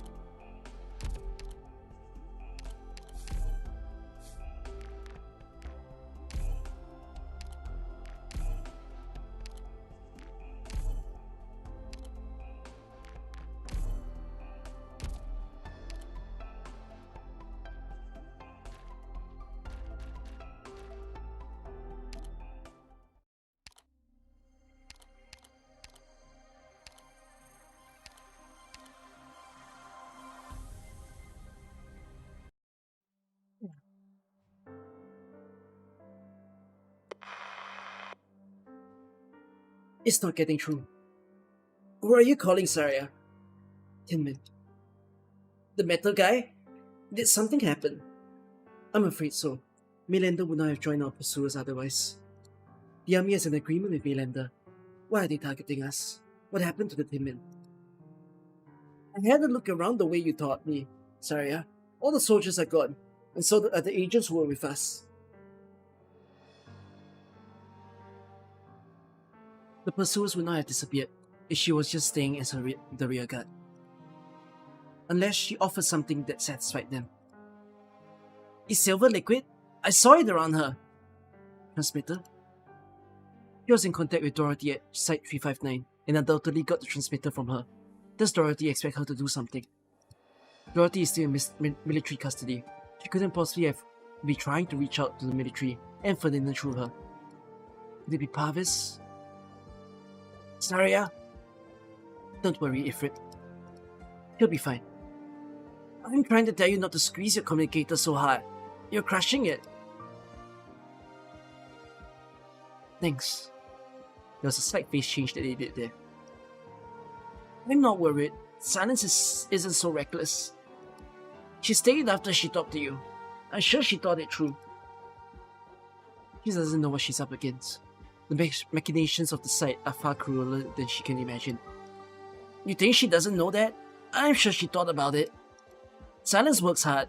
She's always working when I see her. The others say it's like she's being chased by something you can't see or touch. Maybe this will all be clear up by the time we see her again. Then I'll tell her, yeah, I'm upset you left me behind, but I knew you could do it. Sarah notices that Ifrit's hands are trembling.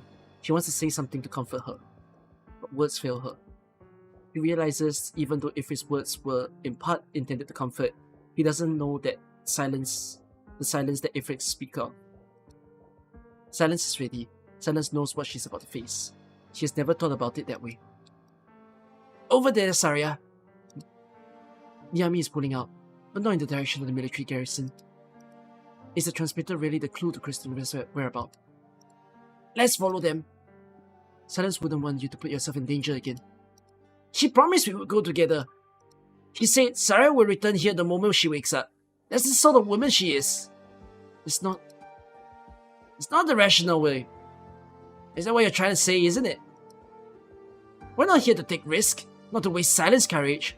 We're here just waiting for her at the end. He realized that Ifrit is much taller than she was a few years ago, when she was rescued from the laboratory. In the face of impending danger, there is no impatience or recklessness in her eyes, only courage and wisdom. Let's go. Alright. By the way, Saria, I saw a falling star when I got to Trimonts. A star? You mean the object that fell on the Triton factory in District 13? It was a star! And Silence told me a story where all our differences disappear when the stars fall. You and Silence gonna make up, right? That's what she wished for. Yes, we will. Great! Will they? Sarah turns back to look at the familiar streets of Trimont. The path she is about to tread suddenly feels unfamiliar. She has overcome many challenges. What lies before her is far from a crisis. But for the first time, she feels out of control.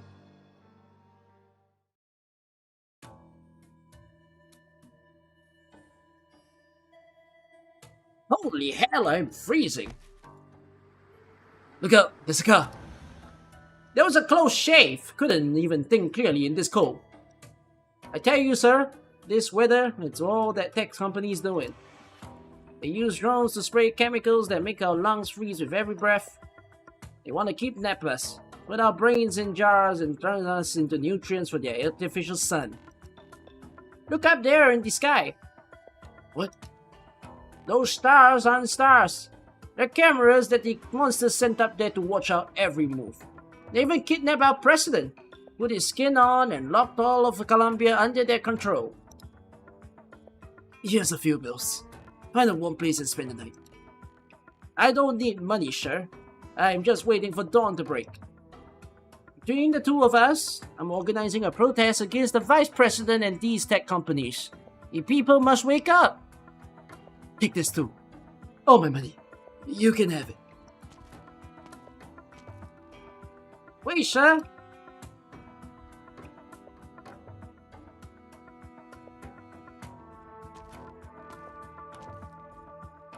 I knew I would find you here. Good morning, Ferdinand. One more cup of tea and the sun should be up. Time for me to go to work on the other side. Enough with the egg harvest. When do you start working at Kristen? You, Jara, Justin Jr., and Nasty. You fooled me into thinking that I had Kristen isolated. That I was just one step away from success. I became a laughingstock. I gambled all my efforts, just another rung on the ladder for her to climb. Tea? Ferdinand? You... underhanded old goat. Let me make one thing clear. I don't know where Kristen is. She doesn't trust me so much, and I'm not so interested in her secret. You didn't come to ask questions. Otherwise, you would have brought the muscle you borrowed from that colonel, as you did with Jara. It's not like you were allowed to swallow... It's not like you to swallow insults from pioneers.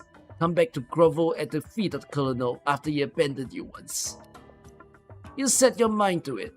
Why did you give us so close to the truth? No wild guesses. Perhaps you should look at yourself in the mirror, Ferdinand. You're jealous of her. You're jealous that she gets men to fight for her, even when she's not around. You're jealous that it only took her a few words to earn the loyalty that took you so much time and money to buy. You're jealous of her charisma. There's a part of you somewhere deep down that's enthralled by her. The more you deny it, the more you hate her. Why are you telling me this? Because it's how I feel. Look outside, Ferdinand. When I was little, I never saw stars in the night sky. All I saw was the silhouette of the Great Spire, the light of witchcraft lighting up the the skies. Adults told me it was the eye of the Witch King, watching over every inch of Litanian. And I thought, what was the meaning of life if the Witch King was the sole miracle chosen by fate? Then you despise the effort of those stupid casters who wanted to summon the Witch King's soul. Yes, I opposed it. My kin and my former colleagues spent their entire lives trying to recreate a fleeting miracle in this time and age. And in my long years of research, I've realized that a miracle is so because it is a coincidence that cannot be controlled or recreated. Only such a coincidence can break the cage of fate that traps us all. You see Kristen as this coincidence. She has the potential to create miracles. You have your dream, and I have mine. If she's the fated miracle, then what are we? Waste coming off the production line. Meaningless noise. Why despair, Ferdinand? Perhaps the fate of mankind does hinge upon one singularity, who will break all shackles and become the eyes to all, to see sights that we could not have imagined. But that does not mean our lives are destined to fall by the wayside. Miracles are born in the journey of evolution, a journey made up of all our dreams. Yours, mine, even that foolish tramp outside. Why are you telling me this? Feeling better? Have some tea. It'll put some color to your face, so you won't be embarrassed when the kids see you on your way back. I've lost everything. There isn't much for you to remember. I'm in no hurry. We can talk about work once you're done with the tea. It's always good to chat with an old friend. We took our first test together, after all.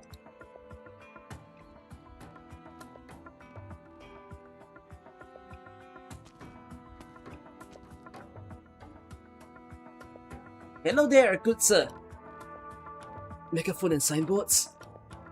This is what you spend the money on, not food and blankets. There's things more important than creature comforts. Give me that board. Rhinelab? Let's spell the company's name right if you're going to protest it. That's much better. Thank you, sir. Tell me, what do you dream of? What is the future you're fighting for?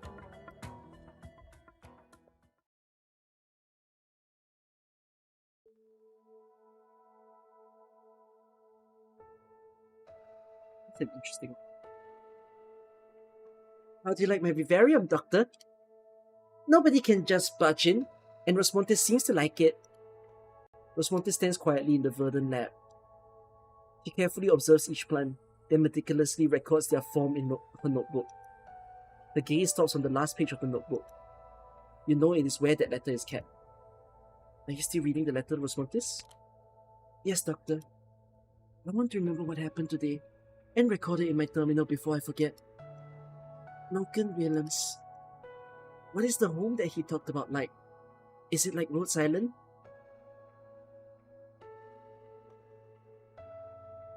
No.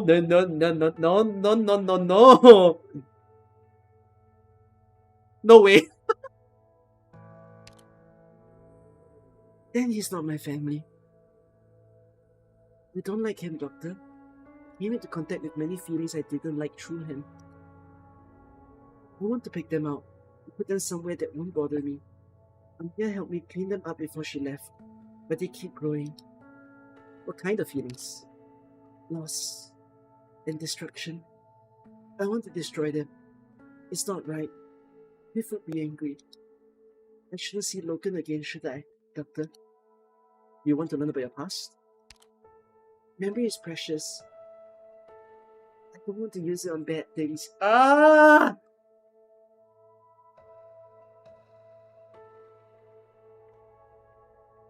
Hypergriff and then some of the lines that they write, man. These are very good lines!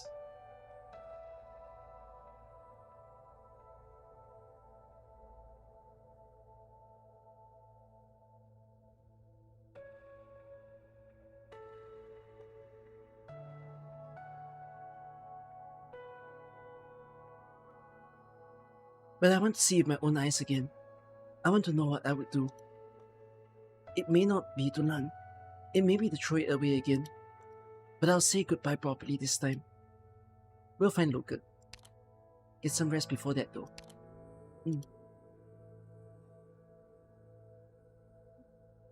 Put your jacket on Smarty's shoulders. Go to sleep. The young feline lies down at your side, clutching the jacket as you gave her tightly. Her breathing is fragile yet resilient, as it is when she is awake. She's tired. The day took a toll on her. What about you, Doctor?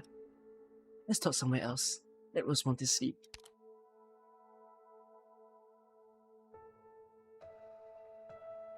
Your bros for a... How do you know?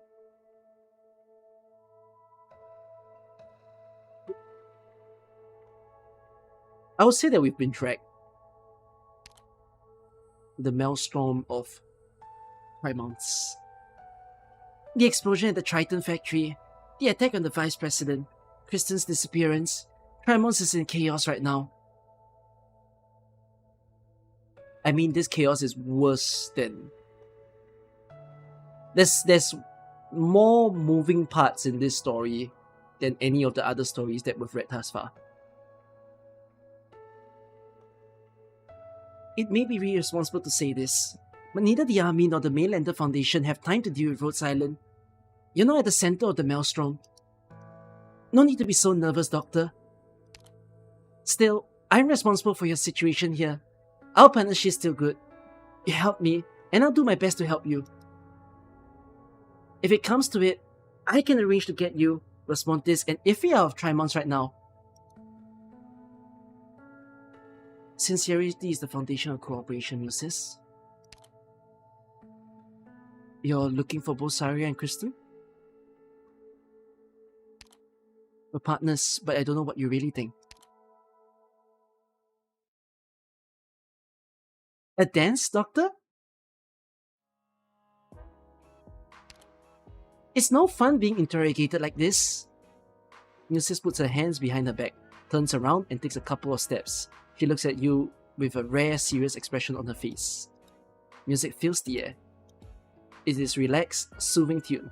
You see moisture seep from the leaf veins converging into a drop of dew. More drops appear, leaving the leaves and catching up to you and Musis. Moving with the flow of the melody, you see the rhythm of each droplet, light as breath. They are the melody itself. Feel it, Doctor. It will guide our steps. The air in this Vivarium seems clean, or your drops seems free. Very astute, Doctor. From lighting to irrigation to atmosphere control, none of the systems in the Vivarium employ originated technology. It is the cleanest place in Trimonts. This is the one place in Trimonts where I feel at ease. Oftentimes, I choose to operate through a clone not because I want to, but because I have to. Musis disappears from your vision. You find your hand holding nothing but air. The droplets form a ribbon of water, gently pulling you towards a corner of the vivarium.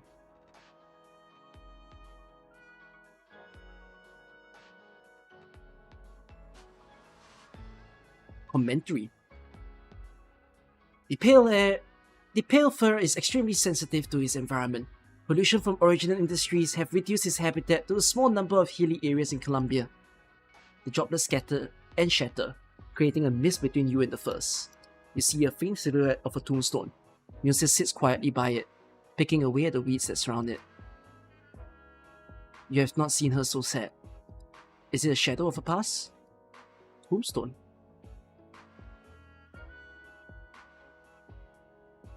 I grew up in an orphanage in Trenton, near Trimonts. The headmaster said I was found at the doorsteps of the orphanage. No one knows who my parents are. I realized at an early age that I was different. My powers are unique, but they are not original arts. I'm much more sensitive to origin than most people. Even a slight increase in origin concentration is enough to affect my health. What am I? No one knows. That's why I searched for the answers since I was little. Ironically, it's also the reason why my grades have always been good.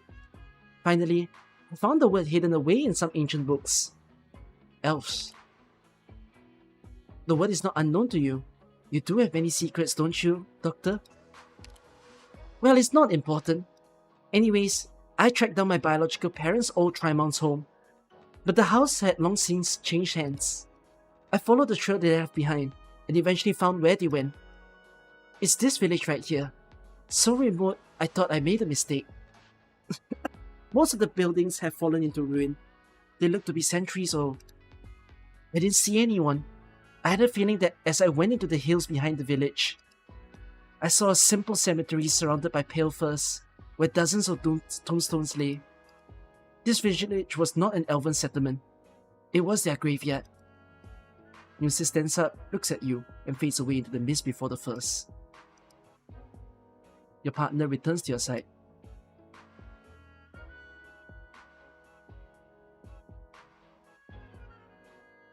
Do you know...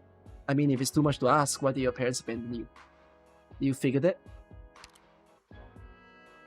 They contracted oripathy. Elves are highly sensitive to originium and lack resistance to oripathy symptoms.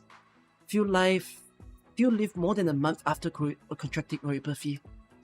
Like most elves, they could not accept spending the rest of their days in remote mountains and sought a more convenient, more advanced, more interesting life, despite the dangers. They knew originium would kill them someday. They accepted it. Knowing their days were numbered, they left me behind in a village far away from the city and returned to the place where they came from to await the coming of death. Do you find it regrettable? Next dance, Doctor. More droplets rise in the vivarium as the music enters a new passage. The smile returns to Muse's face. The melody sings on. You don't know if the topic will continue. Sometimes, I envy Rhodes Island. There are so many people there. You came to Rhodes Island. Oh, you knew? I sneaked in once or twice to see if he was doing well, and see what Saria was doing. And I saw someone standing on the deck, gazing at the sunset, lost in thought. I didn't notice you. Don't tell anyone. Just one of my tiny clones. No danger to anybody. I thought, why would you be up on the deck with only your thoughts for company when there's so much joy waiting down below?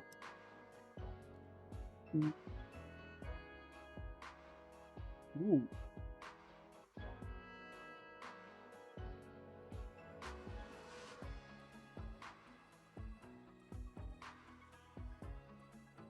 I wanted to see if I could remember anything. I feel like there used to be someone I would watch the sunset with. I'll pick the second one. Did you find any memories of that person?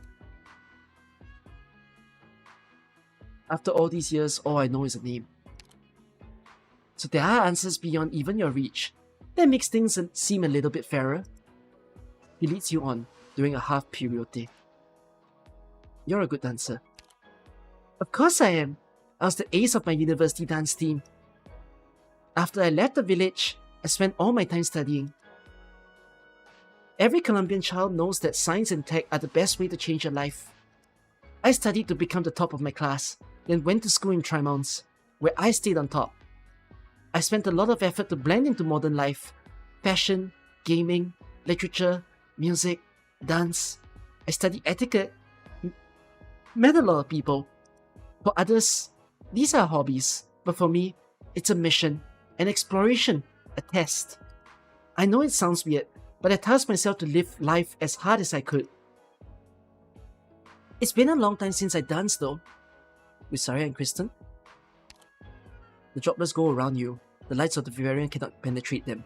They hold fragments of the past, gentle, clear, yet untouchable. The newly renovated lab, mostly empty bottles. Saria and Kristen, and Musis with a disappointed look on her face. We stare at each other in the middle of the room, like we wouldn't met the queens. New Year's Eve, not long after Rhinelab was founded. Everyone was happy. I was the happiest. I met Kristen and Saria shortly before I graduated. Kristen is not your average investor preferred partner. You know you're in for surprises the moment you see her, and not all of them are going to be pleasant. As for Saria, she felt steady as a rock. My advisor happened to be involved with a project of theirs, but she wasn't very interested, so she sent me in her stead. I had nothing back then, other than my obsession with living hard. I tried everything and went nowhere. They helped me get over a period when I was lost between my identities as a graduating student and as an elf.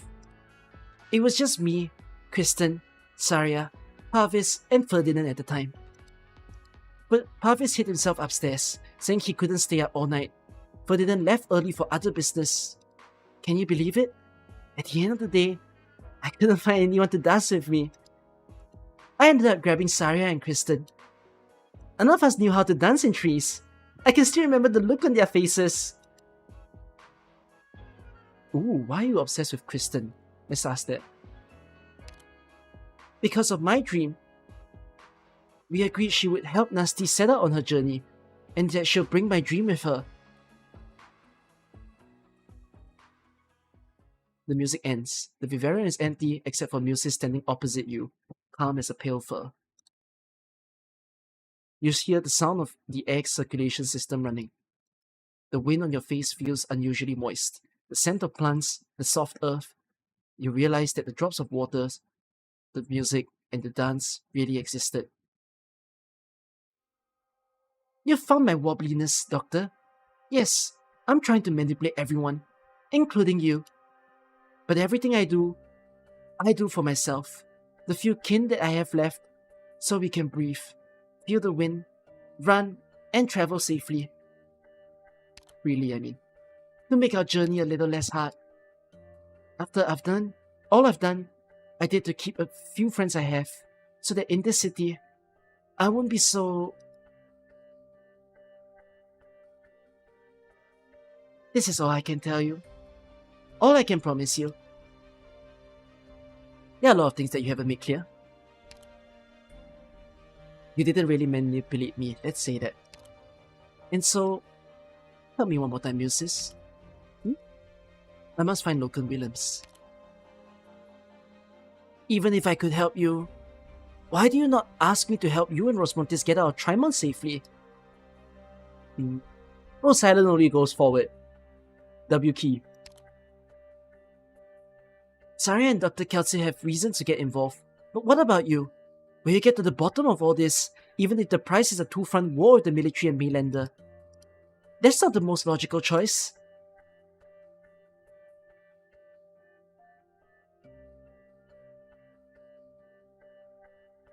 It's weird that I want to find myself as an option. And I want the truth is a regular option. I'm gonna say I want to help Rosmontis. He's sleeping soundly. You want to find her lost past? Alright. We have a deal. Our partnership will go on.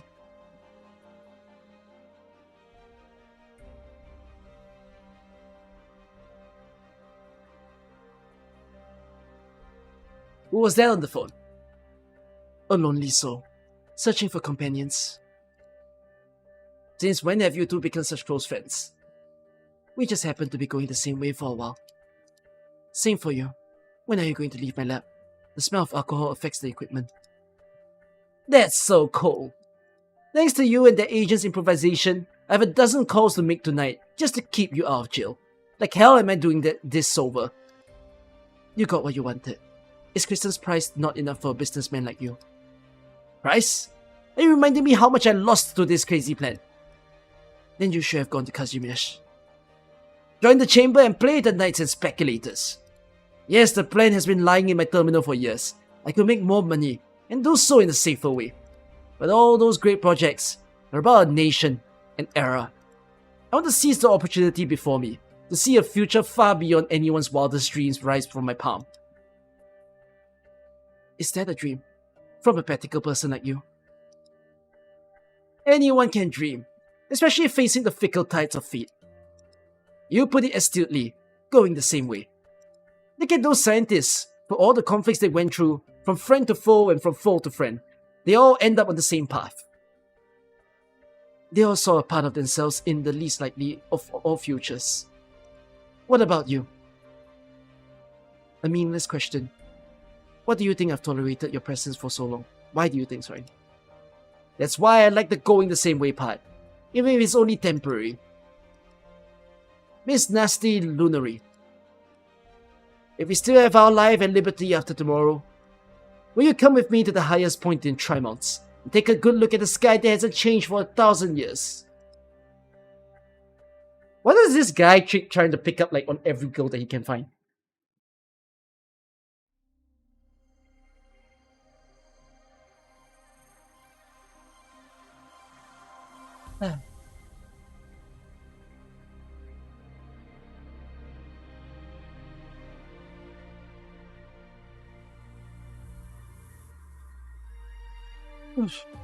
Okay.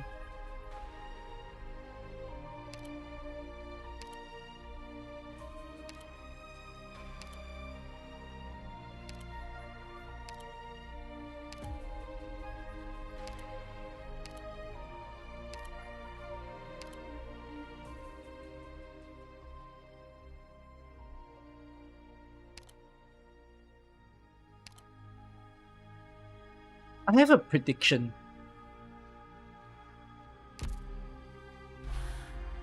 Now that I've read somewhat far to this story.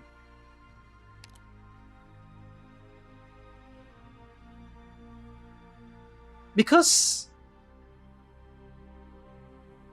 most people who aren't as close with Kristen thinks Kristen's just trying to create a weapon of sorts.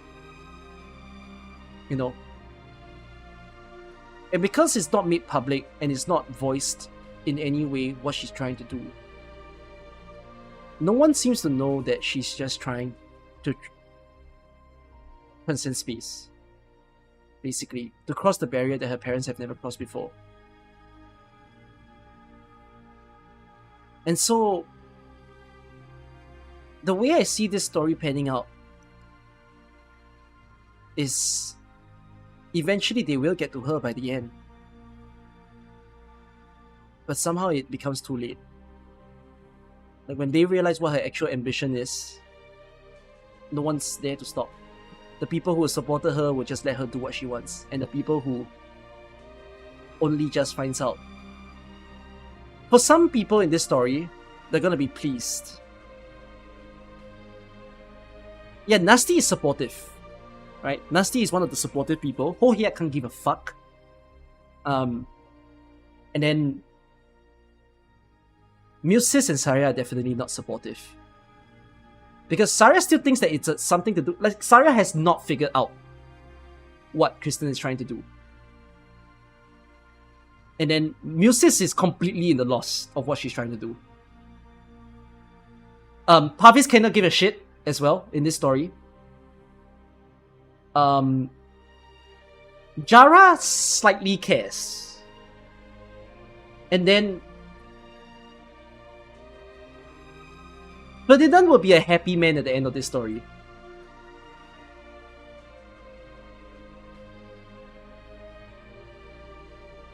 So, yeah.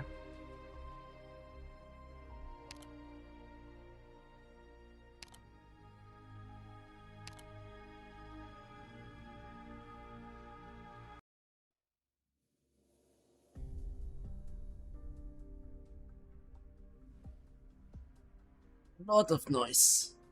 Another delivery from your engineering director. Final test will take about 45 minutes. Plenty. My greatest achievement will be complete once this data is transferred. Also remember that Tin Man is dead. I don't think he dies that easily. Well, what happened first? Castellan Rescue or Lonetrail? Lonetrail happened first, right? Eh? Actually, no, but Babel happened early. What happened first? No, I'm okay to be spoiled. Chronological order, which story came first? Yeah, I want the answer.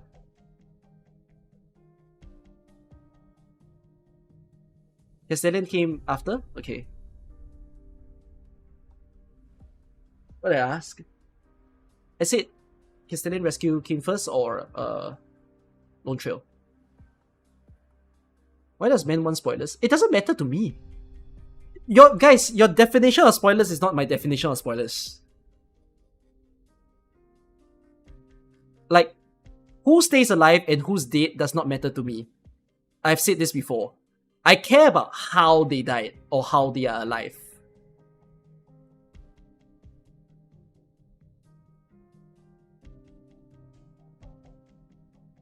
I'll retain your research records. I know. Give it to that girl. Ho Hye-young. Or someone else. I don't care. Being able to finish this research here in my final days almost lets me forget all the regrets in my life. I still remember how hard it was to accept when you showed this to me for the first time.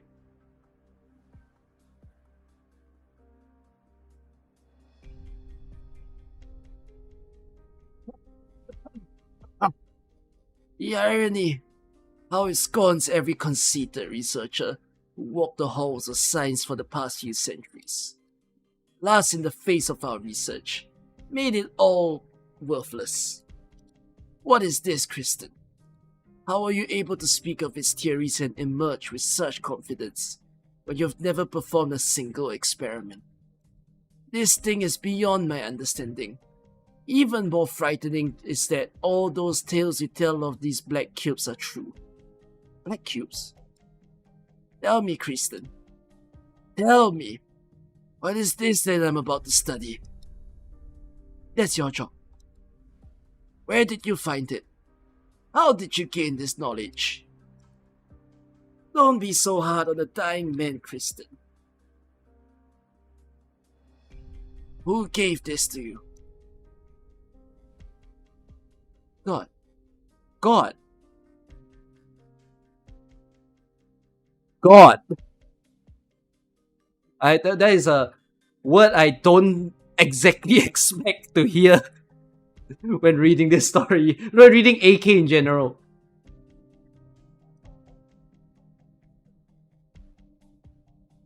If I overestimated you, young genius, you believe in ghosts and spirits. Look up to the unknown in awe. Oh, you're not the kind of woman who would joke about this. You're not foolish or shameless enough for that, or to place your hopes in empty faith. I'll take your word for it. The irony.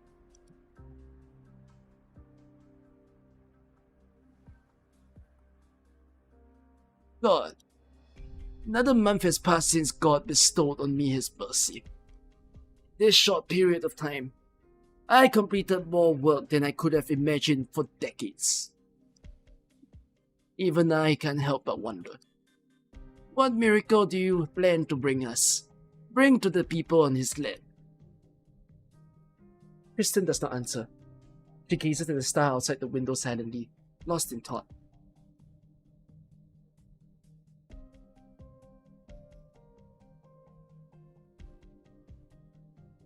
Another half an hour. I should start thinking about supper. Donut? Fried Falbies? Hot dog? All of Trimons is up in arms over this place. But look how carefree the heart of the storm is. Who are you? I want the blueprints and efficiency data for the shaft and the associated facilities now. Sir, that's highly classified. You see my clothes? My security pass right here. Or do you need me to put Blake on the line for you? No, sir. I'll put it together. No need. This terminal right here. Turn it on. Sir, this is raw data without visualization. I'm Ferdinand Cooney, Rhinelander Director of Energy. I designed the Trimountain Energy Circulation System. The processor of the terminal in front of you is based on the original energy conversion formula named after me. The Cooney formula. You've wasted 2 minutes. Data now. Yes, sir. Seconds passed, then minutes. Ferdinand could almost hear the sounds of military convoys moving through the streets. Blake could find Kristen any moment. He must hurry. For what? Here and here. Have these data been manipulated? Of course not. All the data are transmitted in real time to the Army's labs. It's more than my life's worth to upload false data. No one wants to get on the wrong side of the Army. It doesn't match. I beg your pardon? The structure of the shaft, the distribution of the pipelines, and the performance of the existing propulsion system. None of them is right. Just discreet enough to avoid notice. Damn. It can't be. It must be... No, I suppose not. You of all people. Perhaps this is a temporary plan for experimentation and development. An adjustment will be made before the official launch. What's the plan for the official launch? Hammer should be on the mobile plate near the shaft. Kristen stole the entire plate. But the propulsion device is still here. The army has impounded all the launchers that were under construction. Even if she manipulated the data, she couldn't. Not with this propulsion performance. Unless... Get Blake on the line. Huh? No. This had better be important, Ferdinand. For you to bother me at a time like this. Listen, Nasty Lunary is one of Kristen's. The propulsion device she designed does not have the performance to lift Hammer off the ground. Justin Jr. must have bought all your scientists to cover Kristen's real goals. They're working together. So telling me everyone in Rhine Lab is complicit in Kristen's suspected treason. I'm not. You need to tell me something new. What? If the researcher you sent me is actually useful, then I'll drag that control of yours from the stolen hammer soon enough. Which is to say, I will soon know how many insurgents there are in Rhine. Then Rhine... Is there anything more important that you want to report? No, sir. Congratulations in advance on your successful mission, Colonel. Close the file. Yes, sir. Is there anything else you need? Do you have a maintenance aircraft? The kind that can reach Hammer's theoretical ceiling? Yes, we do. I need to borrow it. But didn't you say Hammer won't fly because of propulsion issues? Or can it? You're right. We took our first steps together. What? I mean, you're right. Maybe I was mistaken.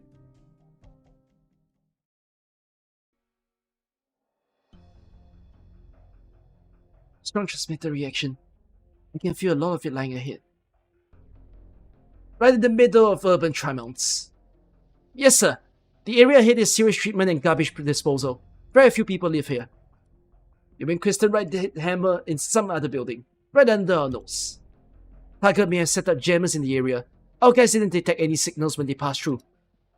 Those egghead son of a bitches and their tricks. Should we turn the place upside down? No. That'll be too much time and draw the enemy's attention. Can you locate it? I need to borrow your neuroelectricity simulator. Do you know how to use that? I believe Ryan developed it. There's no getting away from you people, is there? Give it to her. Yes, sir. Cranial electricity will trigger resonance in the transmitter inside me. Resonance will also occur in any nearby transmitter, strong enough for your sensors to detect. Go on. I got a reading. It's increasing in strength. Increase output by 10%.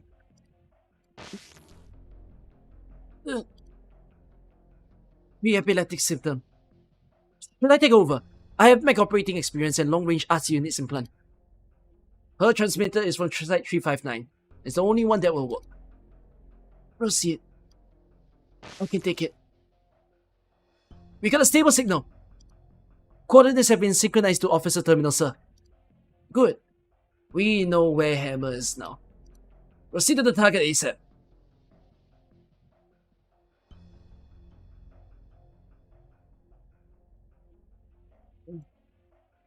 Thank you, Chief.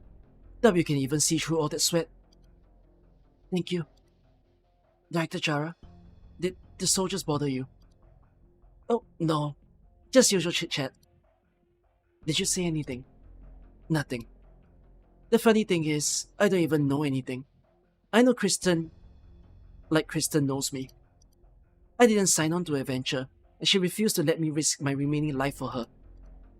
Control is lucky to have you. Lucky? No, I don't think so, Silence. When I look at Kristen, I don't see the inscrutable dominating control of Rhine. I only see a girl too proud to bow her head. Maybe time stopped 20 years ago for both of us.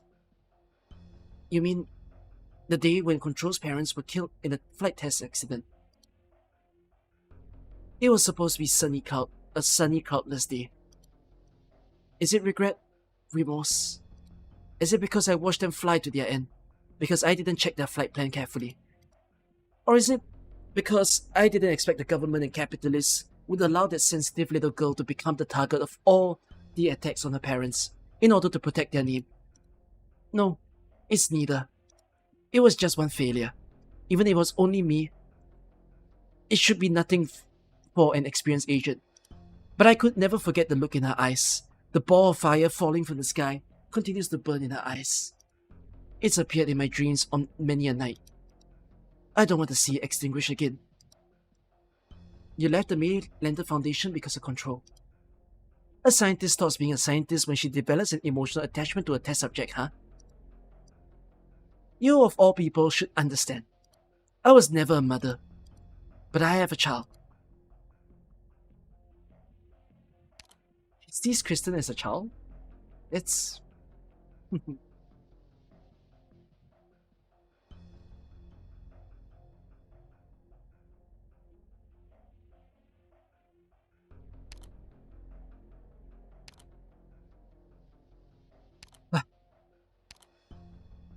Gamma and Delta squads in position, sir. Everything looks normal with the target building. Scanning for potential hostiles. Wait, is that a Maylander drone? That's what the goddamn agents didn't show up. They were tracking our aircraft. Why didn't they find out about the plane? Were they waiting for us to do our job, then pick up the scraps?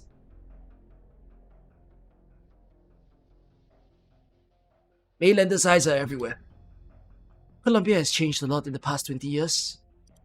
I used to protect people like the rights from conspiracy theories and technophobes. I suppose even the great Maylander can be wrong at times. Look at the mad scientists out there. They're the greatest threat. Message from Maylander, Colonel. They're syncing the drone's data with us. Less than 10 life forms within 10 clicks of the target. We had an elite squad keeping an eye on Kristen before she disappeared.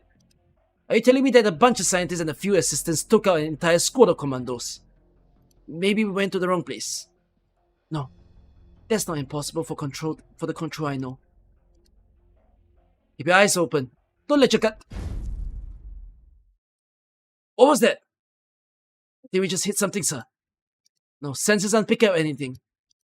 It's wind. It's a wall of wind. We can't maintain altitude. Losing altitude. 500, 400, 350. Out of my way. Give me the controls. There's the building outer wall. We're gonna hit it. That's one. What happened? That's the Colonel's aircraft. It fell into the buildings at 10 o'clock. Get us go to the crash site now. The enemy come from the air. Why did we get any warnings from Maylander drones? No, we've lost all communications. Maylander eyes all went out at the same time? Second one. Total loss of communication from Maylander. This is Vuba. Isn't their shit supposed to be cutting edge? Large number of hostiles. 10, 11. No, more. Ambush. Raise the Colonel.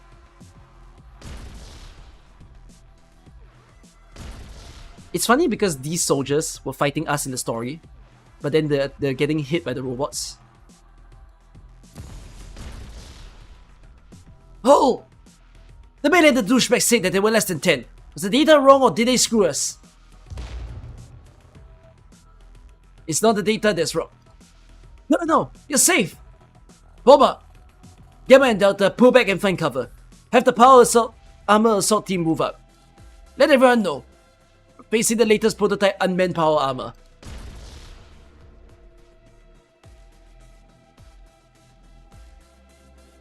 Third one. The walls of the room block all screams, but the explosions can be barely seen on the monitor. Ho Hyuk does not look at the screen. Her eyes have not left the book since the first prey stepped into the trap.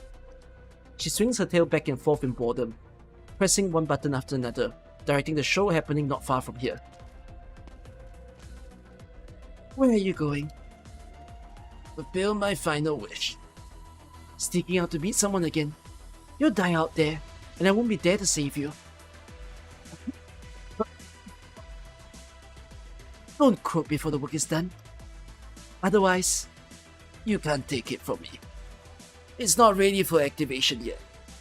Only an ugly death awaits if you rush it. I know. I heard that enough times. Take it as words of wisdom from a dying man. You're too young to be showing the madness of the impending end. Time does not treat us so fairly. Go, old man, and dream your last dream before death carries you away. Good night. As for me, it's time for me to deal with my last problem. Hohea puts down the book and hooks something from the pile of books from her tail. A metal head. She blows lightly at the head and sees the white vapor pass through the metal shell, then dissipates into thin air without going anywhere. It's not every day you get to see mainlander agents work with commandos. Are you really sure you don't want to come back from the dead, my dear old employer? You'll miss the best parts.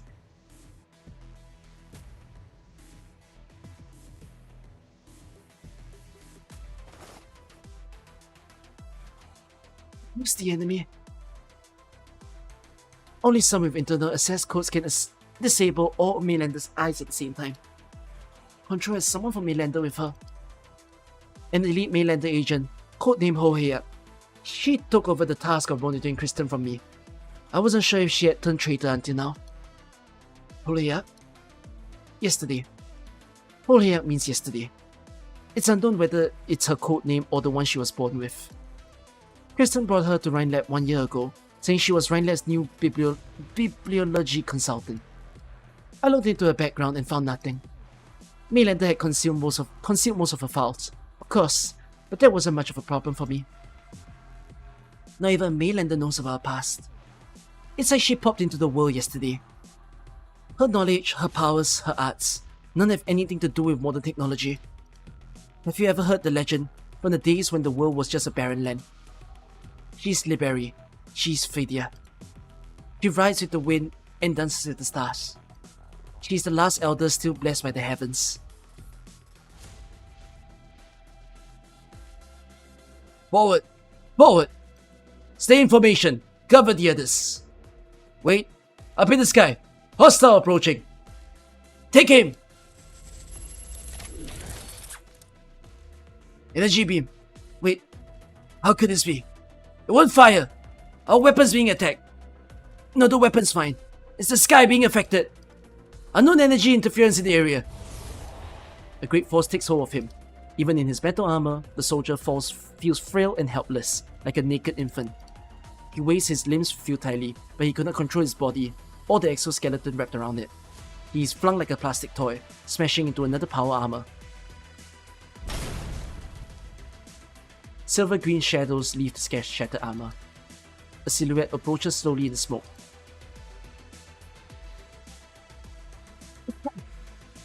3212, Alpha 13.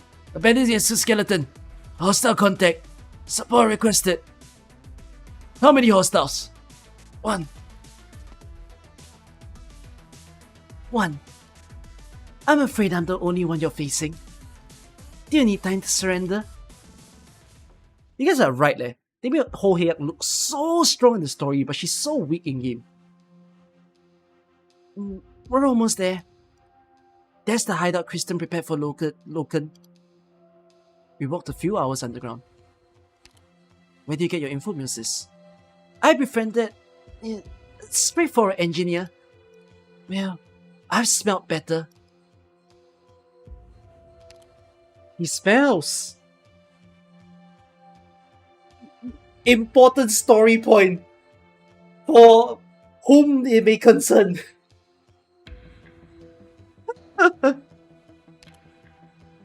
Kristen hasn't changed. You could throw her in the garbage dump when she's in the middle of an experiment and she wouldn't care one bit. Did you know that Sarah and I picked up all her clothes? Even Sarah is more concerned about fashion than she is. And the fighting. Brad, we don't have time.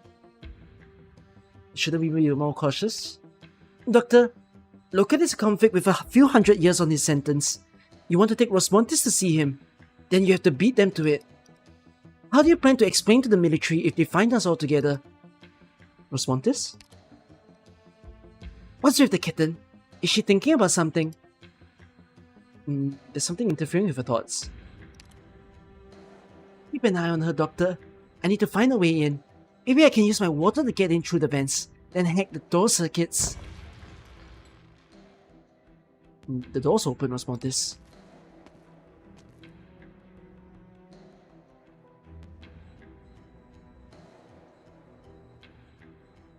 This is Loken's lab.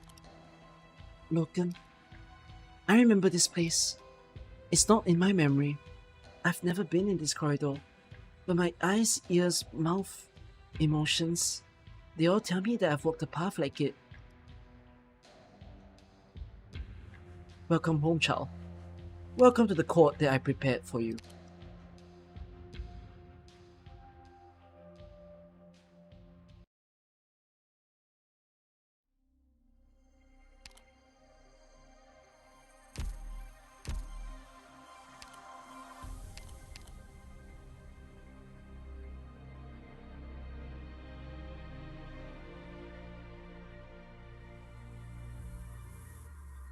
I'm gonna eat a supper.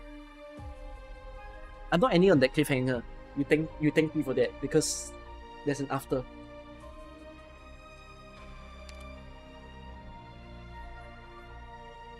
There's a chance I might read up to here, like this CW6. 박사! 미안. 부딪혔다. 다친 건 아니지?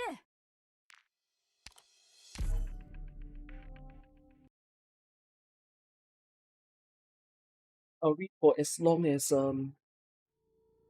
food arrives. それじゃ Then I'll 行 eat くよ supper and I'll go to bed. Fa And I'll bel continue tempo reading oggi. tomorrow. Odio e rancore son da scartare, salvo in un'esplosione di rosso autunnale. あなたたち邪魔ですわ。 Let's start after 5. Story wise. See, no? I think it will be a good stopping point. I'll 迷っ stop て at the いる next 暇 one. はありませんわよ。 I'll make you regret this. I will pass it. 弾丸ビュッフェはこちらに順序よくお並びください。 Once the wind fills our sails, it's time to act. Wouldn't sleep early today. Clear imaging. 今助けるね。 There is no. Is it correct? Letale è la danza della dama elegante. Di rosso si tinge il fiore sottostante. リーダー、帰ったら君のおごりでたっぷり飲ませてね。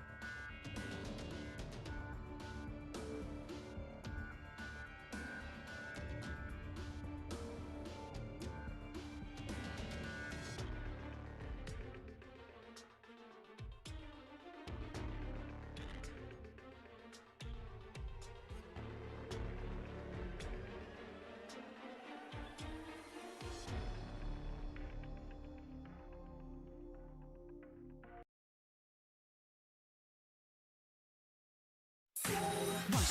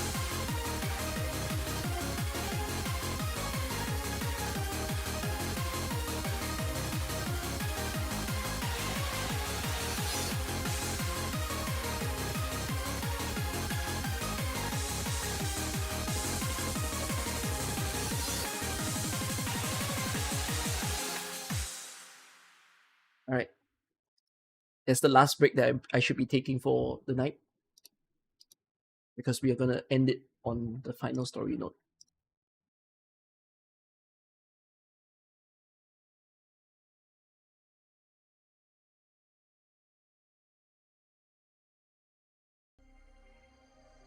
What time is it for me? Just 3 a.m.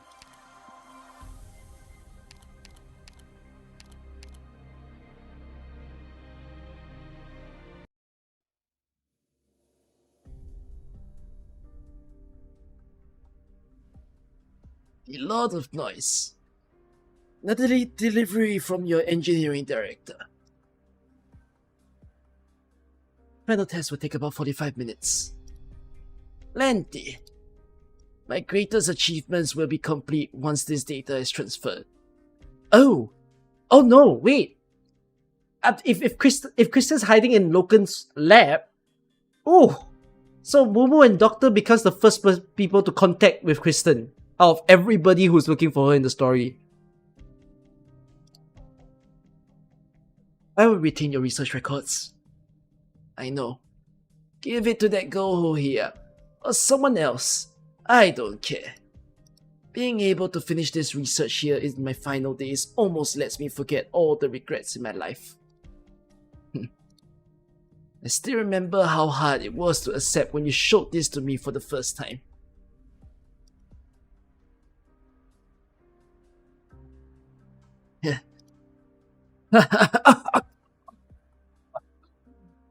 The irony. How it scorns every conceited researcher who walked the halls of science for the past few centuries. Last in the face of our research, made all of it worthless. What is this, Kristen?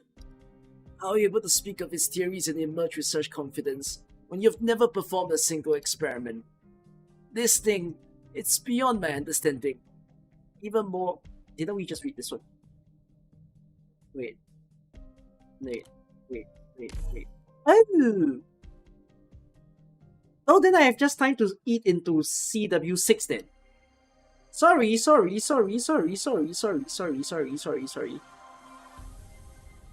Okay, so I actually the real midpoint is this, because in terms of like number or story notes, it's an odd number, and this is the actual middle.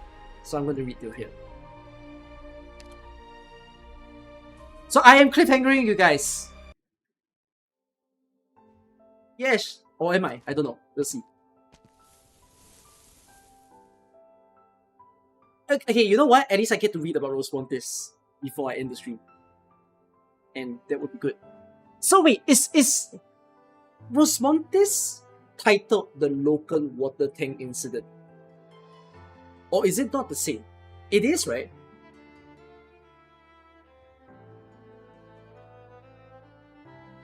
So we are getting context. Let's go!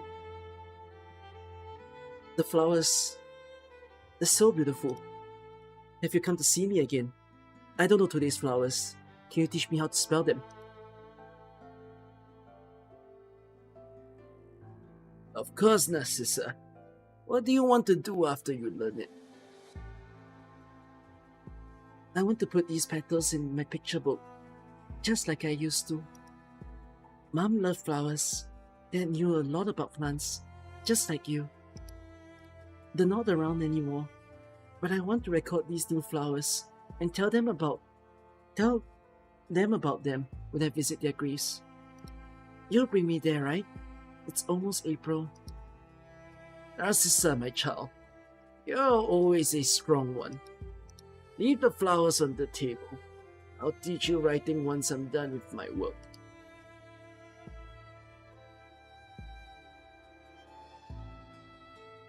It smells good. What's for dinner? Why did you come over here? Sit down over there.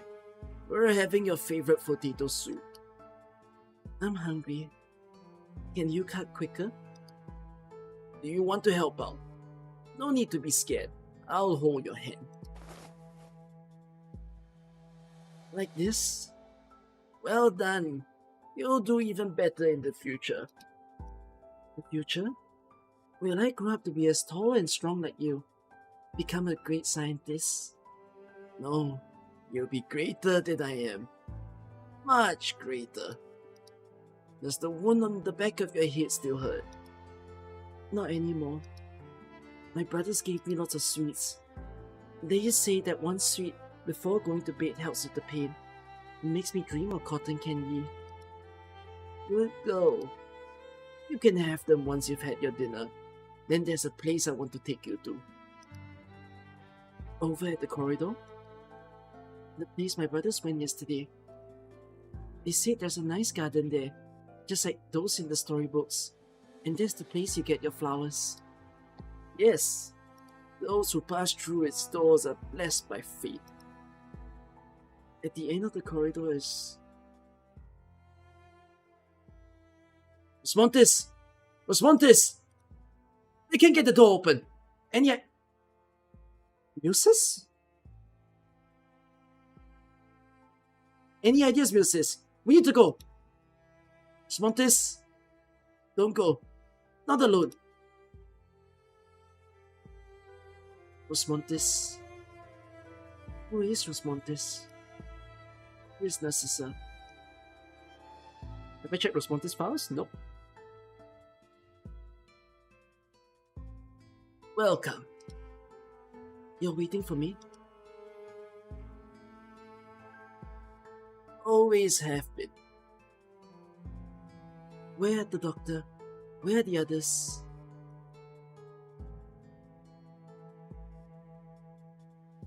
Where they were. This court does not need an audience. What? Is this a court? Who's on trial? I, Logan Williams. I am both accused and the accuser. Sorry, I just find it funny because I suddenly just thought, no one self-accuses themselves in Among Us. That's some omega brain strategy. These last moments, before fate devours me, I implore you to witness my life.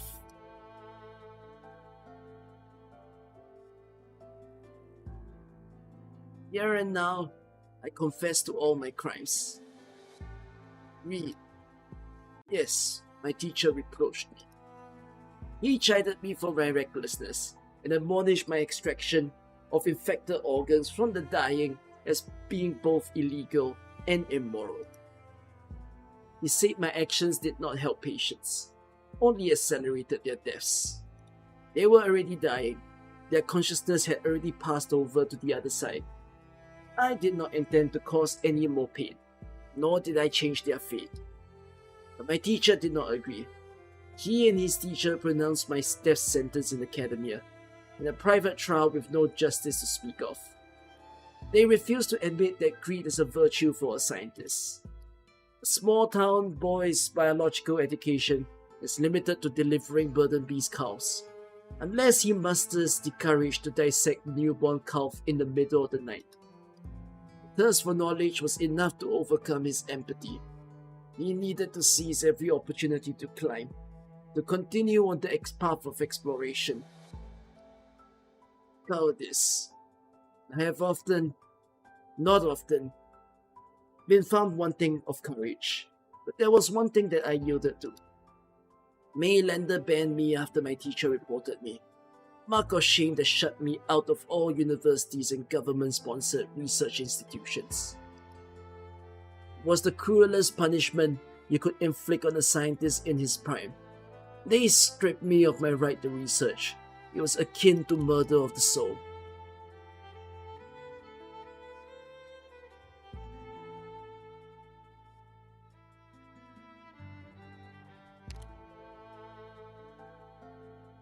I began drowning myself in drink. For a year and 10 months, I forced myself to face my trembling hands, so that I could forget the path of not being able to hold a scalpel. That was when they found me. They, the shameless rascals, the Department of Defense, they funded Logan Water Tank. In return, I would say to develop the most powerful weapon for them in 5 years. Science is neutral, pure and free. Practical value, especially in terms of weaponization, can only be the burden of science. I did not want to contribute my research for them, but they knew what my weakness was. Knowledge is expensive. Instruments, equipment, materials, down to the bricks that make the laboratory. It all takes money. Building the lab of my dreams cost more than building a skyscraper in the middle of Tri-Mounts. I had to admit my weakness and prostrate myself before their power. How pathetic. Is this nation any less so? They have allowed barbaric power to control the lifeline of science. There is no more short-sighted than the soldier. They are at the helm of science, yet they know not how to use such precious knowledge except to kill their own kind. Folly. Yes, folly. The most unforgivable crime that the scientists can commit. The foolish soldiers are easy to deceive, getting subcutaneous arts units, the result of billions in investment, was enough to satisfy them. But I was too busy with my research, to realize the weakness and ambition of those around me. A foolish student of mine handed part of my experiment data to the Department of Defense. They learned what local water tank was really researching, and were eager to see results, even threatening to take direct control. How could I allow them to steal my dream, when I was so close to finishing my masterpiece? You took a risk. You failed. You lost everything. Narcissa destroyed your lab. That wasn't so bad. But then Maylander came again. They took Narcissa, robbed you of your dream again. You were like a walking corpse. The Department of Defense confiscated the scraps, then wanted you to repay the billions of investment. You could not repay it. You refused to work with them anymore. So you were thrown into prison, like a piece of rotten meat that no one paid any further attention to. That was my greatest crime. Failure! Now my final and greatest failure stands before me. Narcissa! The only flower in my garden that has not been trampled into the mud. Broken, but still beautiful. Look at me. Look at the Logan Williams who raised you, educated you, oppressed you, tormented you. You witnessed me, inches away from the summit, and witnessed my fall from grace into the abyss. Now I invite you, child, to be the stick that measures my pain, my regrets, my crimes. You are the only one fit to do so.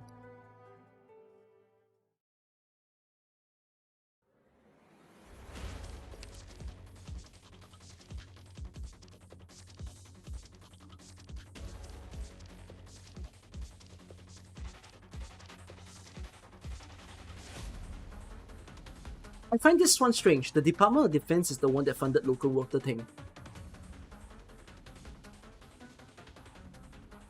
Did they approve?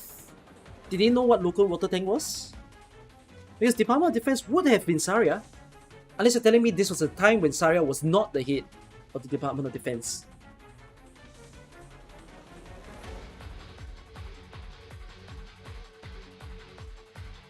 Oh, Department of Defense is not the... Department of Defense does not refer to Defense Frontline Lab.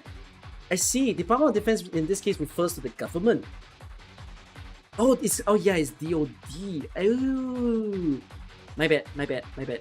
Okay, so the government military funded him.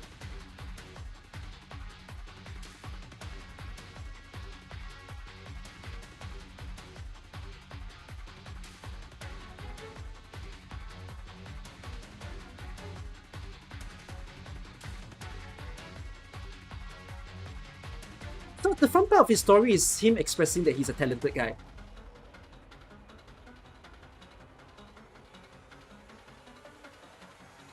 And then afterwards, the government suddenly caught wind that he's good. And then thereafter, he took the appointment.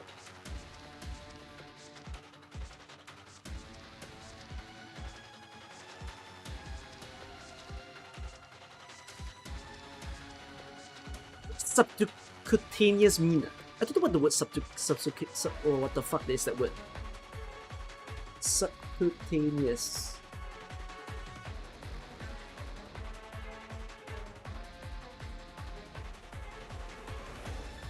It's referring to arts unit but in the form of a human, is it? The subcutaneous refers to the skin.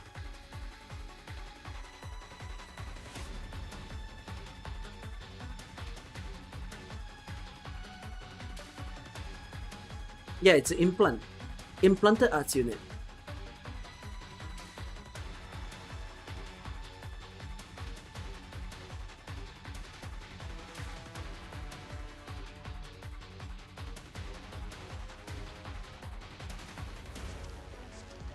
All the soldiers in the dropship, Silence and Blake was talking about his own implants.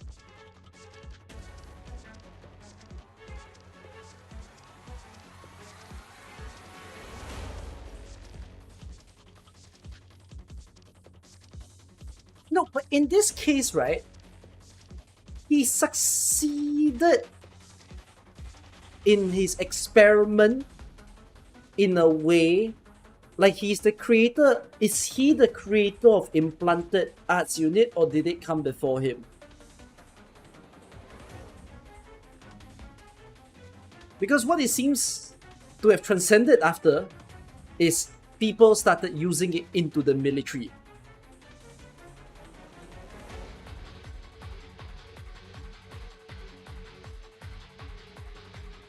Rhinelab is kind of fucked up inside.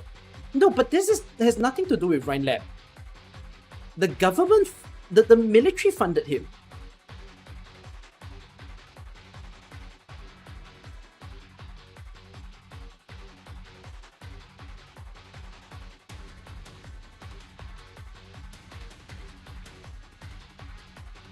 The local water tank was really researching, eager to see results, threatening to take direct control.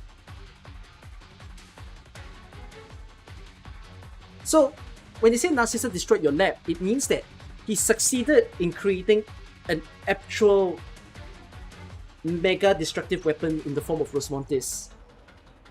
But when Rosmontis was a thing, very much like Ifrit, they destroyed the lab in response. It's almost like a second coming of Diabolic Crisis, basically. Mainlander came, Mainlander interfered and took Rosmontis. I don't remember. No, there was no story describing how Rosmontis was passed to Rhodes Island. It was just the fact that Rhodes Island rescued her, but the procedure of how it went from Mainlander to Rhodes Island isn't mentioned anywhere. That's in her file. So this one has to go to Rosmontis record restore. Sorry, operator record to see it. Okay.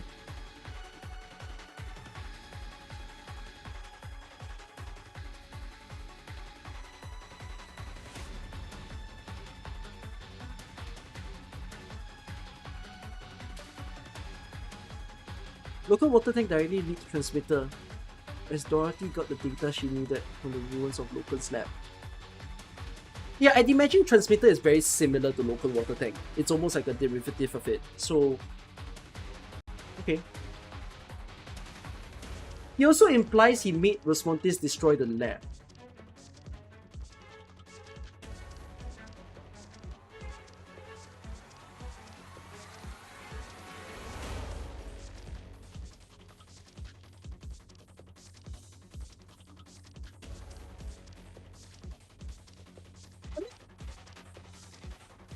He describes that the destruction of the lab is not so bad.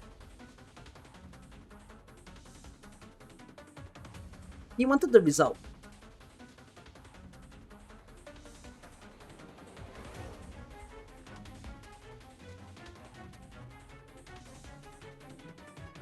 The Department of Defense confiscated the scrap, so even though the lab is destroyed, the defense stepped in and took whatever they can. They got pissed with him, wanted him to repay, cannot repay. Instead of killing him, they went to prison. Eventually, Rhinelab saved him. Right? As we read in the earlier part of the story, Rhinelab saved him out. Right? Justin Jr. pulled him out. with the power of money. But he put him out for a different purpose. It has nothing to do with creating another weapon. Loken is now safe from prison because for some reason, Kristen wants to fly. And Kristen thinks he's the right person for the job.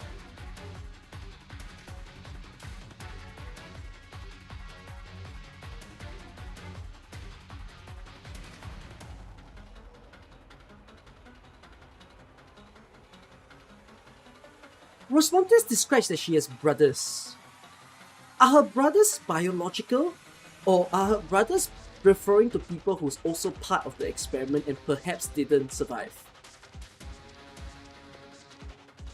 Biological.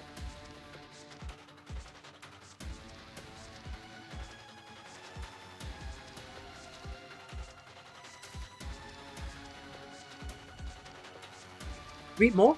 The story will explain? Okay. They were all in the experiment, right? That's what I'm understanding. I'm understanding that the brothers were also in the lab.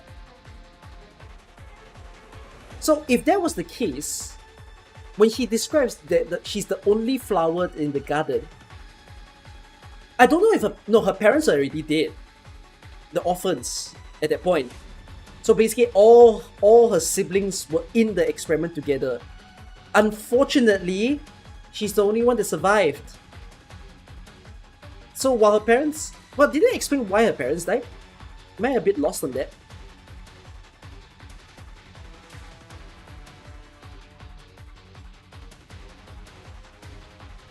Yeah, they're not around anymore. No, it didn't explain why they died in this story. They just died.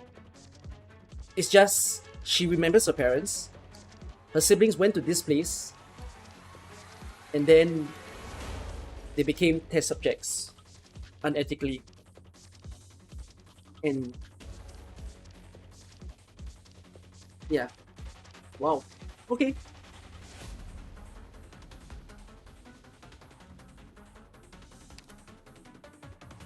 Rosmontes operator first states that the source of power is straight up the remains of a brother consciousness encountered in the brain. Well, I have to read this record restore to find out. That is pretty spoilery, whatever you just said. Because you just told me the process without reading the story. But cool. That one's not. That one's the kind of spoiler that I say I want to find out from reading the story. But yeah. I have to. Maybe I'll read her record restore. How long is a record restore? Is it like a 30-minute read? A 1 hour read?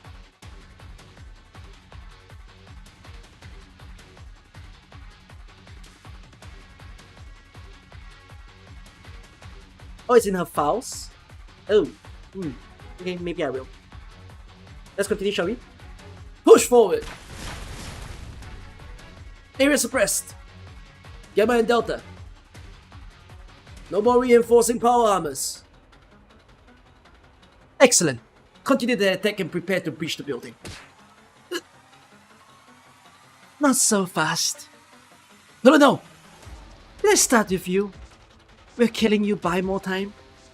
You traitor! Traitor? We have always been enemies. Who have I betrayed? You're fragile. Could I have done this a long time ago? You almost killed our beloved Vice President.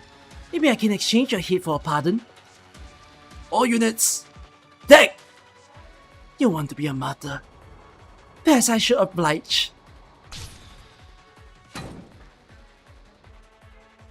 Oh, there you are, hero. The military and Mainlander have this building surrounded. You can't win. Win? It's not victory that I'm looking for. It's a chance. Same for Kristen. No chance is worth so many lives, including yours. You think so? Compared to my knowledge, my own life has always been insignificant. I've seen so much history, but to time, I'm hardly even a passing breeze. That's my life, my poor boring life. A tiny little bit of time, for the chance to touch eternal knowledge, even for an instant, how can it not be worth it? You're even fascinated by death. Don't get me wrong, I'm just curious. I know thousands of ways to die, over hundreds, thousands of years of history, but I only get to die once. Period. Full stop. Standing between accumulated memories and the possibilities of the future. How does it feel? You'll find out. Pure, unadorned power. There was no enamel blade growth. Sarah simply focused all her strength on her hand. There was no original arts involved. That is why the fist was able to penetrate the distorted air. Oh dear. Looks like I've lost. I guess that's it, Saria. Kill me here, and make it quick. Or maybe not so quick. I should savor the moment. I only get one chance after all. You mad woman. What about you? Did you think yourself a creature of reason in all that you do? You wanted to prevent disaster in the most efficient manner. You're standing at the door. Why don't you work with the military? They tend to make things worse. What about Maylander? They have been your firm allies for the past 5 years. They made the decision to work with the military. Oh, and the adorable little Liberi. The little brown bird. So full of morality and empathy. I saw her in one of the military aircraft. I didn't know you had that expression on you. Your hands are growing weaker. Everything is going out of control. Even your own heart. Is that not a strange feeling to a woman like you? Your taunts are meaningless. Poor Saria, that's not what your eyes, your hands, every inch of your body is saying. Are you sure you don't want to run over to the lab there, right this instant? It might already be too late. You. In an instant, Hohyuk is standing on top of a half-collapsed wall. A few more leaps and she's gone for the battlefield.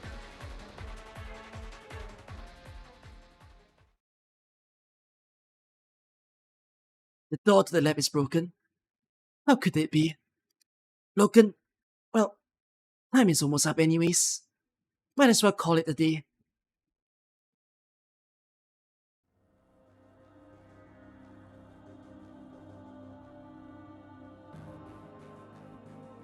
Oh wow.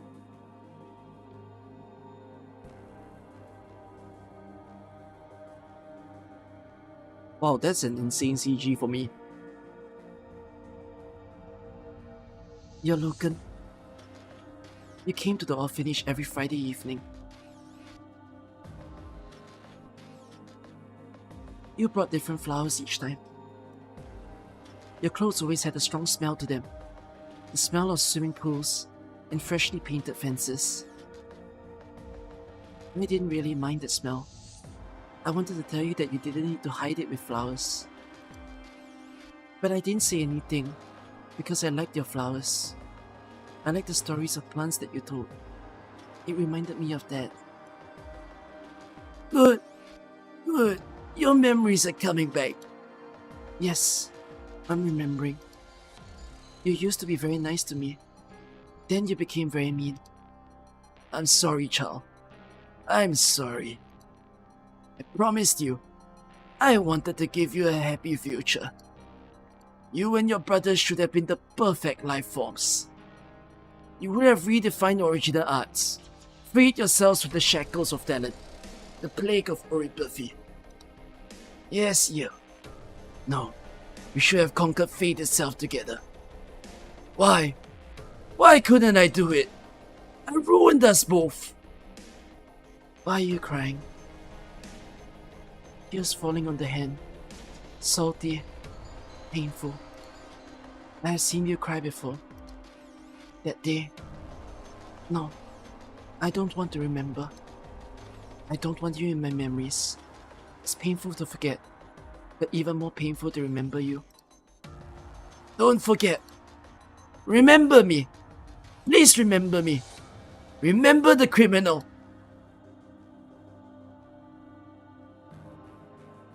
Filled with guilt.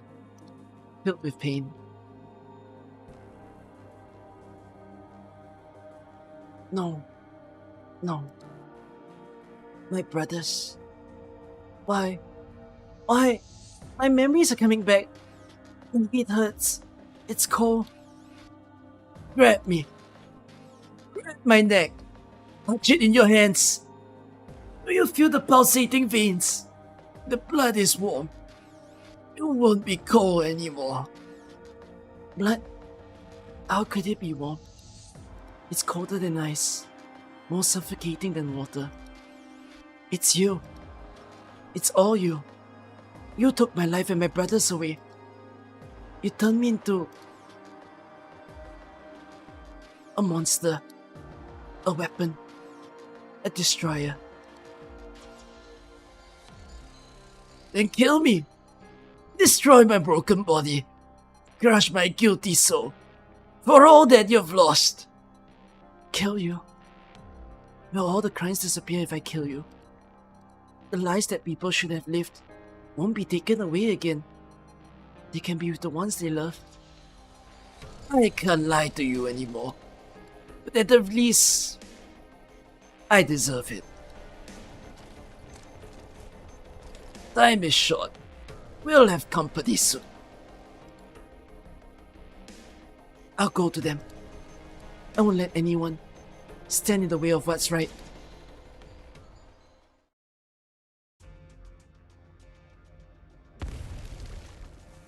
Doctor, the army men are coming in. We need to go deeper. Hurry. Don't leave Rosmontes. Oh, Logan's locked the door. The building is like a maze. It's got Nasty's handprints all over it. We've been at it for a while, but we still have no clue where they are. I'm concerned about the kitten, but I doubt an old sickly scientist like Logan could do anything to her. He wants to incite Rosmontes' anger, then have Rosmontes kill him. That's his gift. Huh? Did he finally go off the deep end? They say being in prison too long makes you go crazy. But well, I'm not sure if I should say it, but the kitten has a reason to be angry after Logan did all that to her, doesn't she? I was angry when I saw Iffy's experiment logs, angry enough that I wanted to flood the ruins, those ruins 6 feet deep. Logan would be getting what he deserved, just assuming that Rosmontes really had vengeance on her mind. I'm not sure if I'm really in the position to stop her. I just want Rosmontes to do what she wants. I want to find her. I want to be with my family.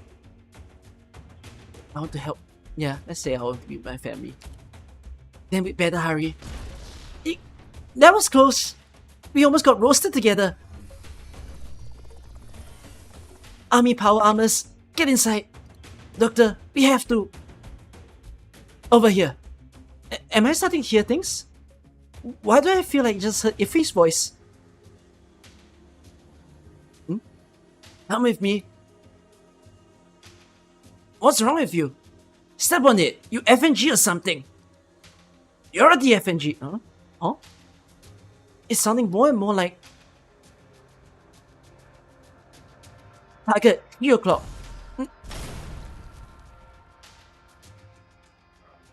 So that's how it works. It's so complicated. I'd rather use my fire. It's really you. The power armor convulses a few times before you. Then the fiery red girl leaps out in a shower of sparks. Doctor? Momo? You're both here. You can drive a mech. It's a piece of cake for a genius like me. Alright, well, Sarah modified it, so she's the genius. Ask her the details, she's close. Sarah's here too? If only she would let me do stuff myself. Why don't you look happy, Momo? It's not that. Wait, that's the way Rosmontes went. The power armor went there.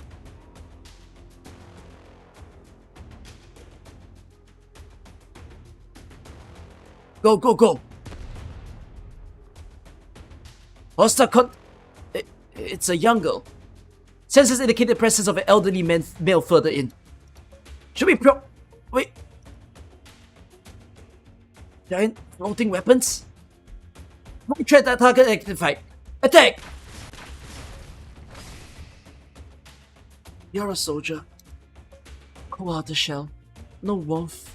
No emotion. Are you fighting bad people? Do you stand with the people who have been hurt? Possible unidentified high threat test subject. Requesting permission to engage.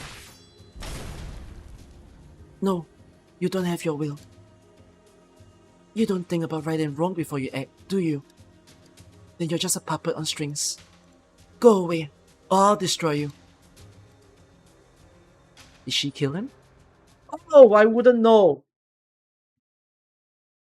Because this is where I stop.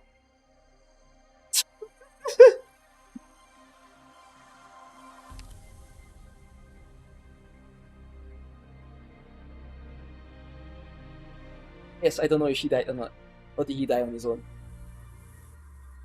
Yep. Good job. Oh, what a story. What a story. Bro, this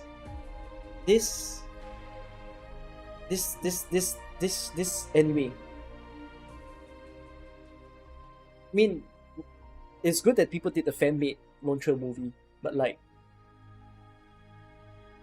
this can be animated. It's all written in the way of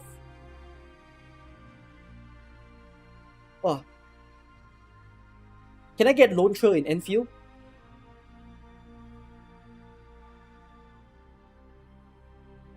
I need it. I need this. The writing is very good, by the way. I don't know if I'm gonna rate Lonetrail very highly by the end of it. It's very long, but it is very good. I think what I find crazy, you get to read a good story for free. You don't have to buy a book. You don't have to buy an online book, an audiobook. You are given this by playing this game called Arknights. And I genuinely think this should be well appreciated. I mean, you get a mix of a lot of things. There's still so many moving parts in this story that is so confusing. But I know it'll all make sense by the time we reach the end of it.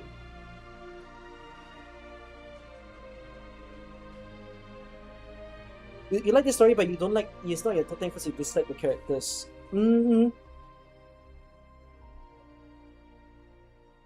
mean, eventually Silence and Saria has to heal, so I'm glad that this story does it, and Ifrit would be a happy girl as well. I'm glad that this story gave me Rosmontis, and I get to understand Rosmontis quite a bit better, and realize that I've not realized this, actually. I know that Rosmontis were all, like, and Ifrit were rescued operators. But I think this story just made me realize how alike the two of them are. Like, I've never figured that they are that alike. Even though the way that the experiments were done were different. And then, I think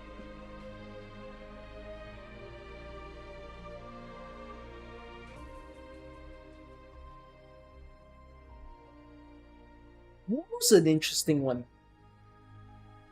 Muru feels like the first character that I feel like I'm cheating. Is that such a weird thing to say? Like while reading this story? Meeting Mumu feels like I'm cheating on someone.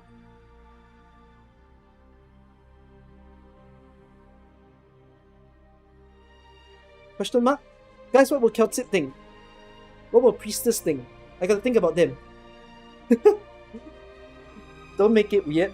No, I'm not making it weird. Yeah, but like Mubu's a heart snatcher.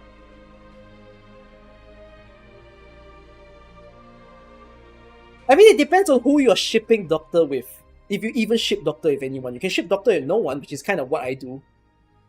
But if you've initially shipped Doctor with someone, you're fucked.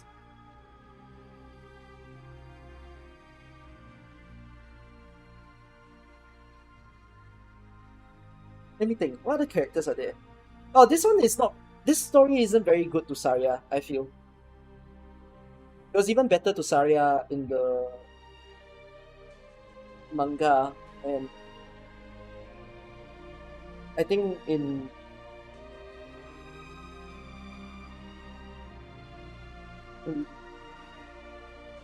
I don't know. Somehow I feel like this is the weakest representation of Saria that I've seen so far. Ho Hye-yak as an antagonist, by the way, can I just say that? Ho Hye-yak is so much more interesting than W, I feel. Like, if people like Evil Woman, why do people not like Ho Hye-yak? Ho Hye-yak literally took like 5 side gigs only to eventually realize, no, only to eventually choose, okay, after putting all these 5 side gigs, I'd like to 4, I'm now choosing this one.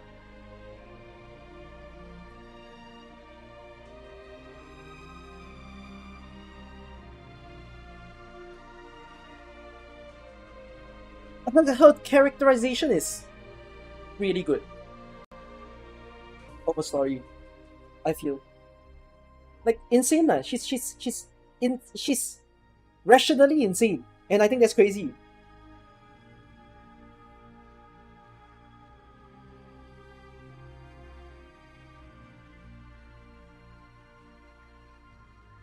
The whole suffer with Jessica issue where people meme her too much because of a playable unit. But Jessica is not playable. Jessica is memeable from the story. And I don't know if people if people meme Jessica that hard until like later in the game. I feel like when they first came out, not so much. I think it's only when he reappears in like gameplay stages. Yeah. Who literally middle fingered everyone in this story. And I think that's just a wow personality to have.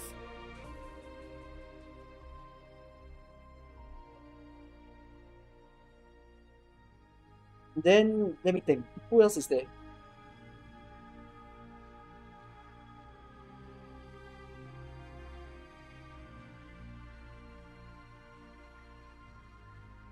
Oh, was very popular before. Silence feels corny a little bit. The growth of her to finally take courage. But whatsoever. Any other people that I should be assessing? Oh, the other people, Parvis and Ferdinand. Parvis! No, by the way, my view of Rhinelab has completely shattered. Rhinelab is made out of... Everyone's insane. The only people who was keeping them on a leash was Saria, and Saria's gone.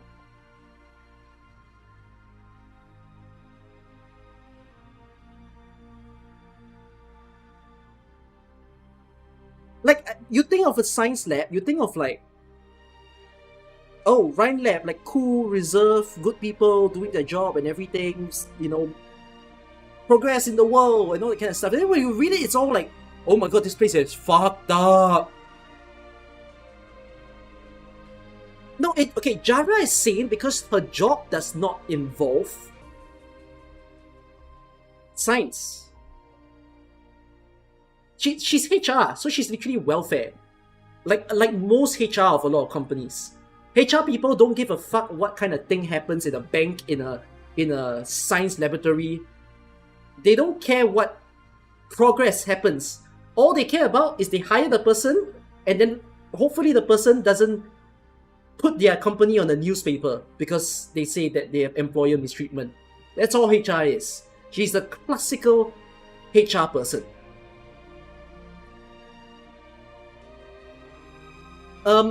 Justin Jr. is interesting, but Justin Jr. is clearly money driven. You know, he feels the power in money.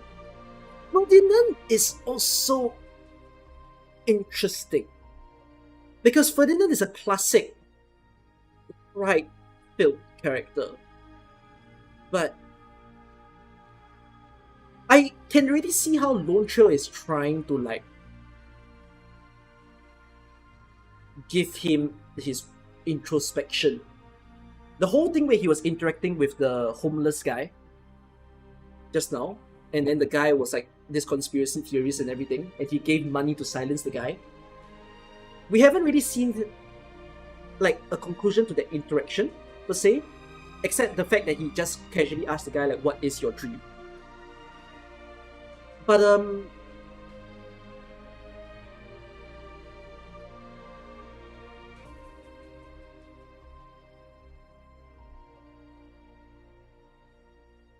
yeah, I feel like Ferdinand doesn't really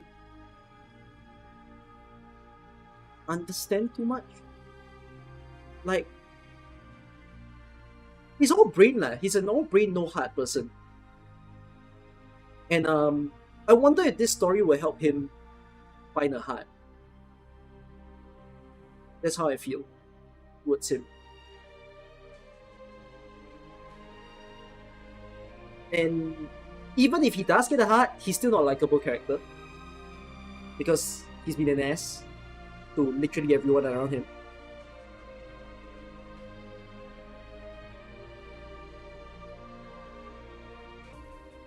Kristen is not developed yet in the story.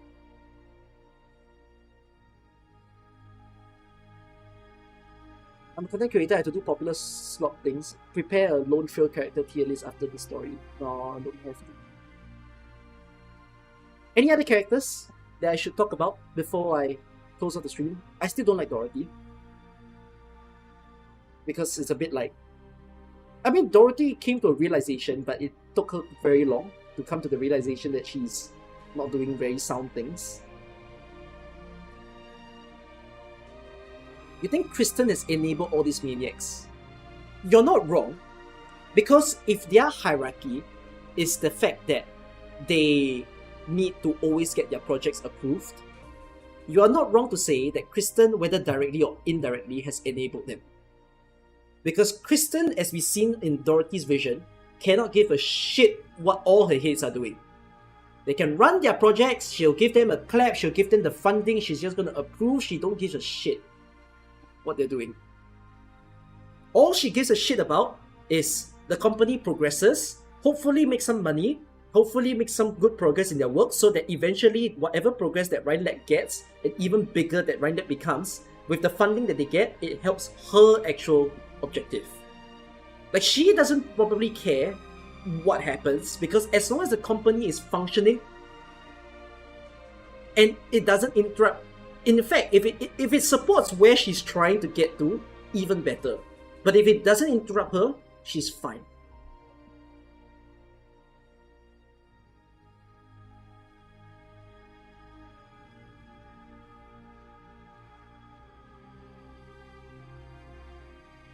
Kristen is selfish. They mentioned that she isn't a scientist.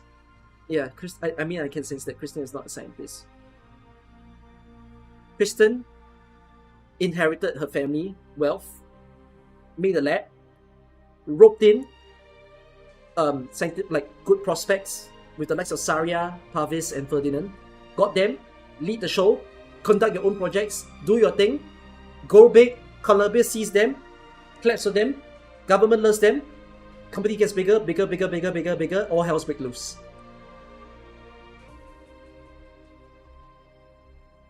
So, yeah. I mean, it's quite a dynamic for a story, so I am enjoying myself. This makes me pretty curious how Unrealized Realities will be. It's gonna be one of the few stories that I get to read live. I've come to realize this, so when I do the story reshuffling of my reading, I decided that I'm going to read Sargon.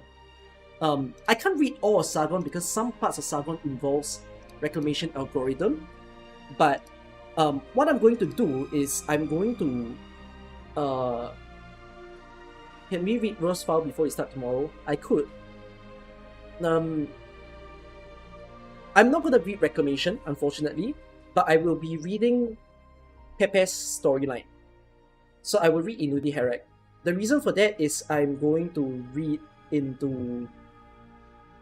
I'm going to completely skip Reclamation, by the way. I'm just going to read Inudi Herek so that I can read Majestic Catty Bound in time. And then later on I need to go back into main story so that... Wait. Oh no, it's going to be Sui later. So I might catch up with Sui then. I might catch up into Death in Chunfen. before Wang and Ken drops. Yeah, because I want the eventual future stories for me to be like I can read in time. So, yeah, it's a good start. Aren't I caught up? No, I'm not caught up. I know nothing about Yerek. I know nothing about Latania. I read Yu Event Life. Yes. I caught up with Sui, large part. It's just I haven't read their standalone story of Chunfen, which is not needed to read one, but I'm still gonna read it. But yeah, read IS6. I need to collect all the lore files of IS6 so that I can get there. Okay, anyways, it's nearly 4 AM at my place. I think my supper should have arrived at the door. I'm gonna eat some supper before I go to bed. I've not done my Enfield dailies. Okay. I don't think I've done my Enfield dailies. Enfield dailies. Ciao, Doctor. Why do I have something in the mail? Ew. Have you done your Enfield dailies, guys?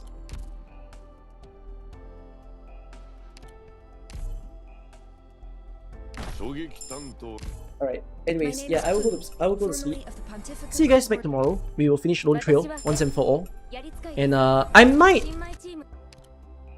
I should be online earlier because I'm gonna do some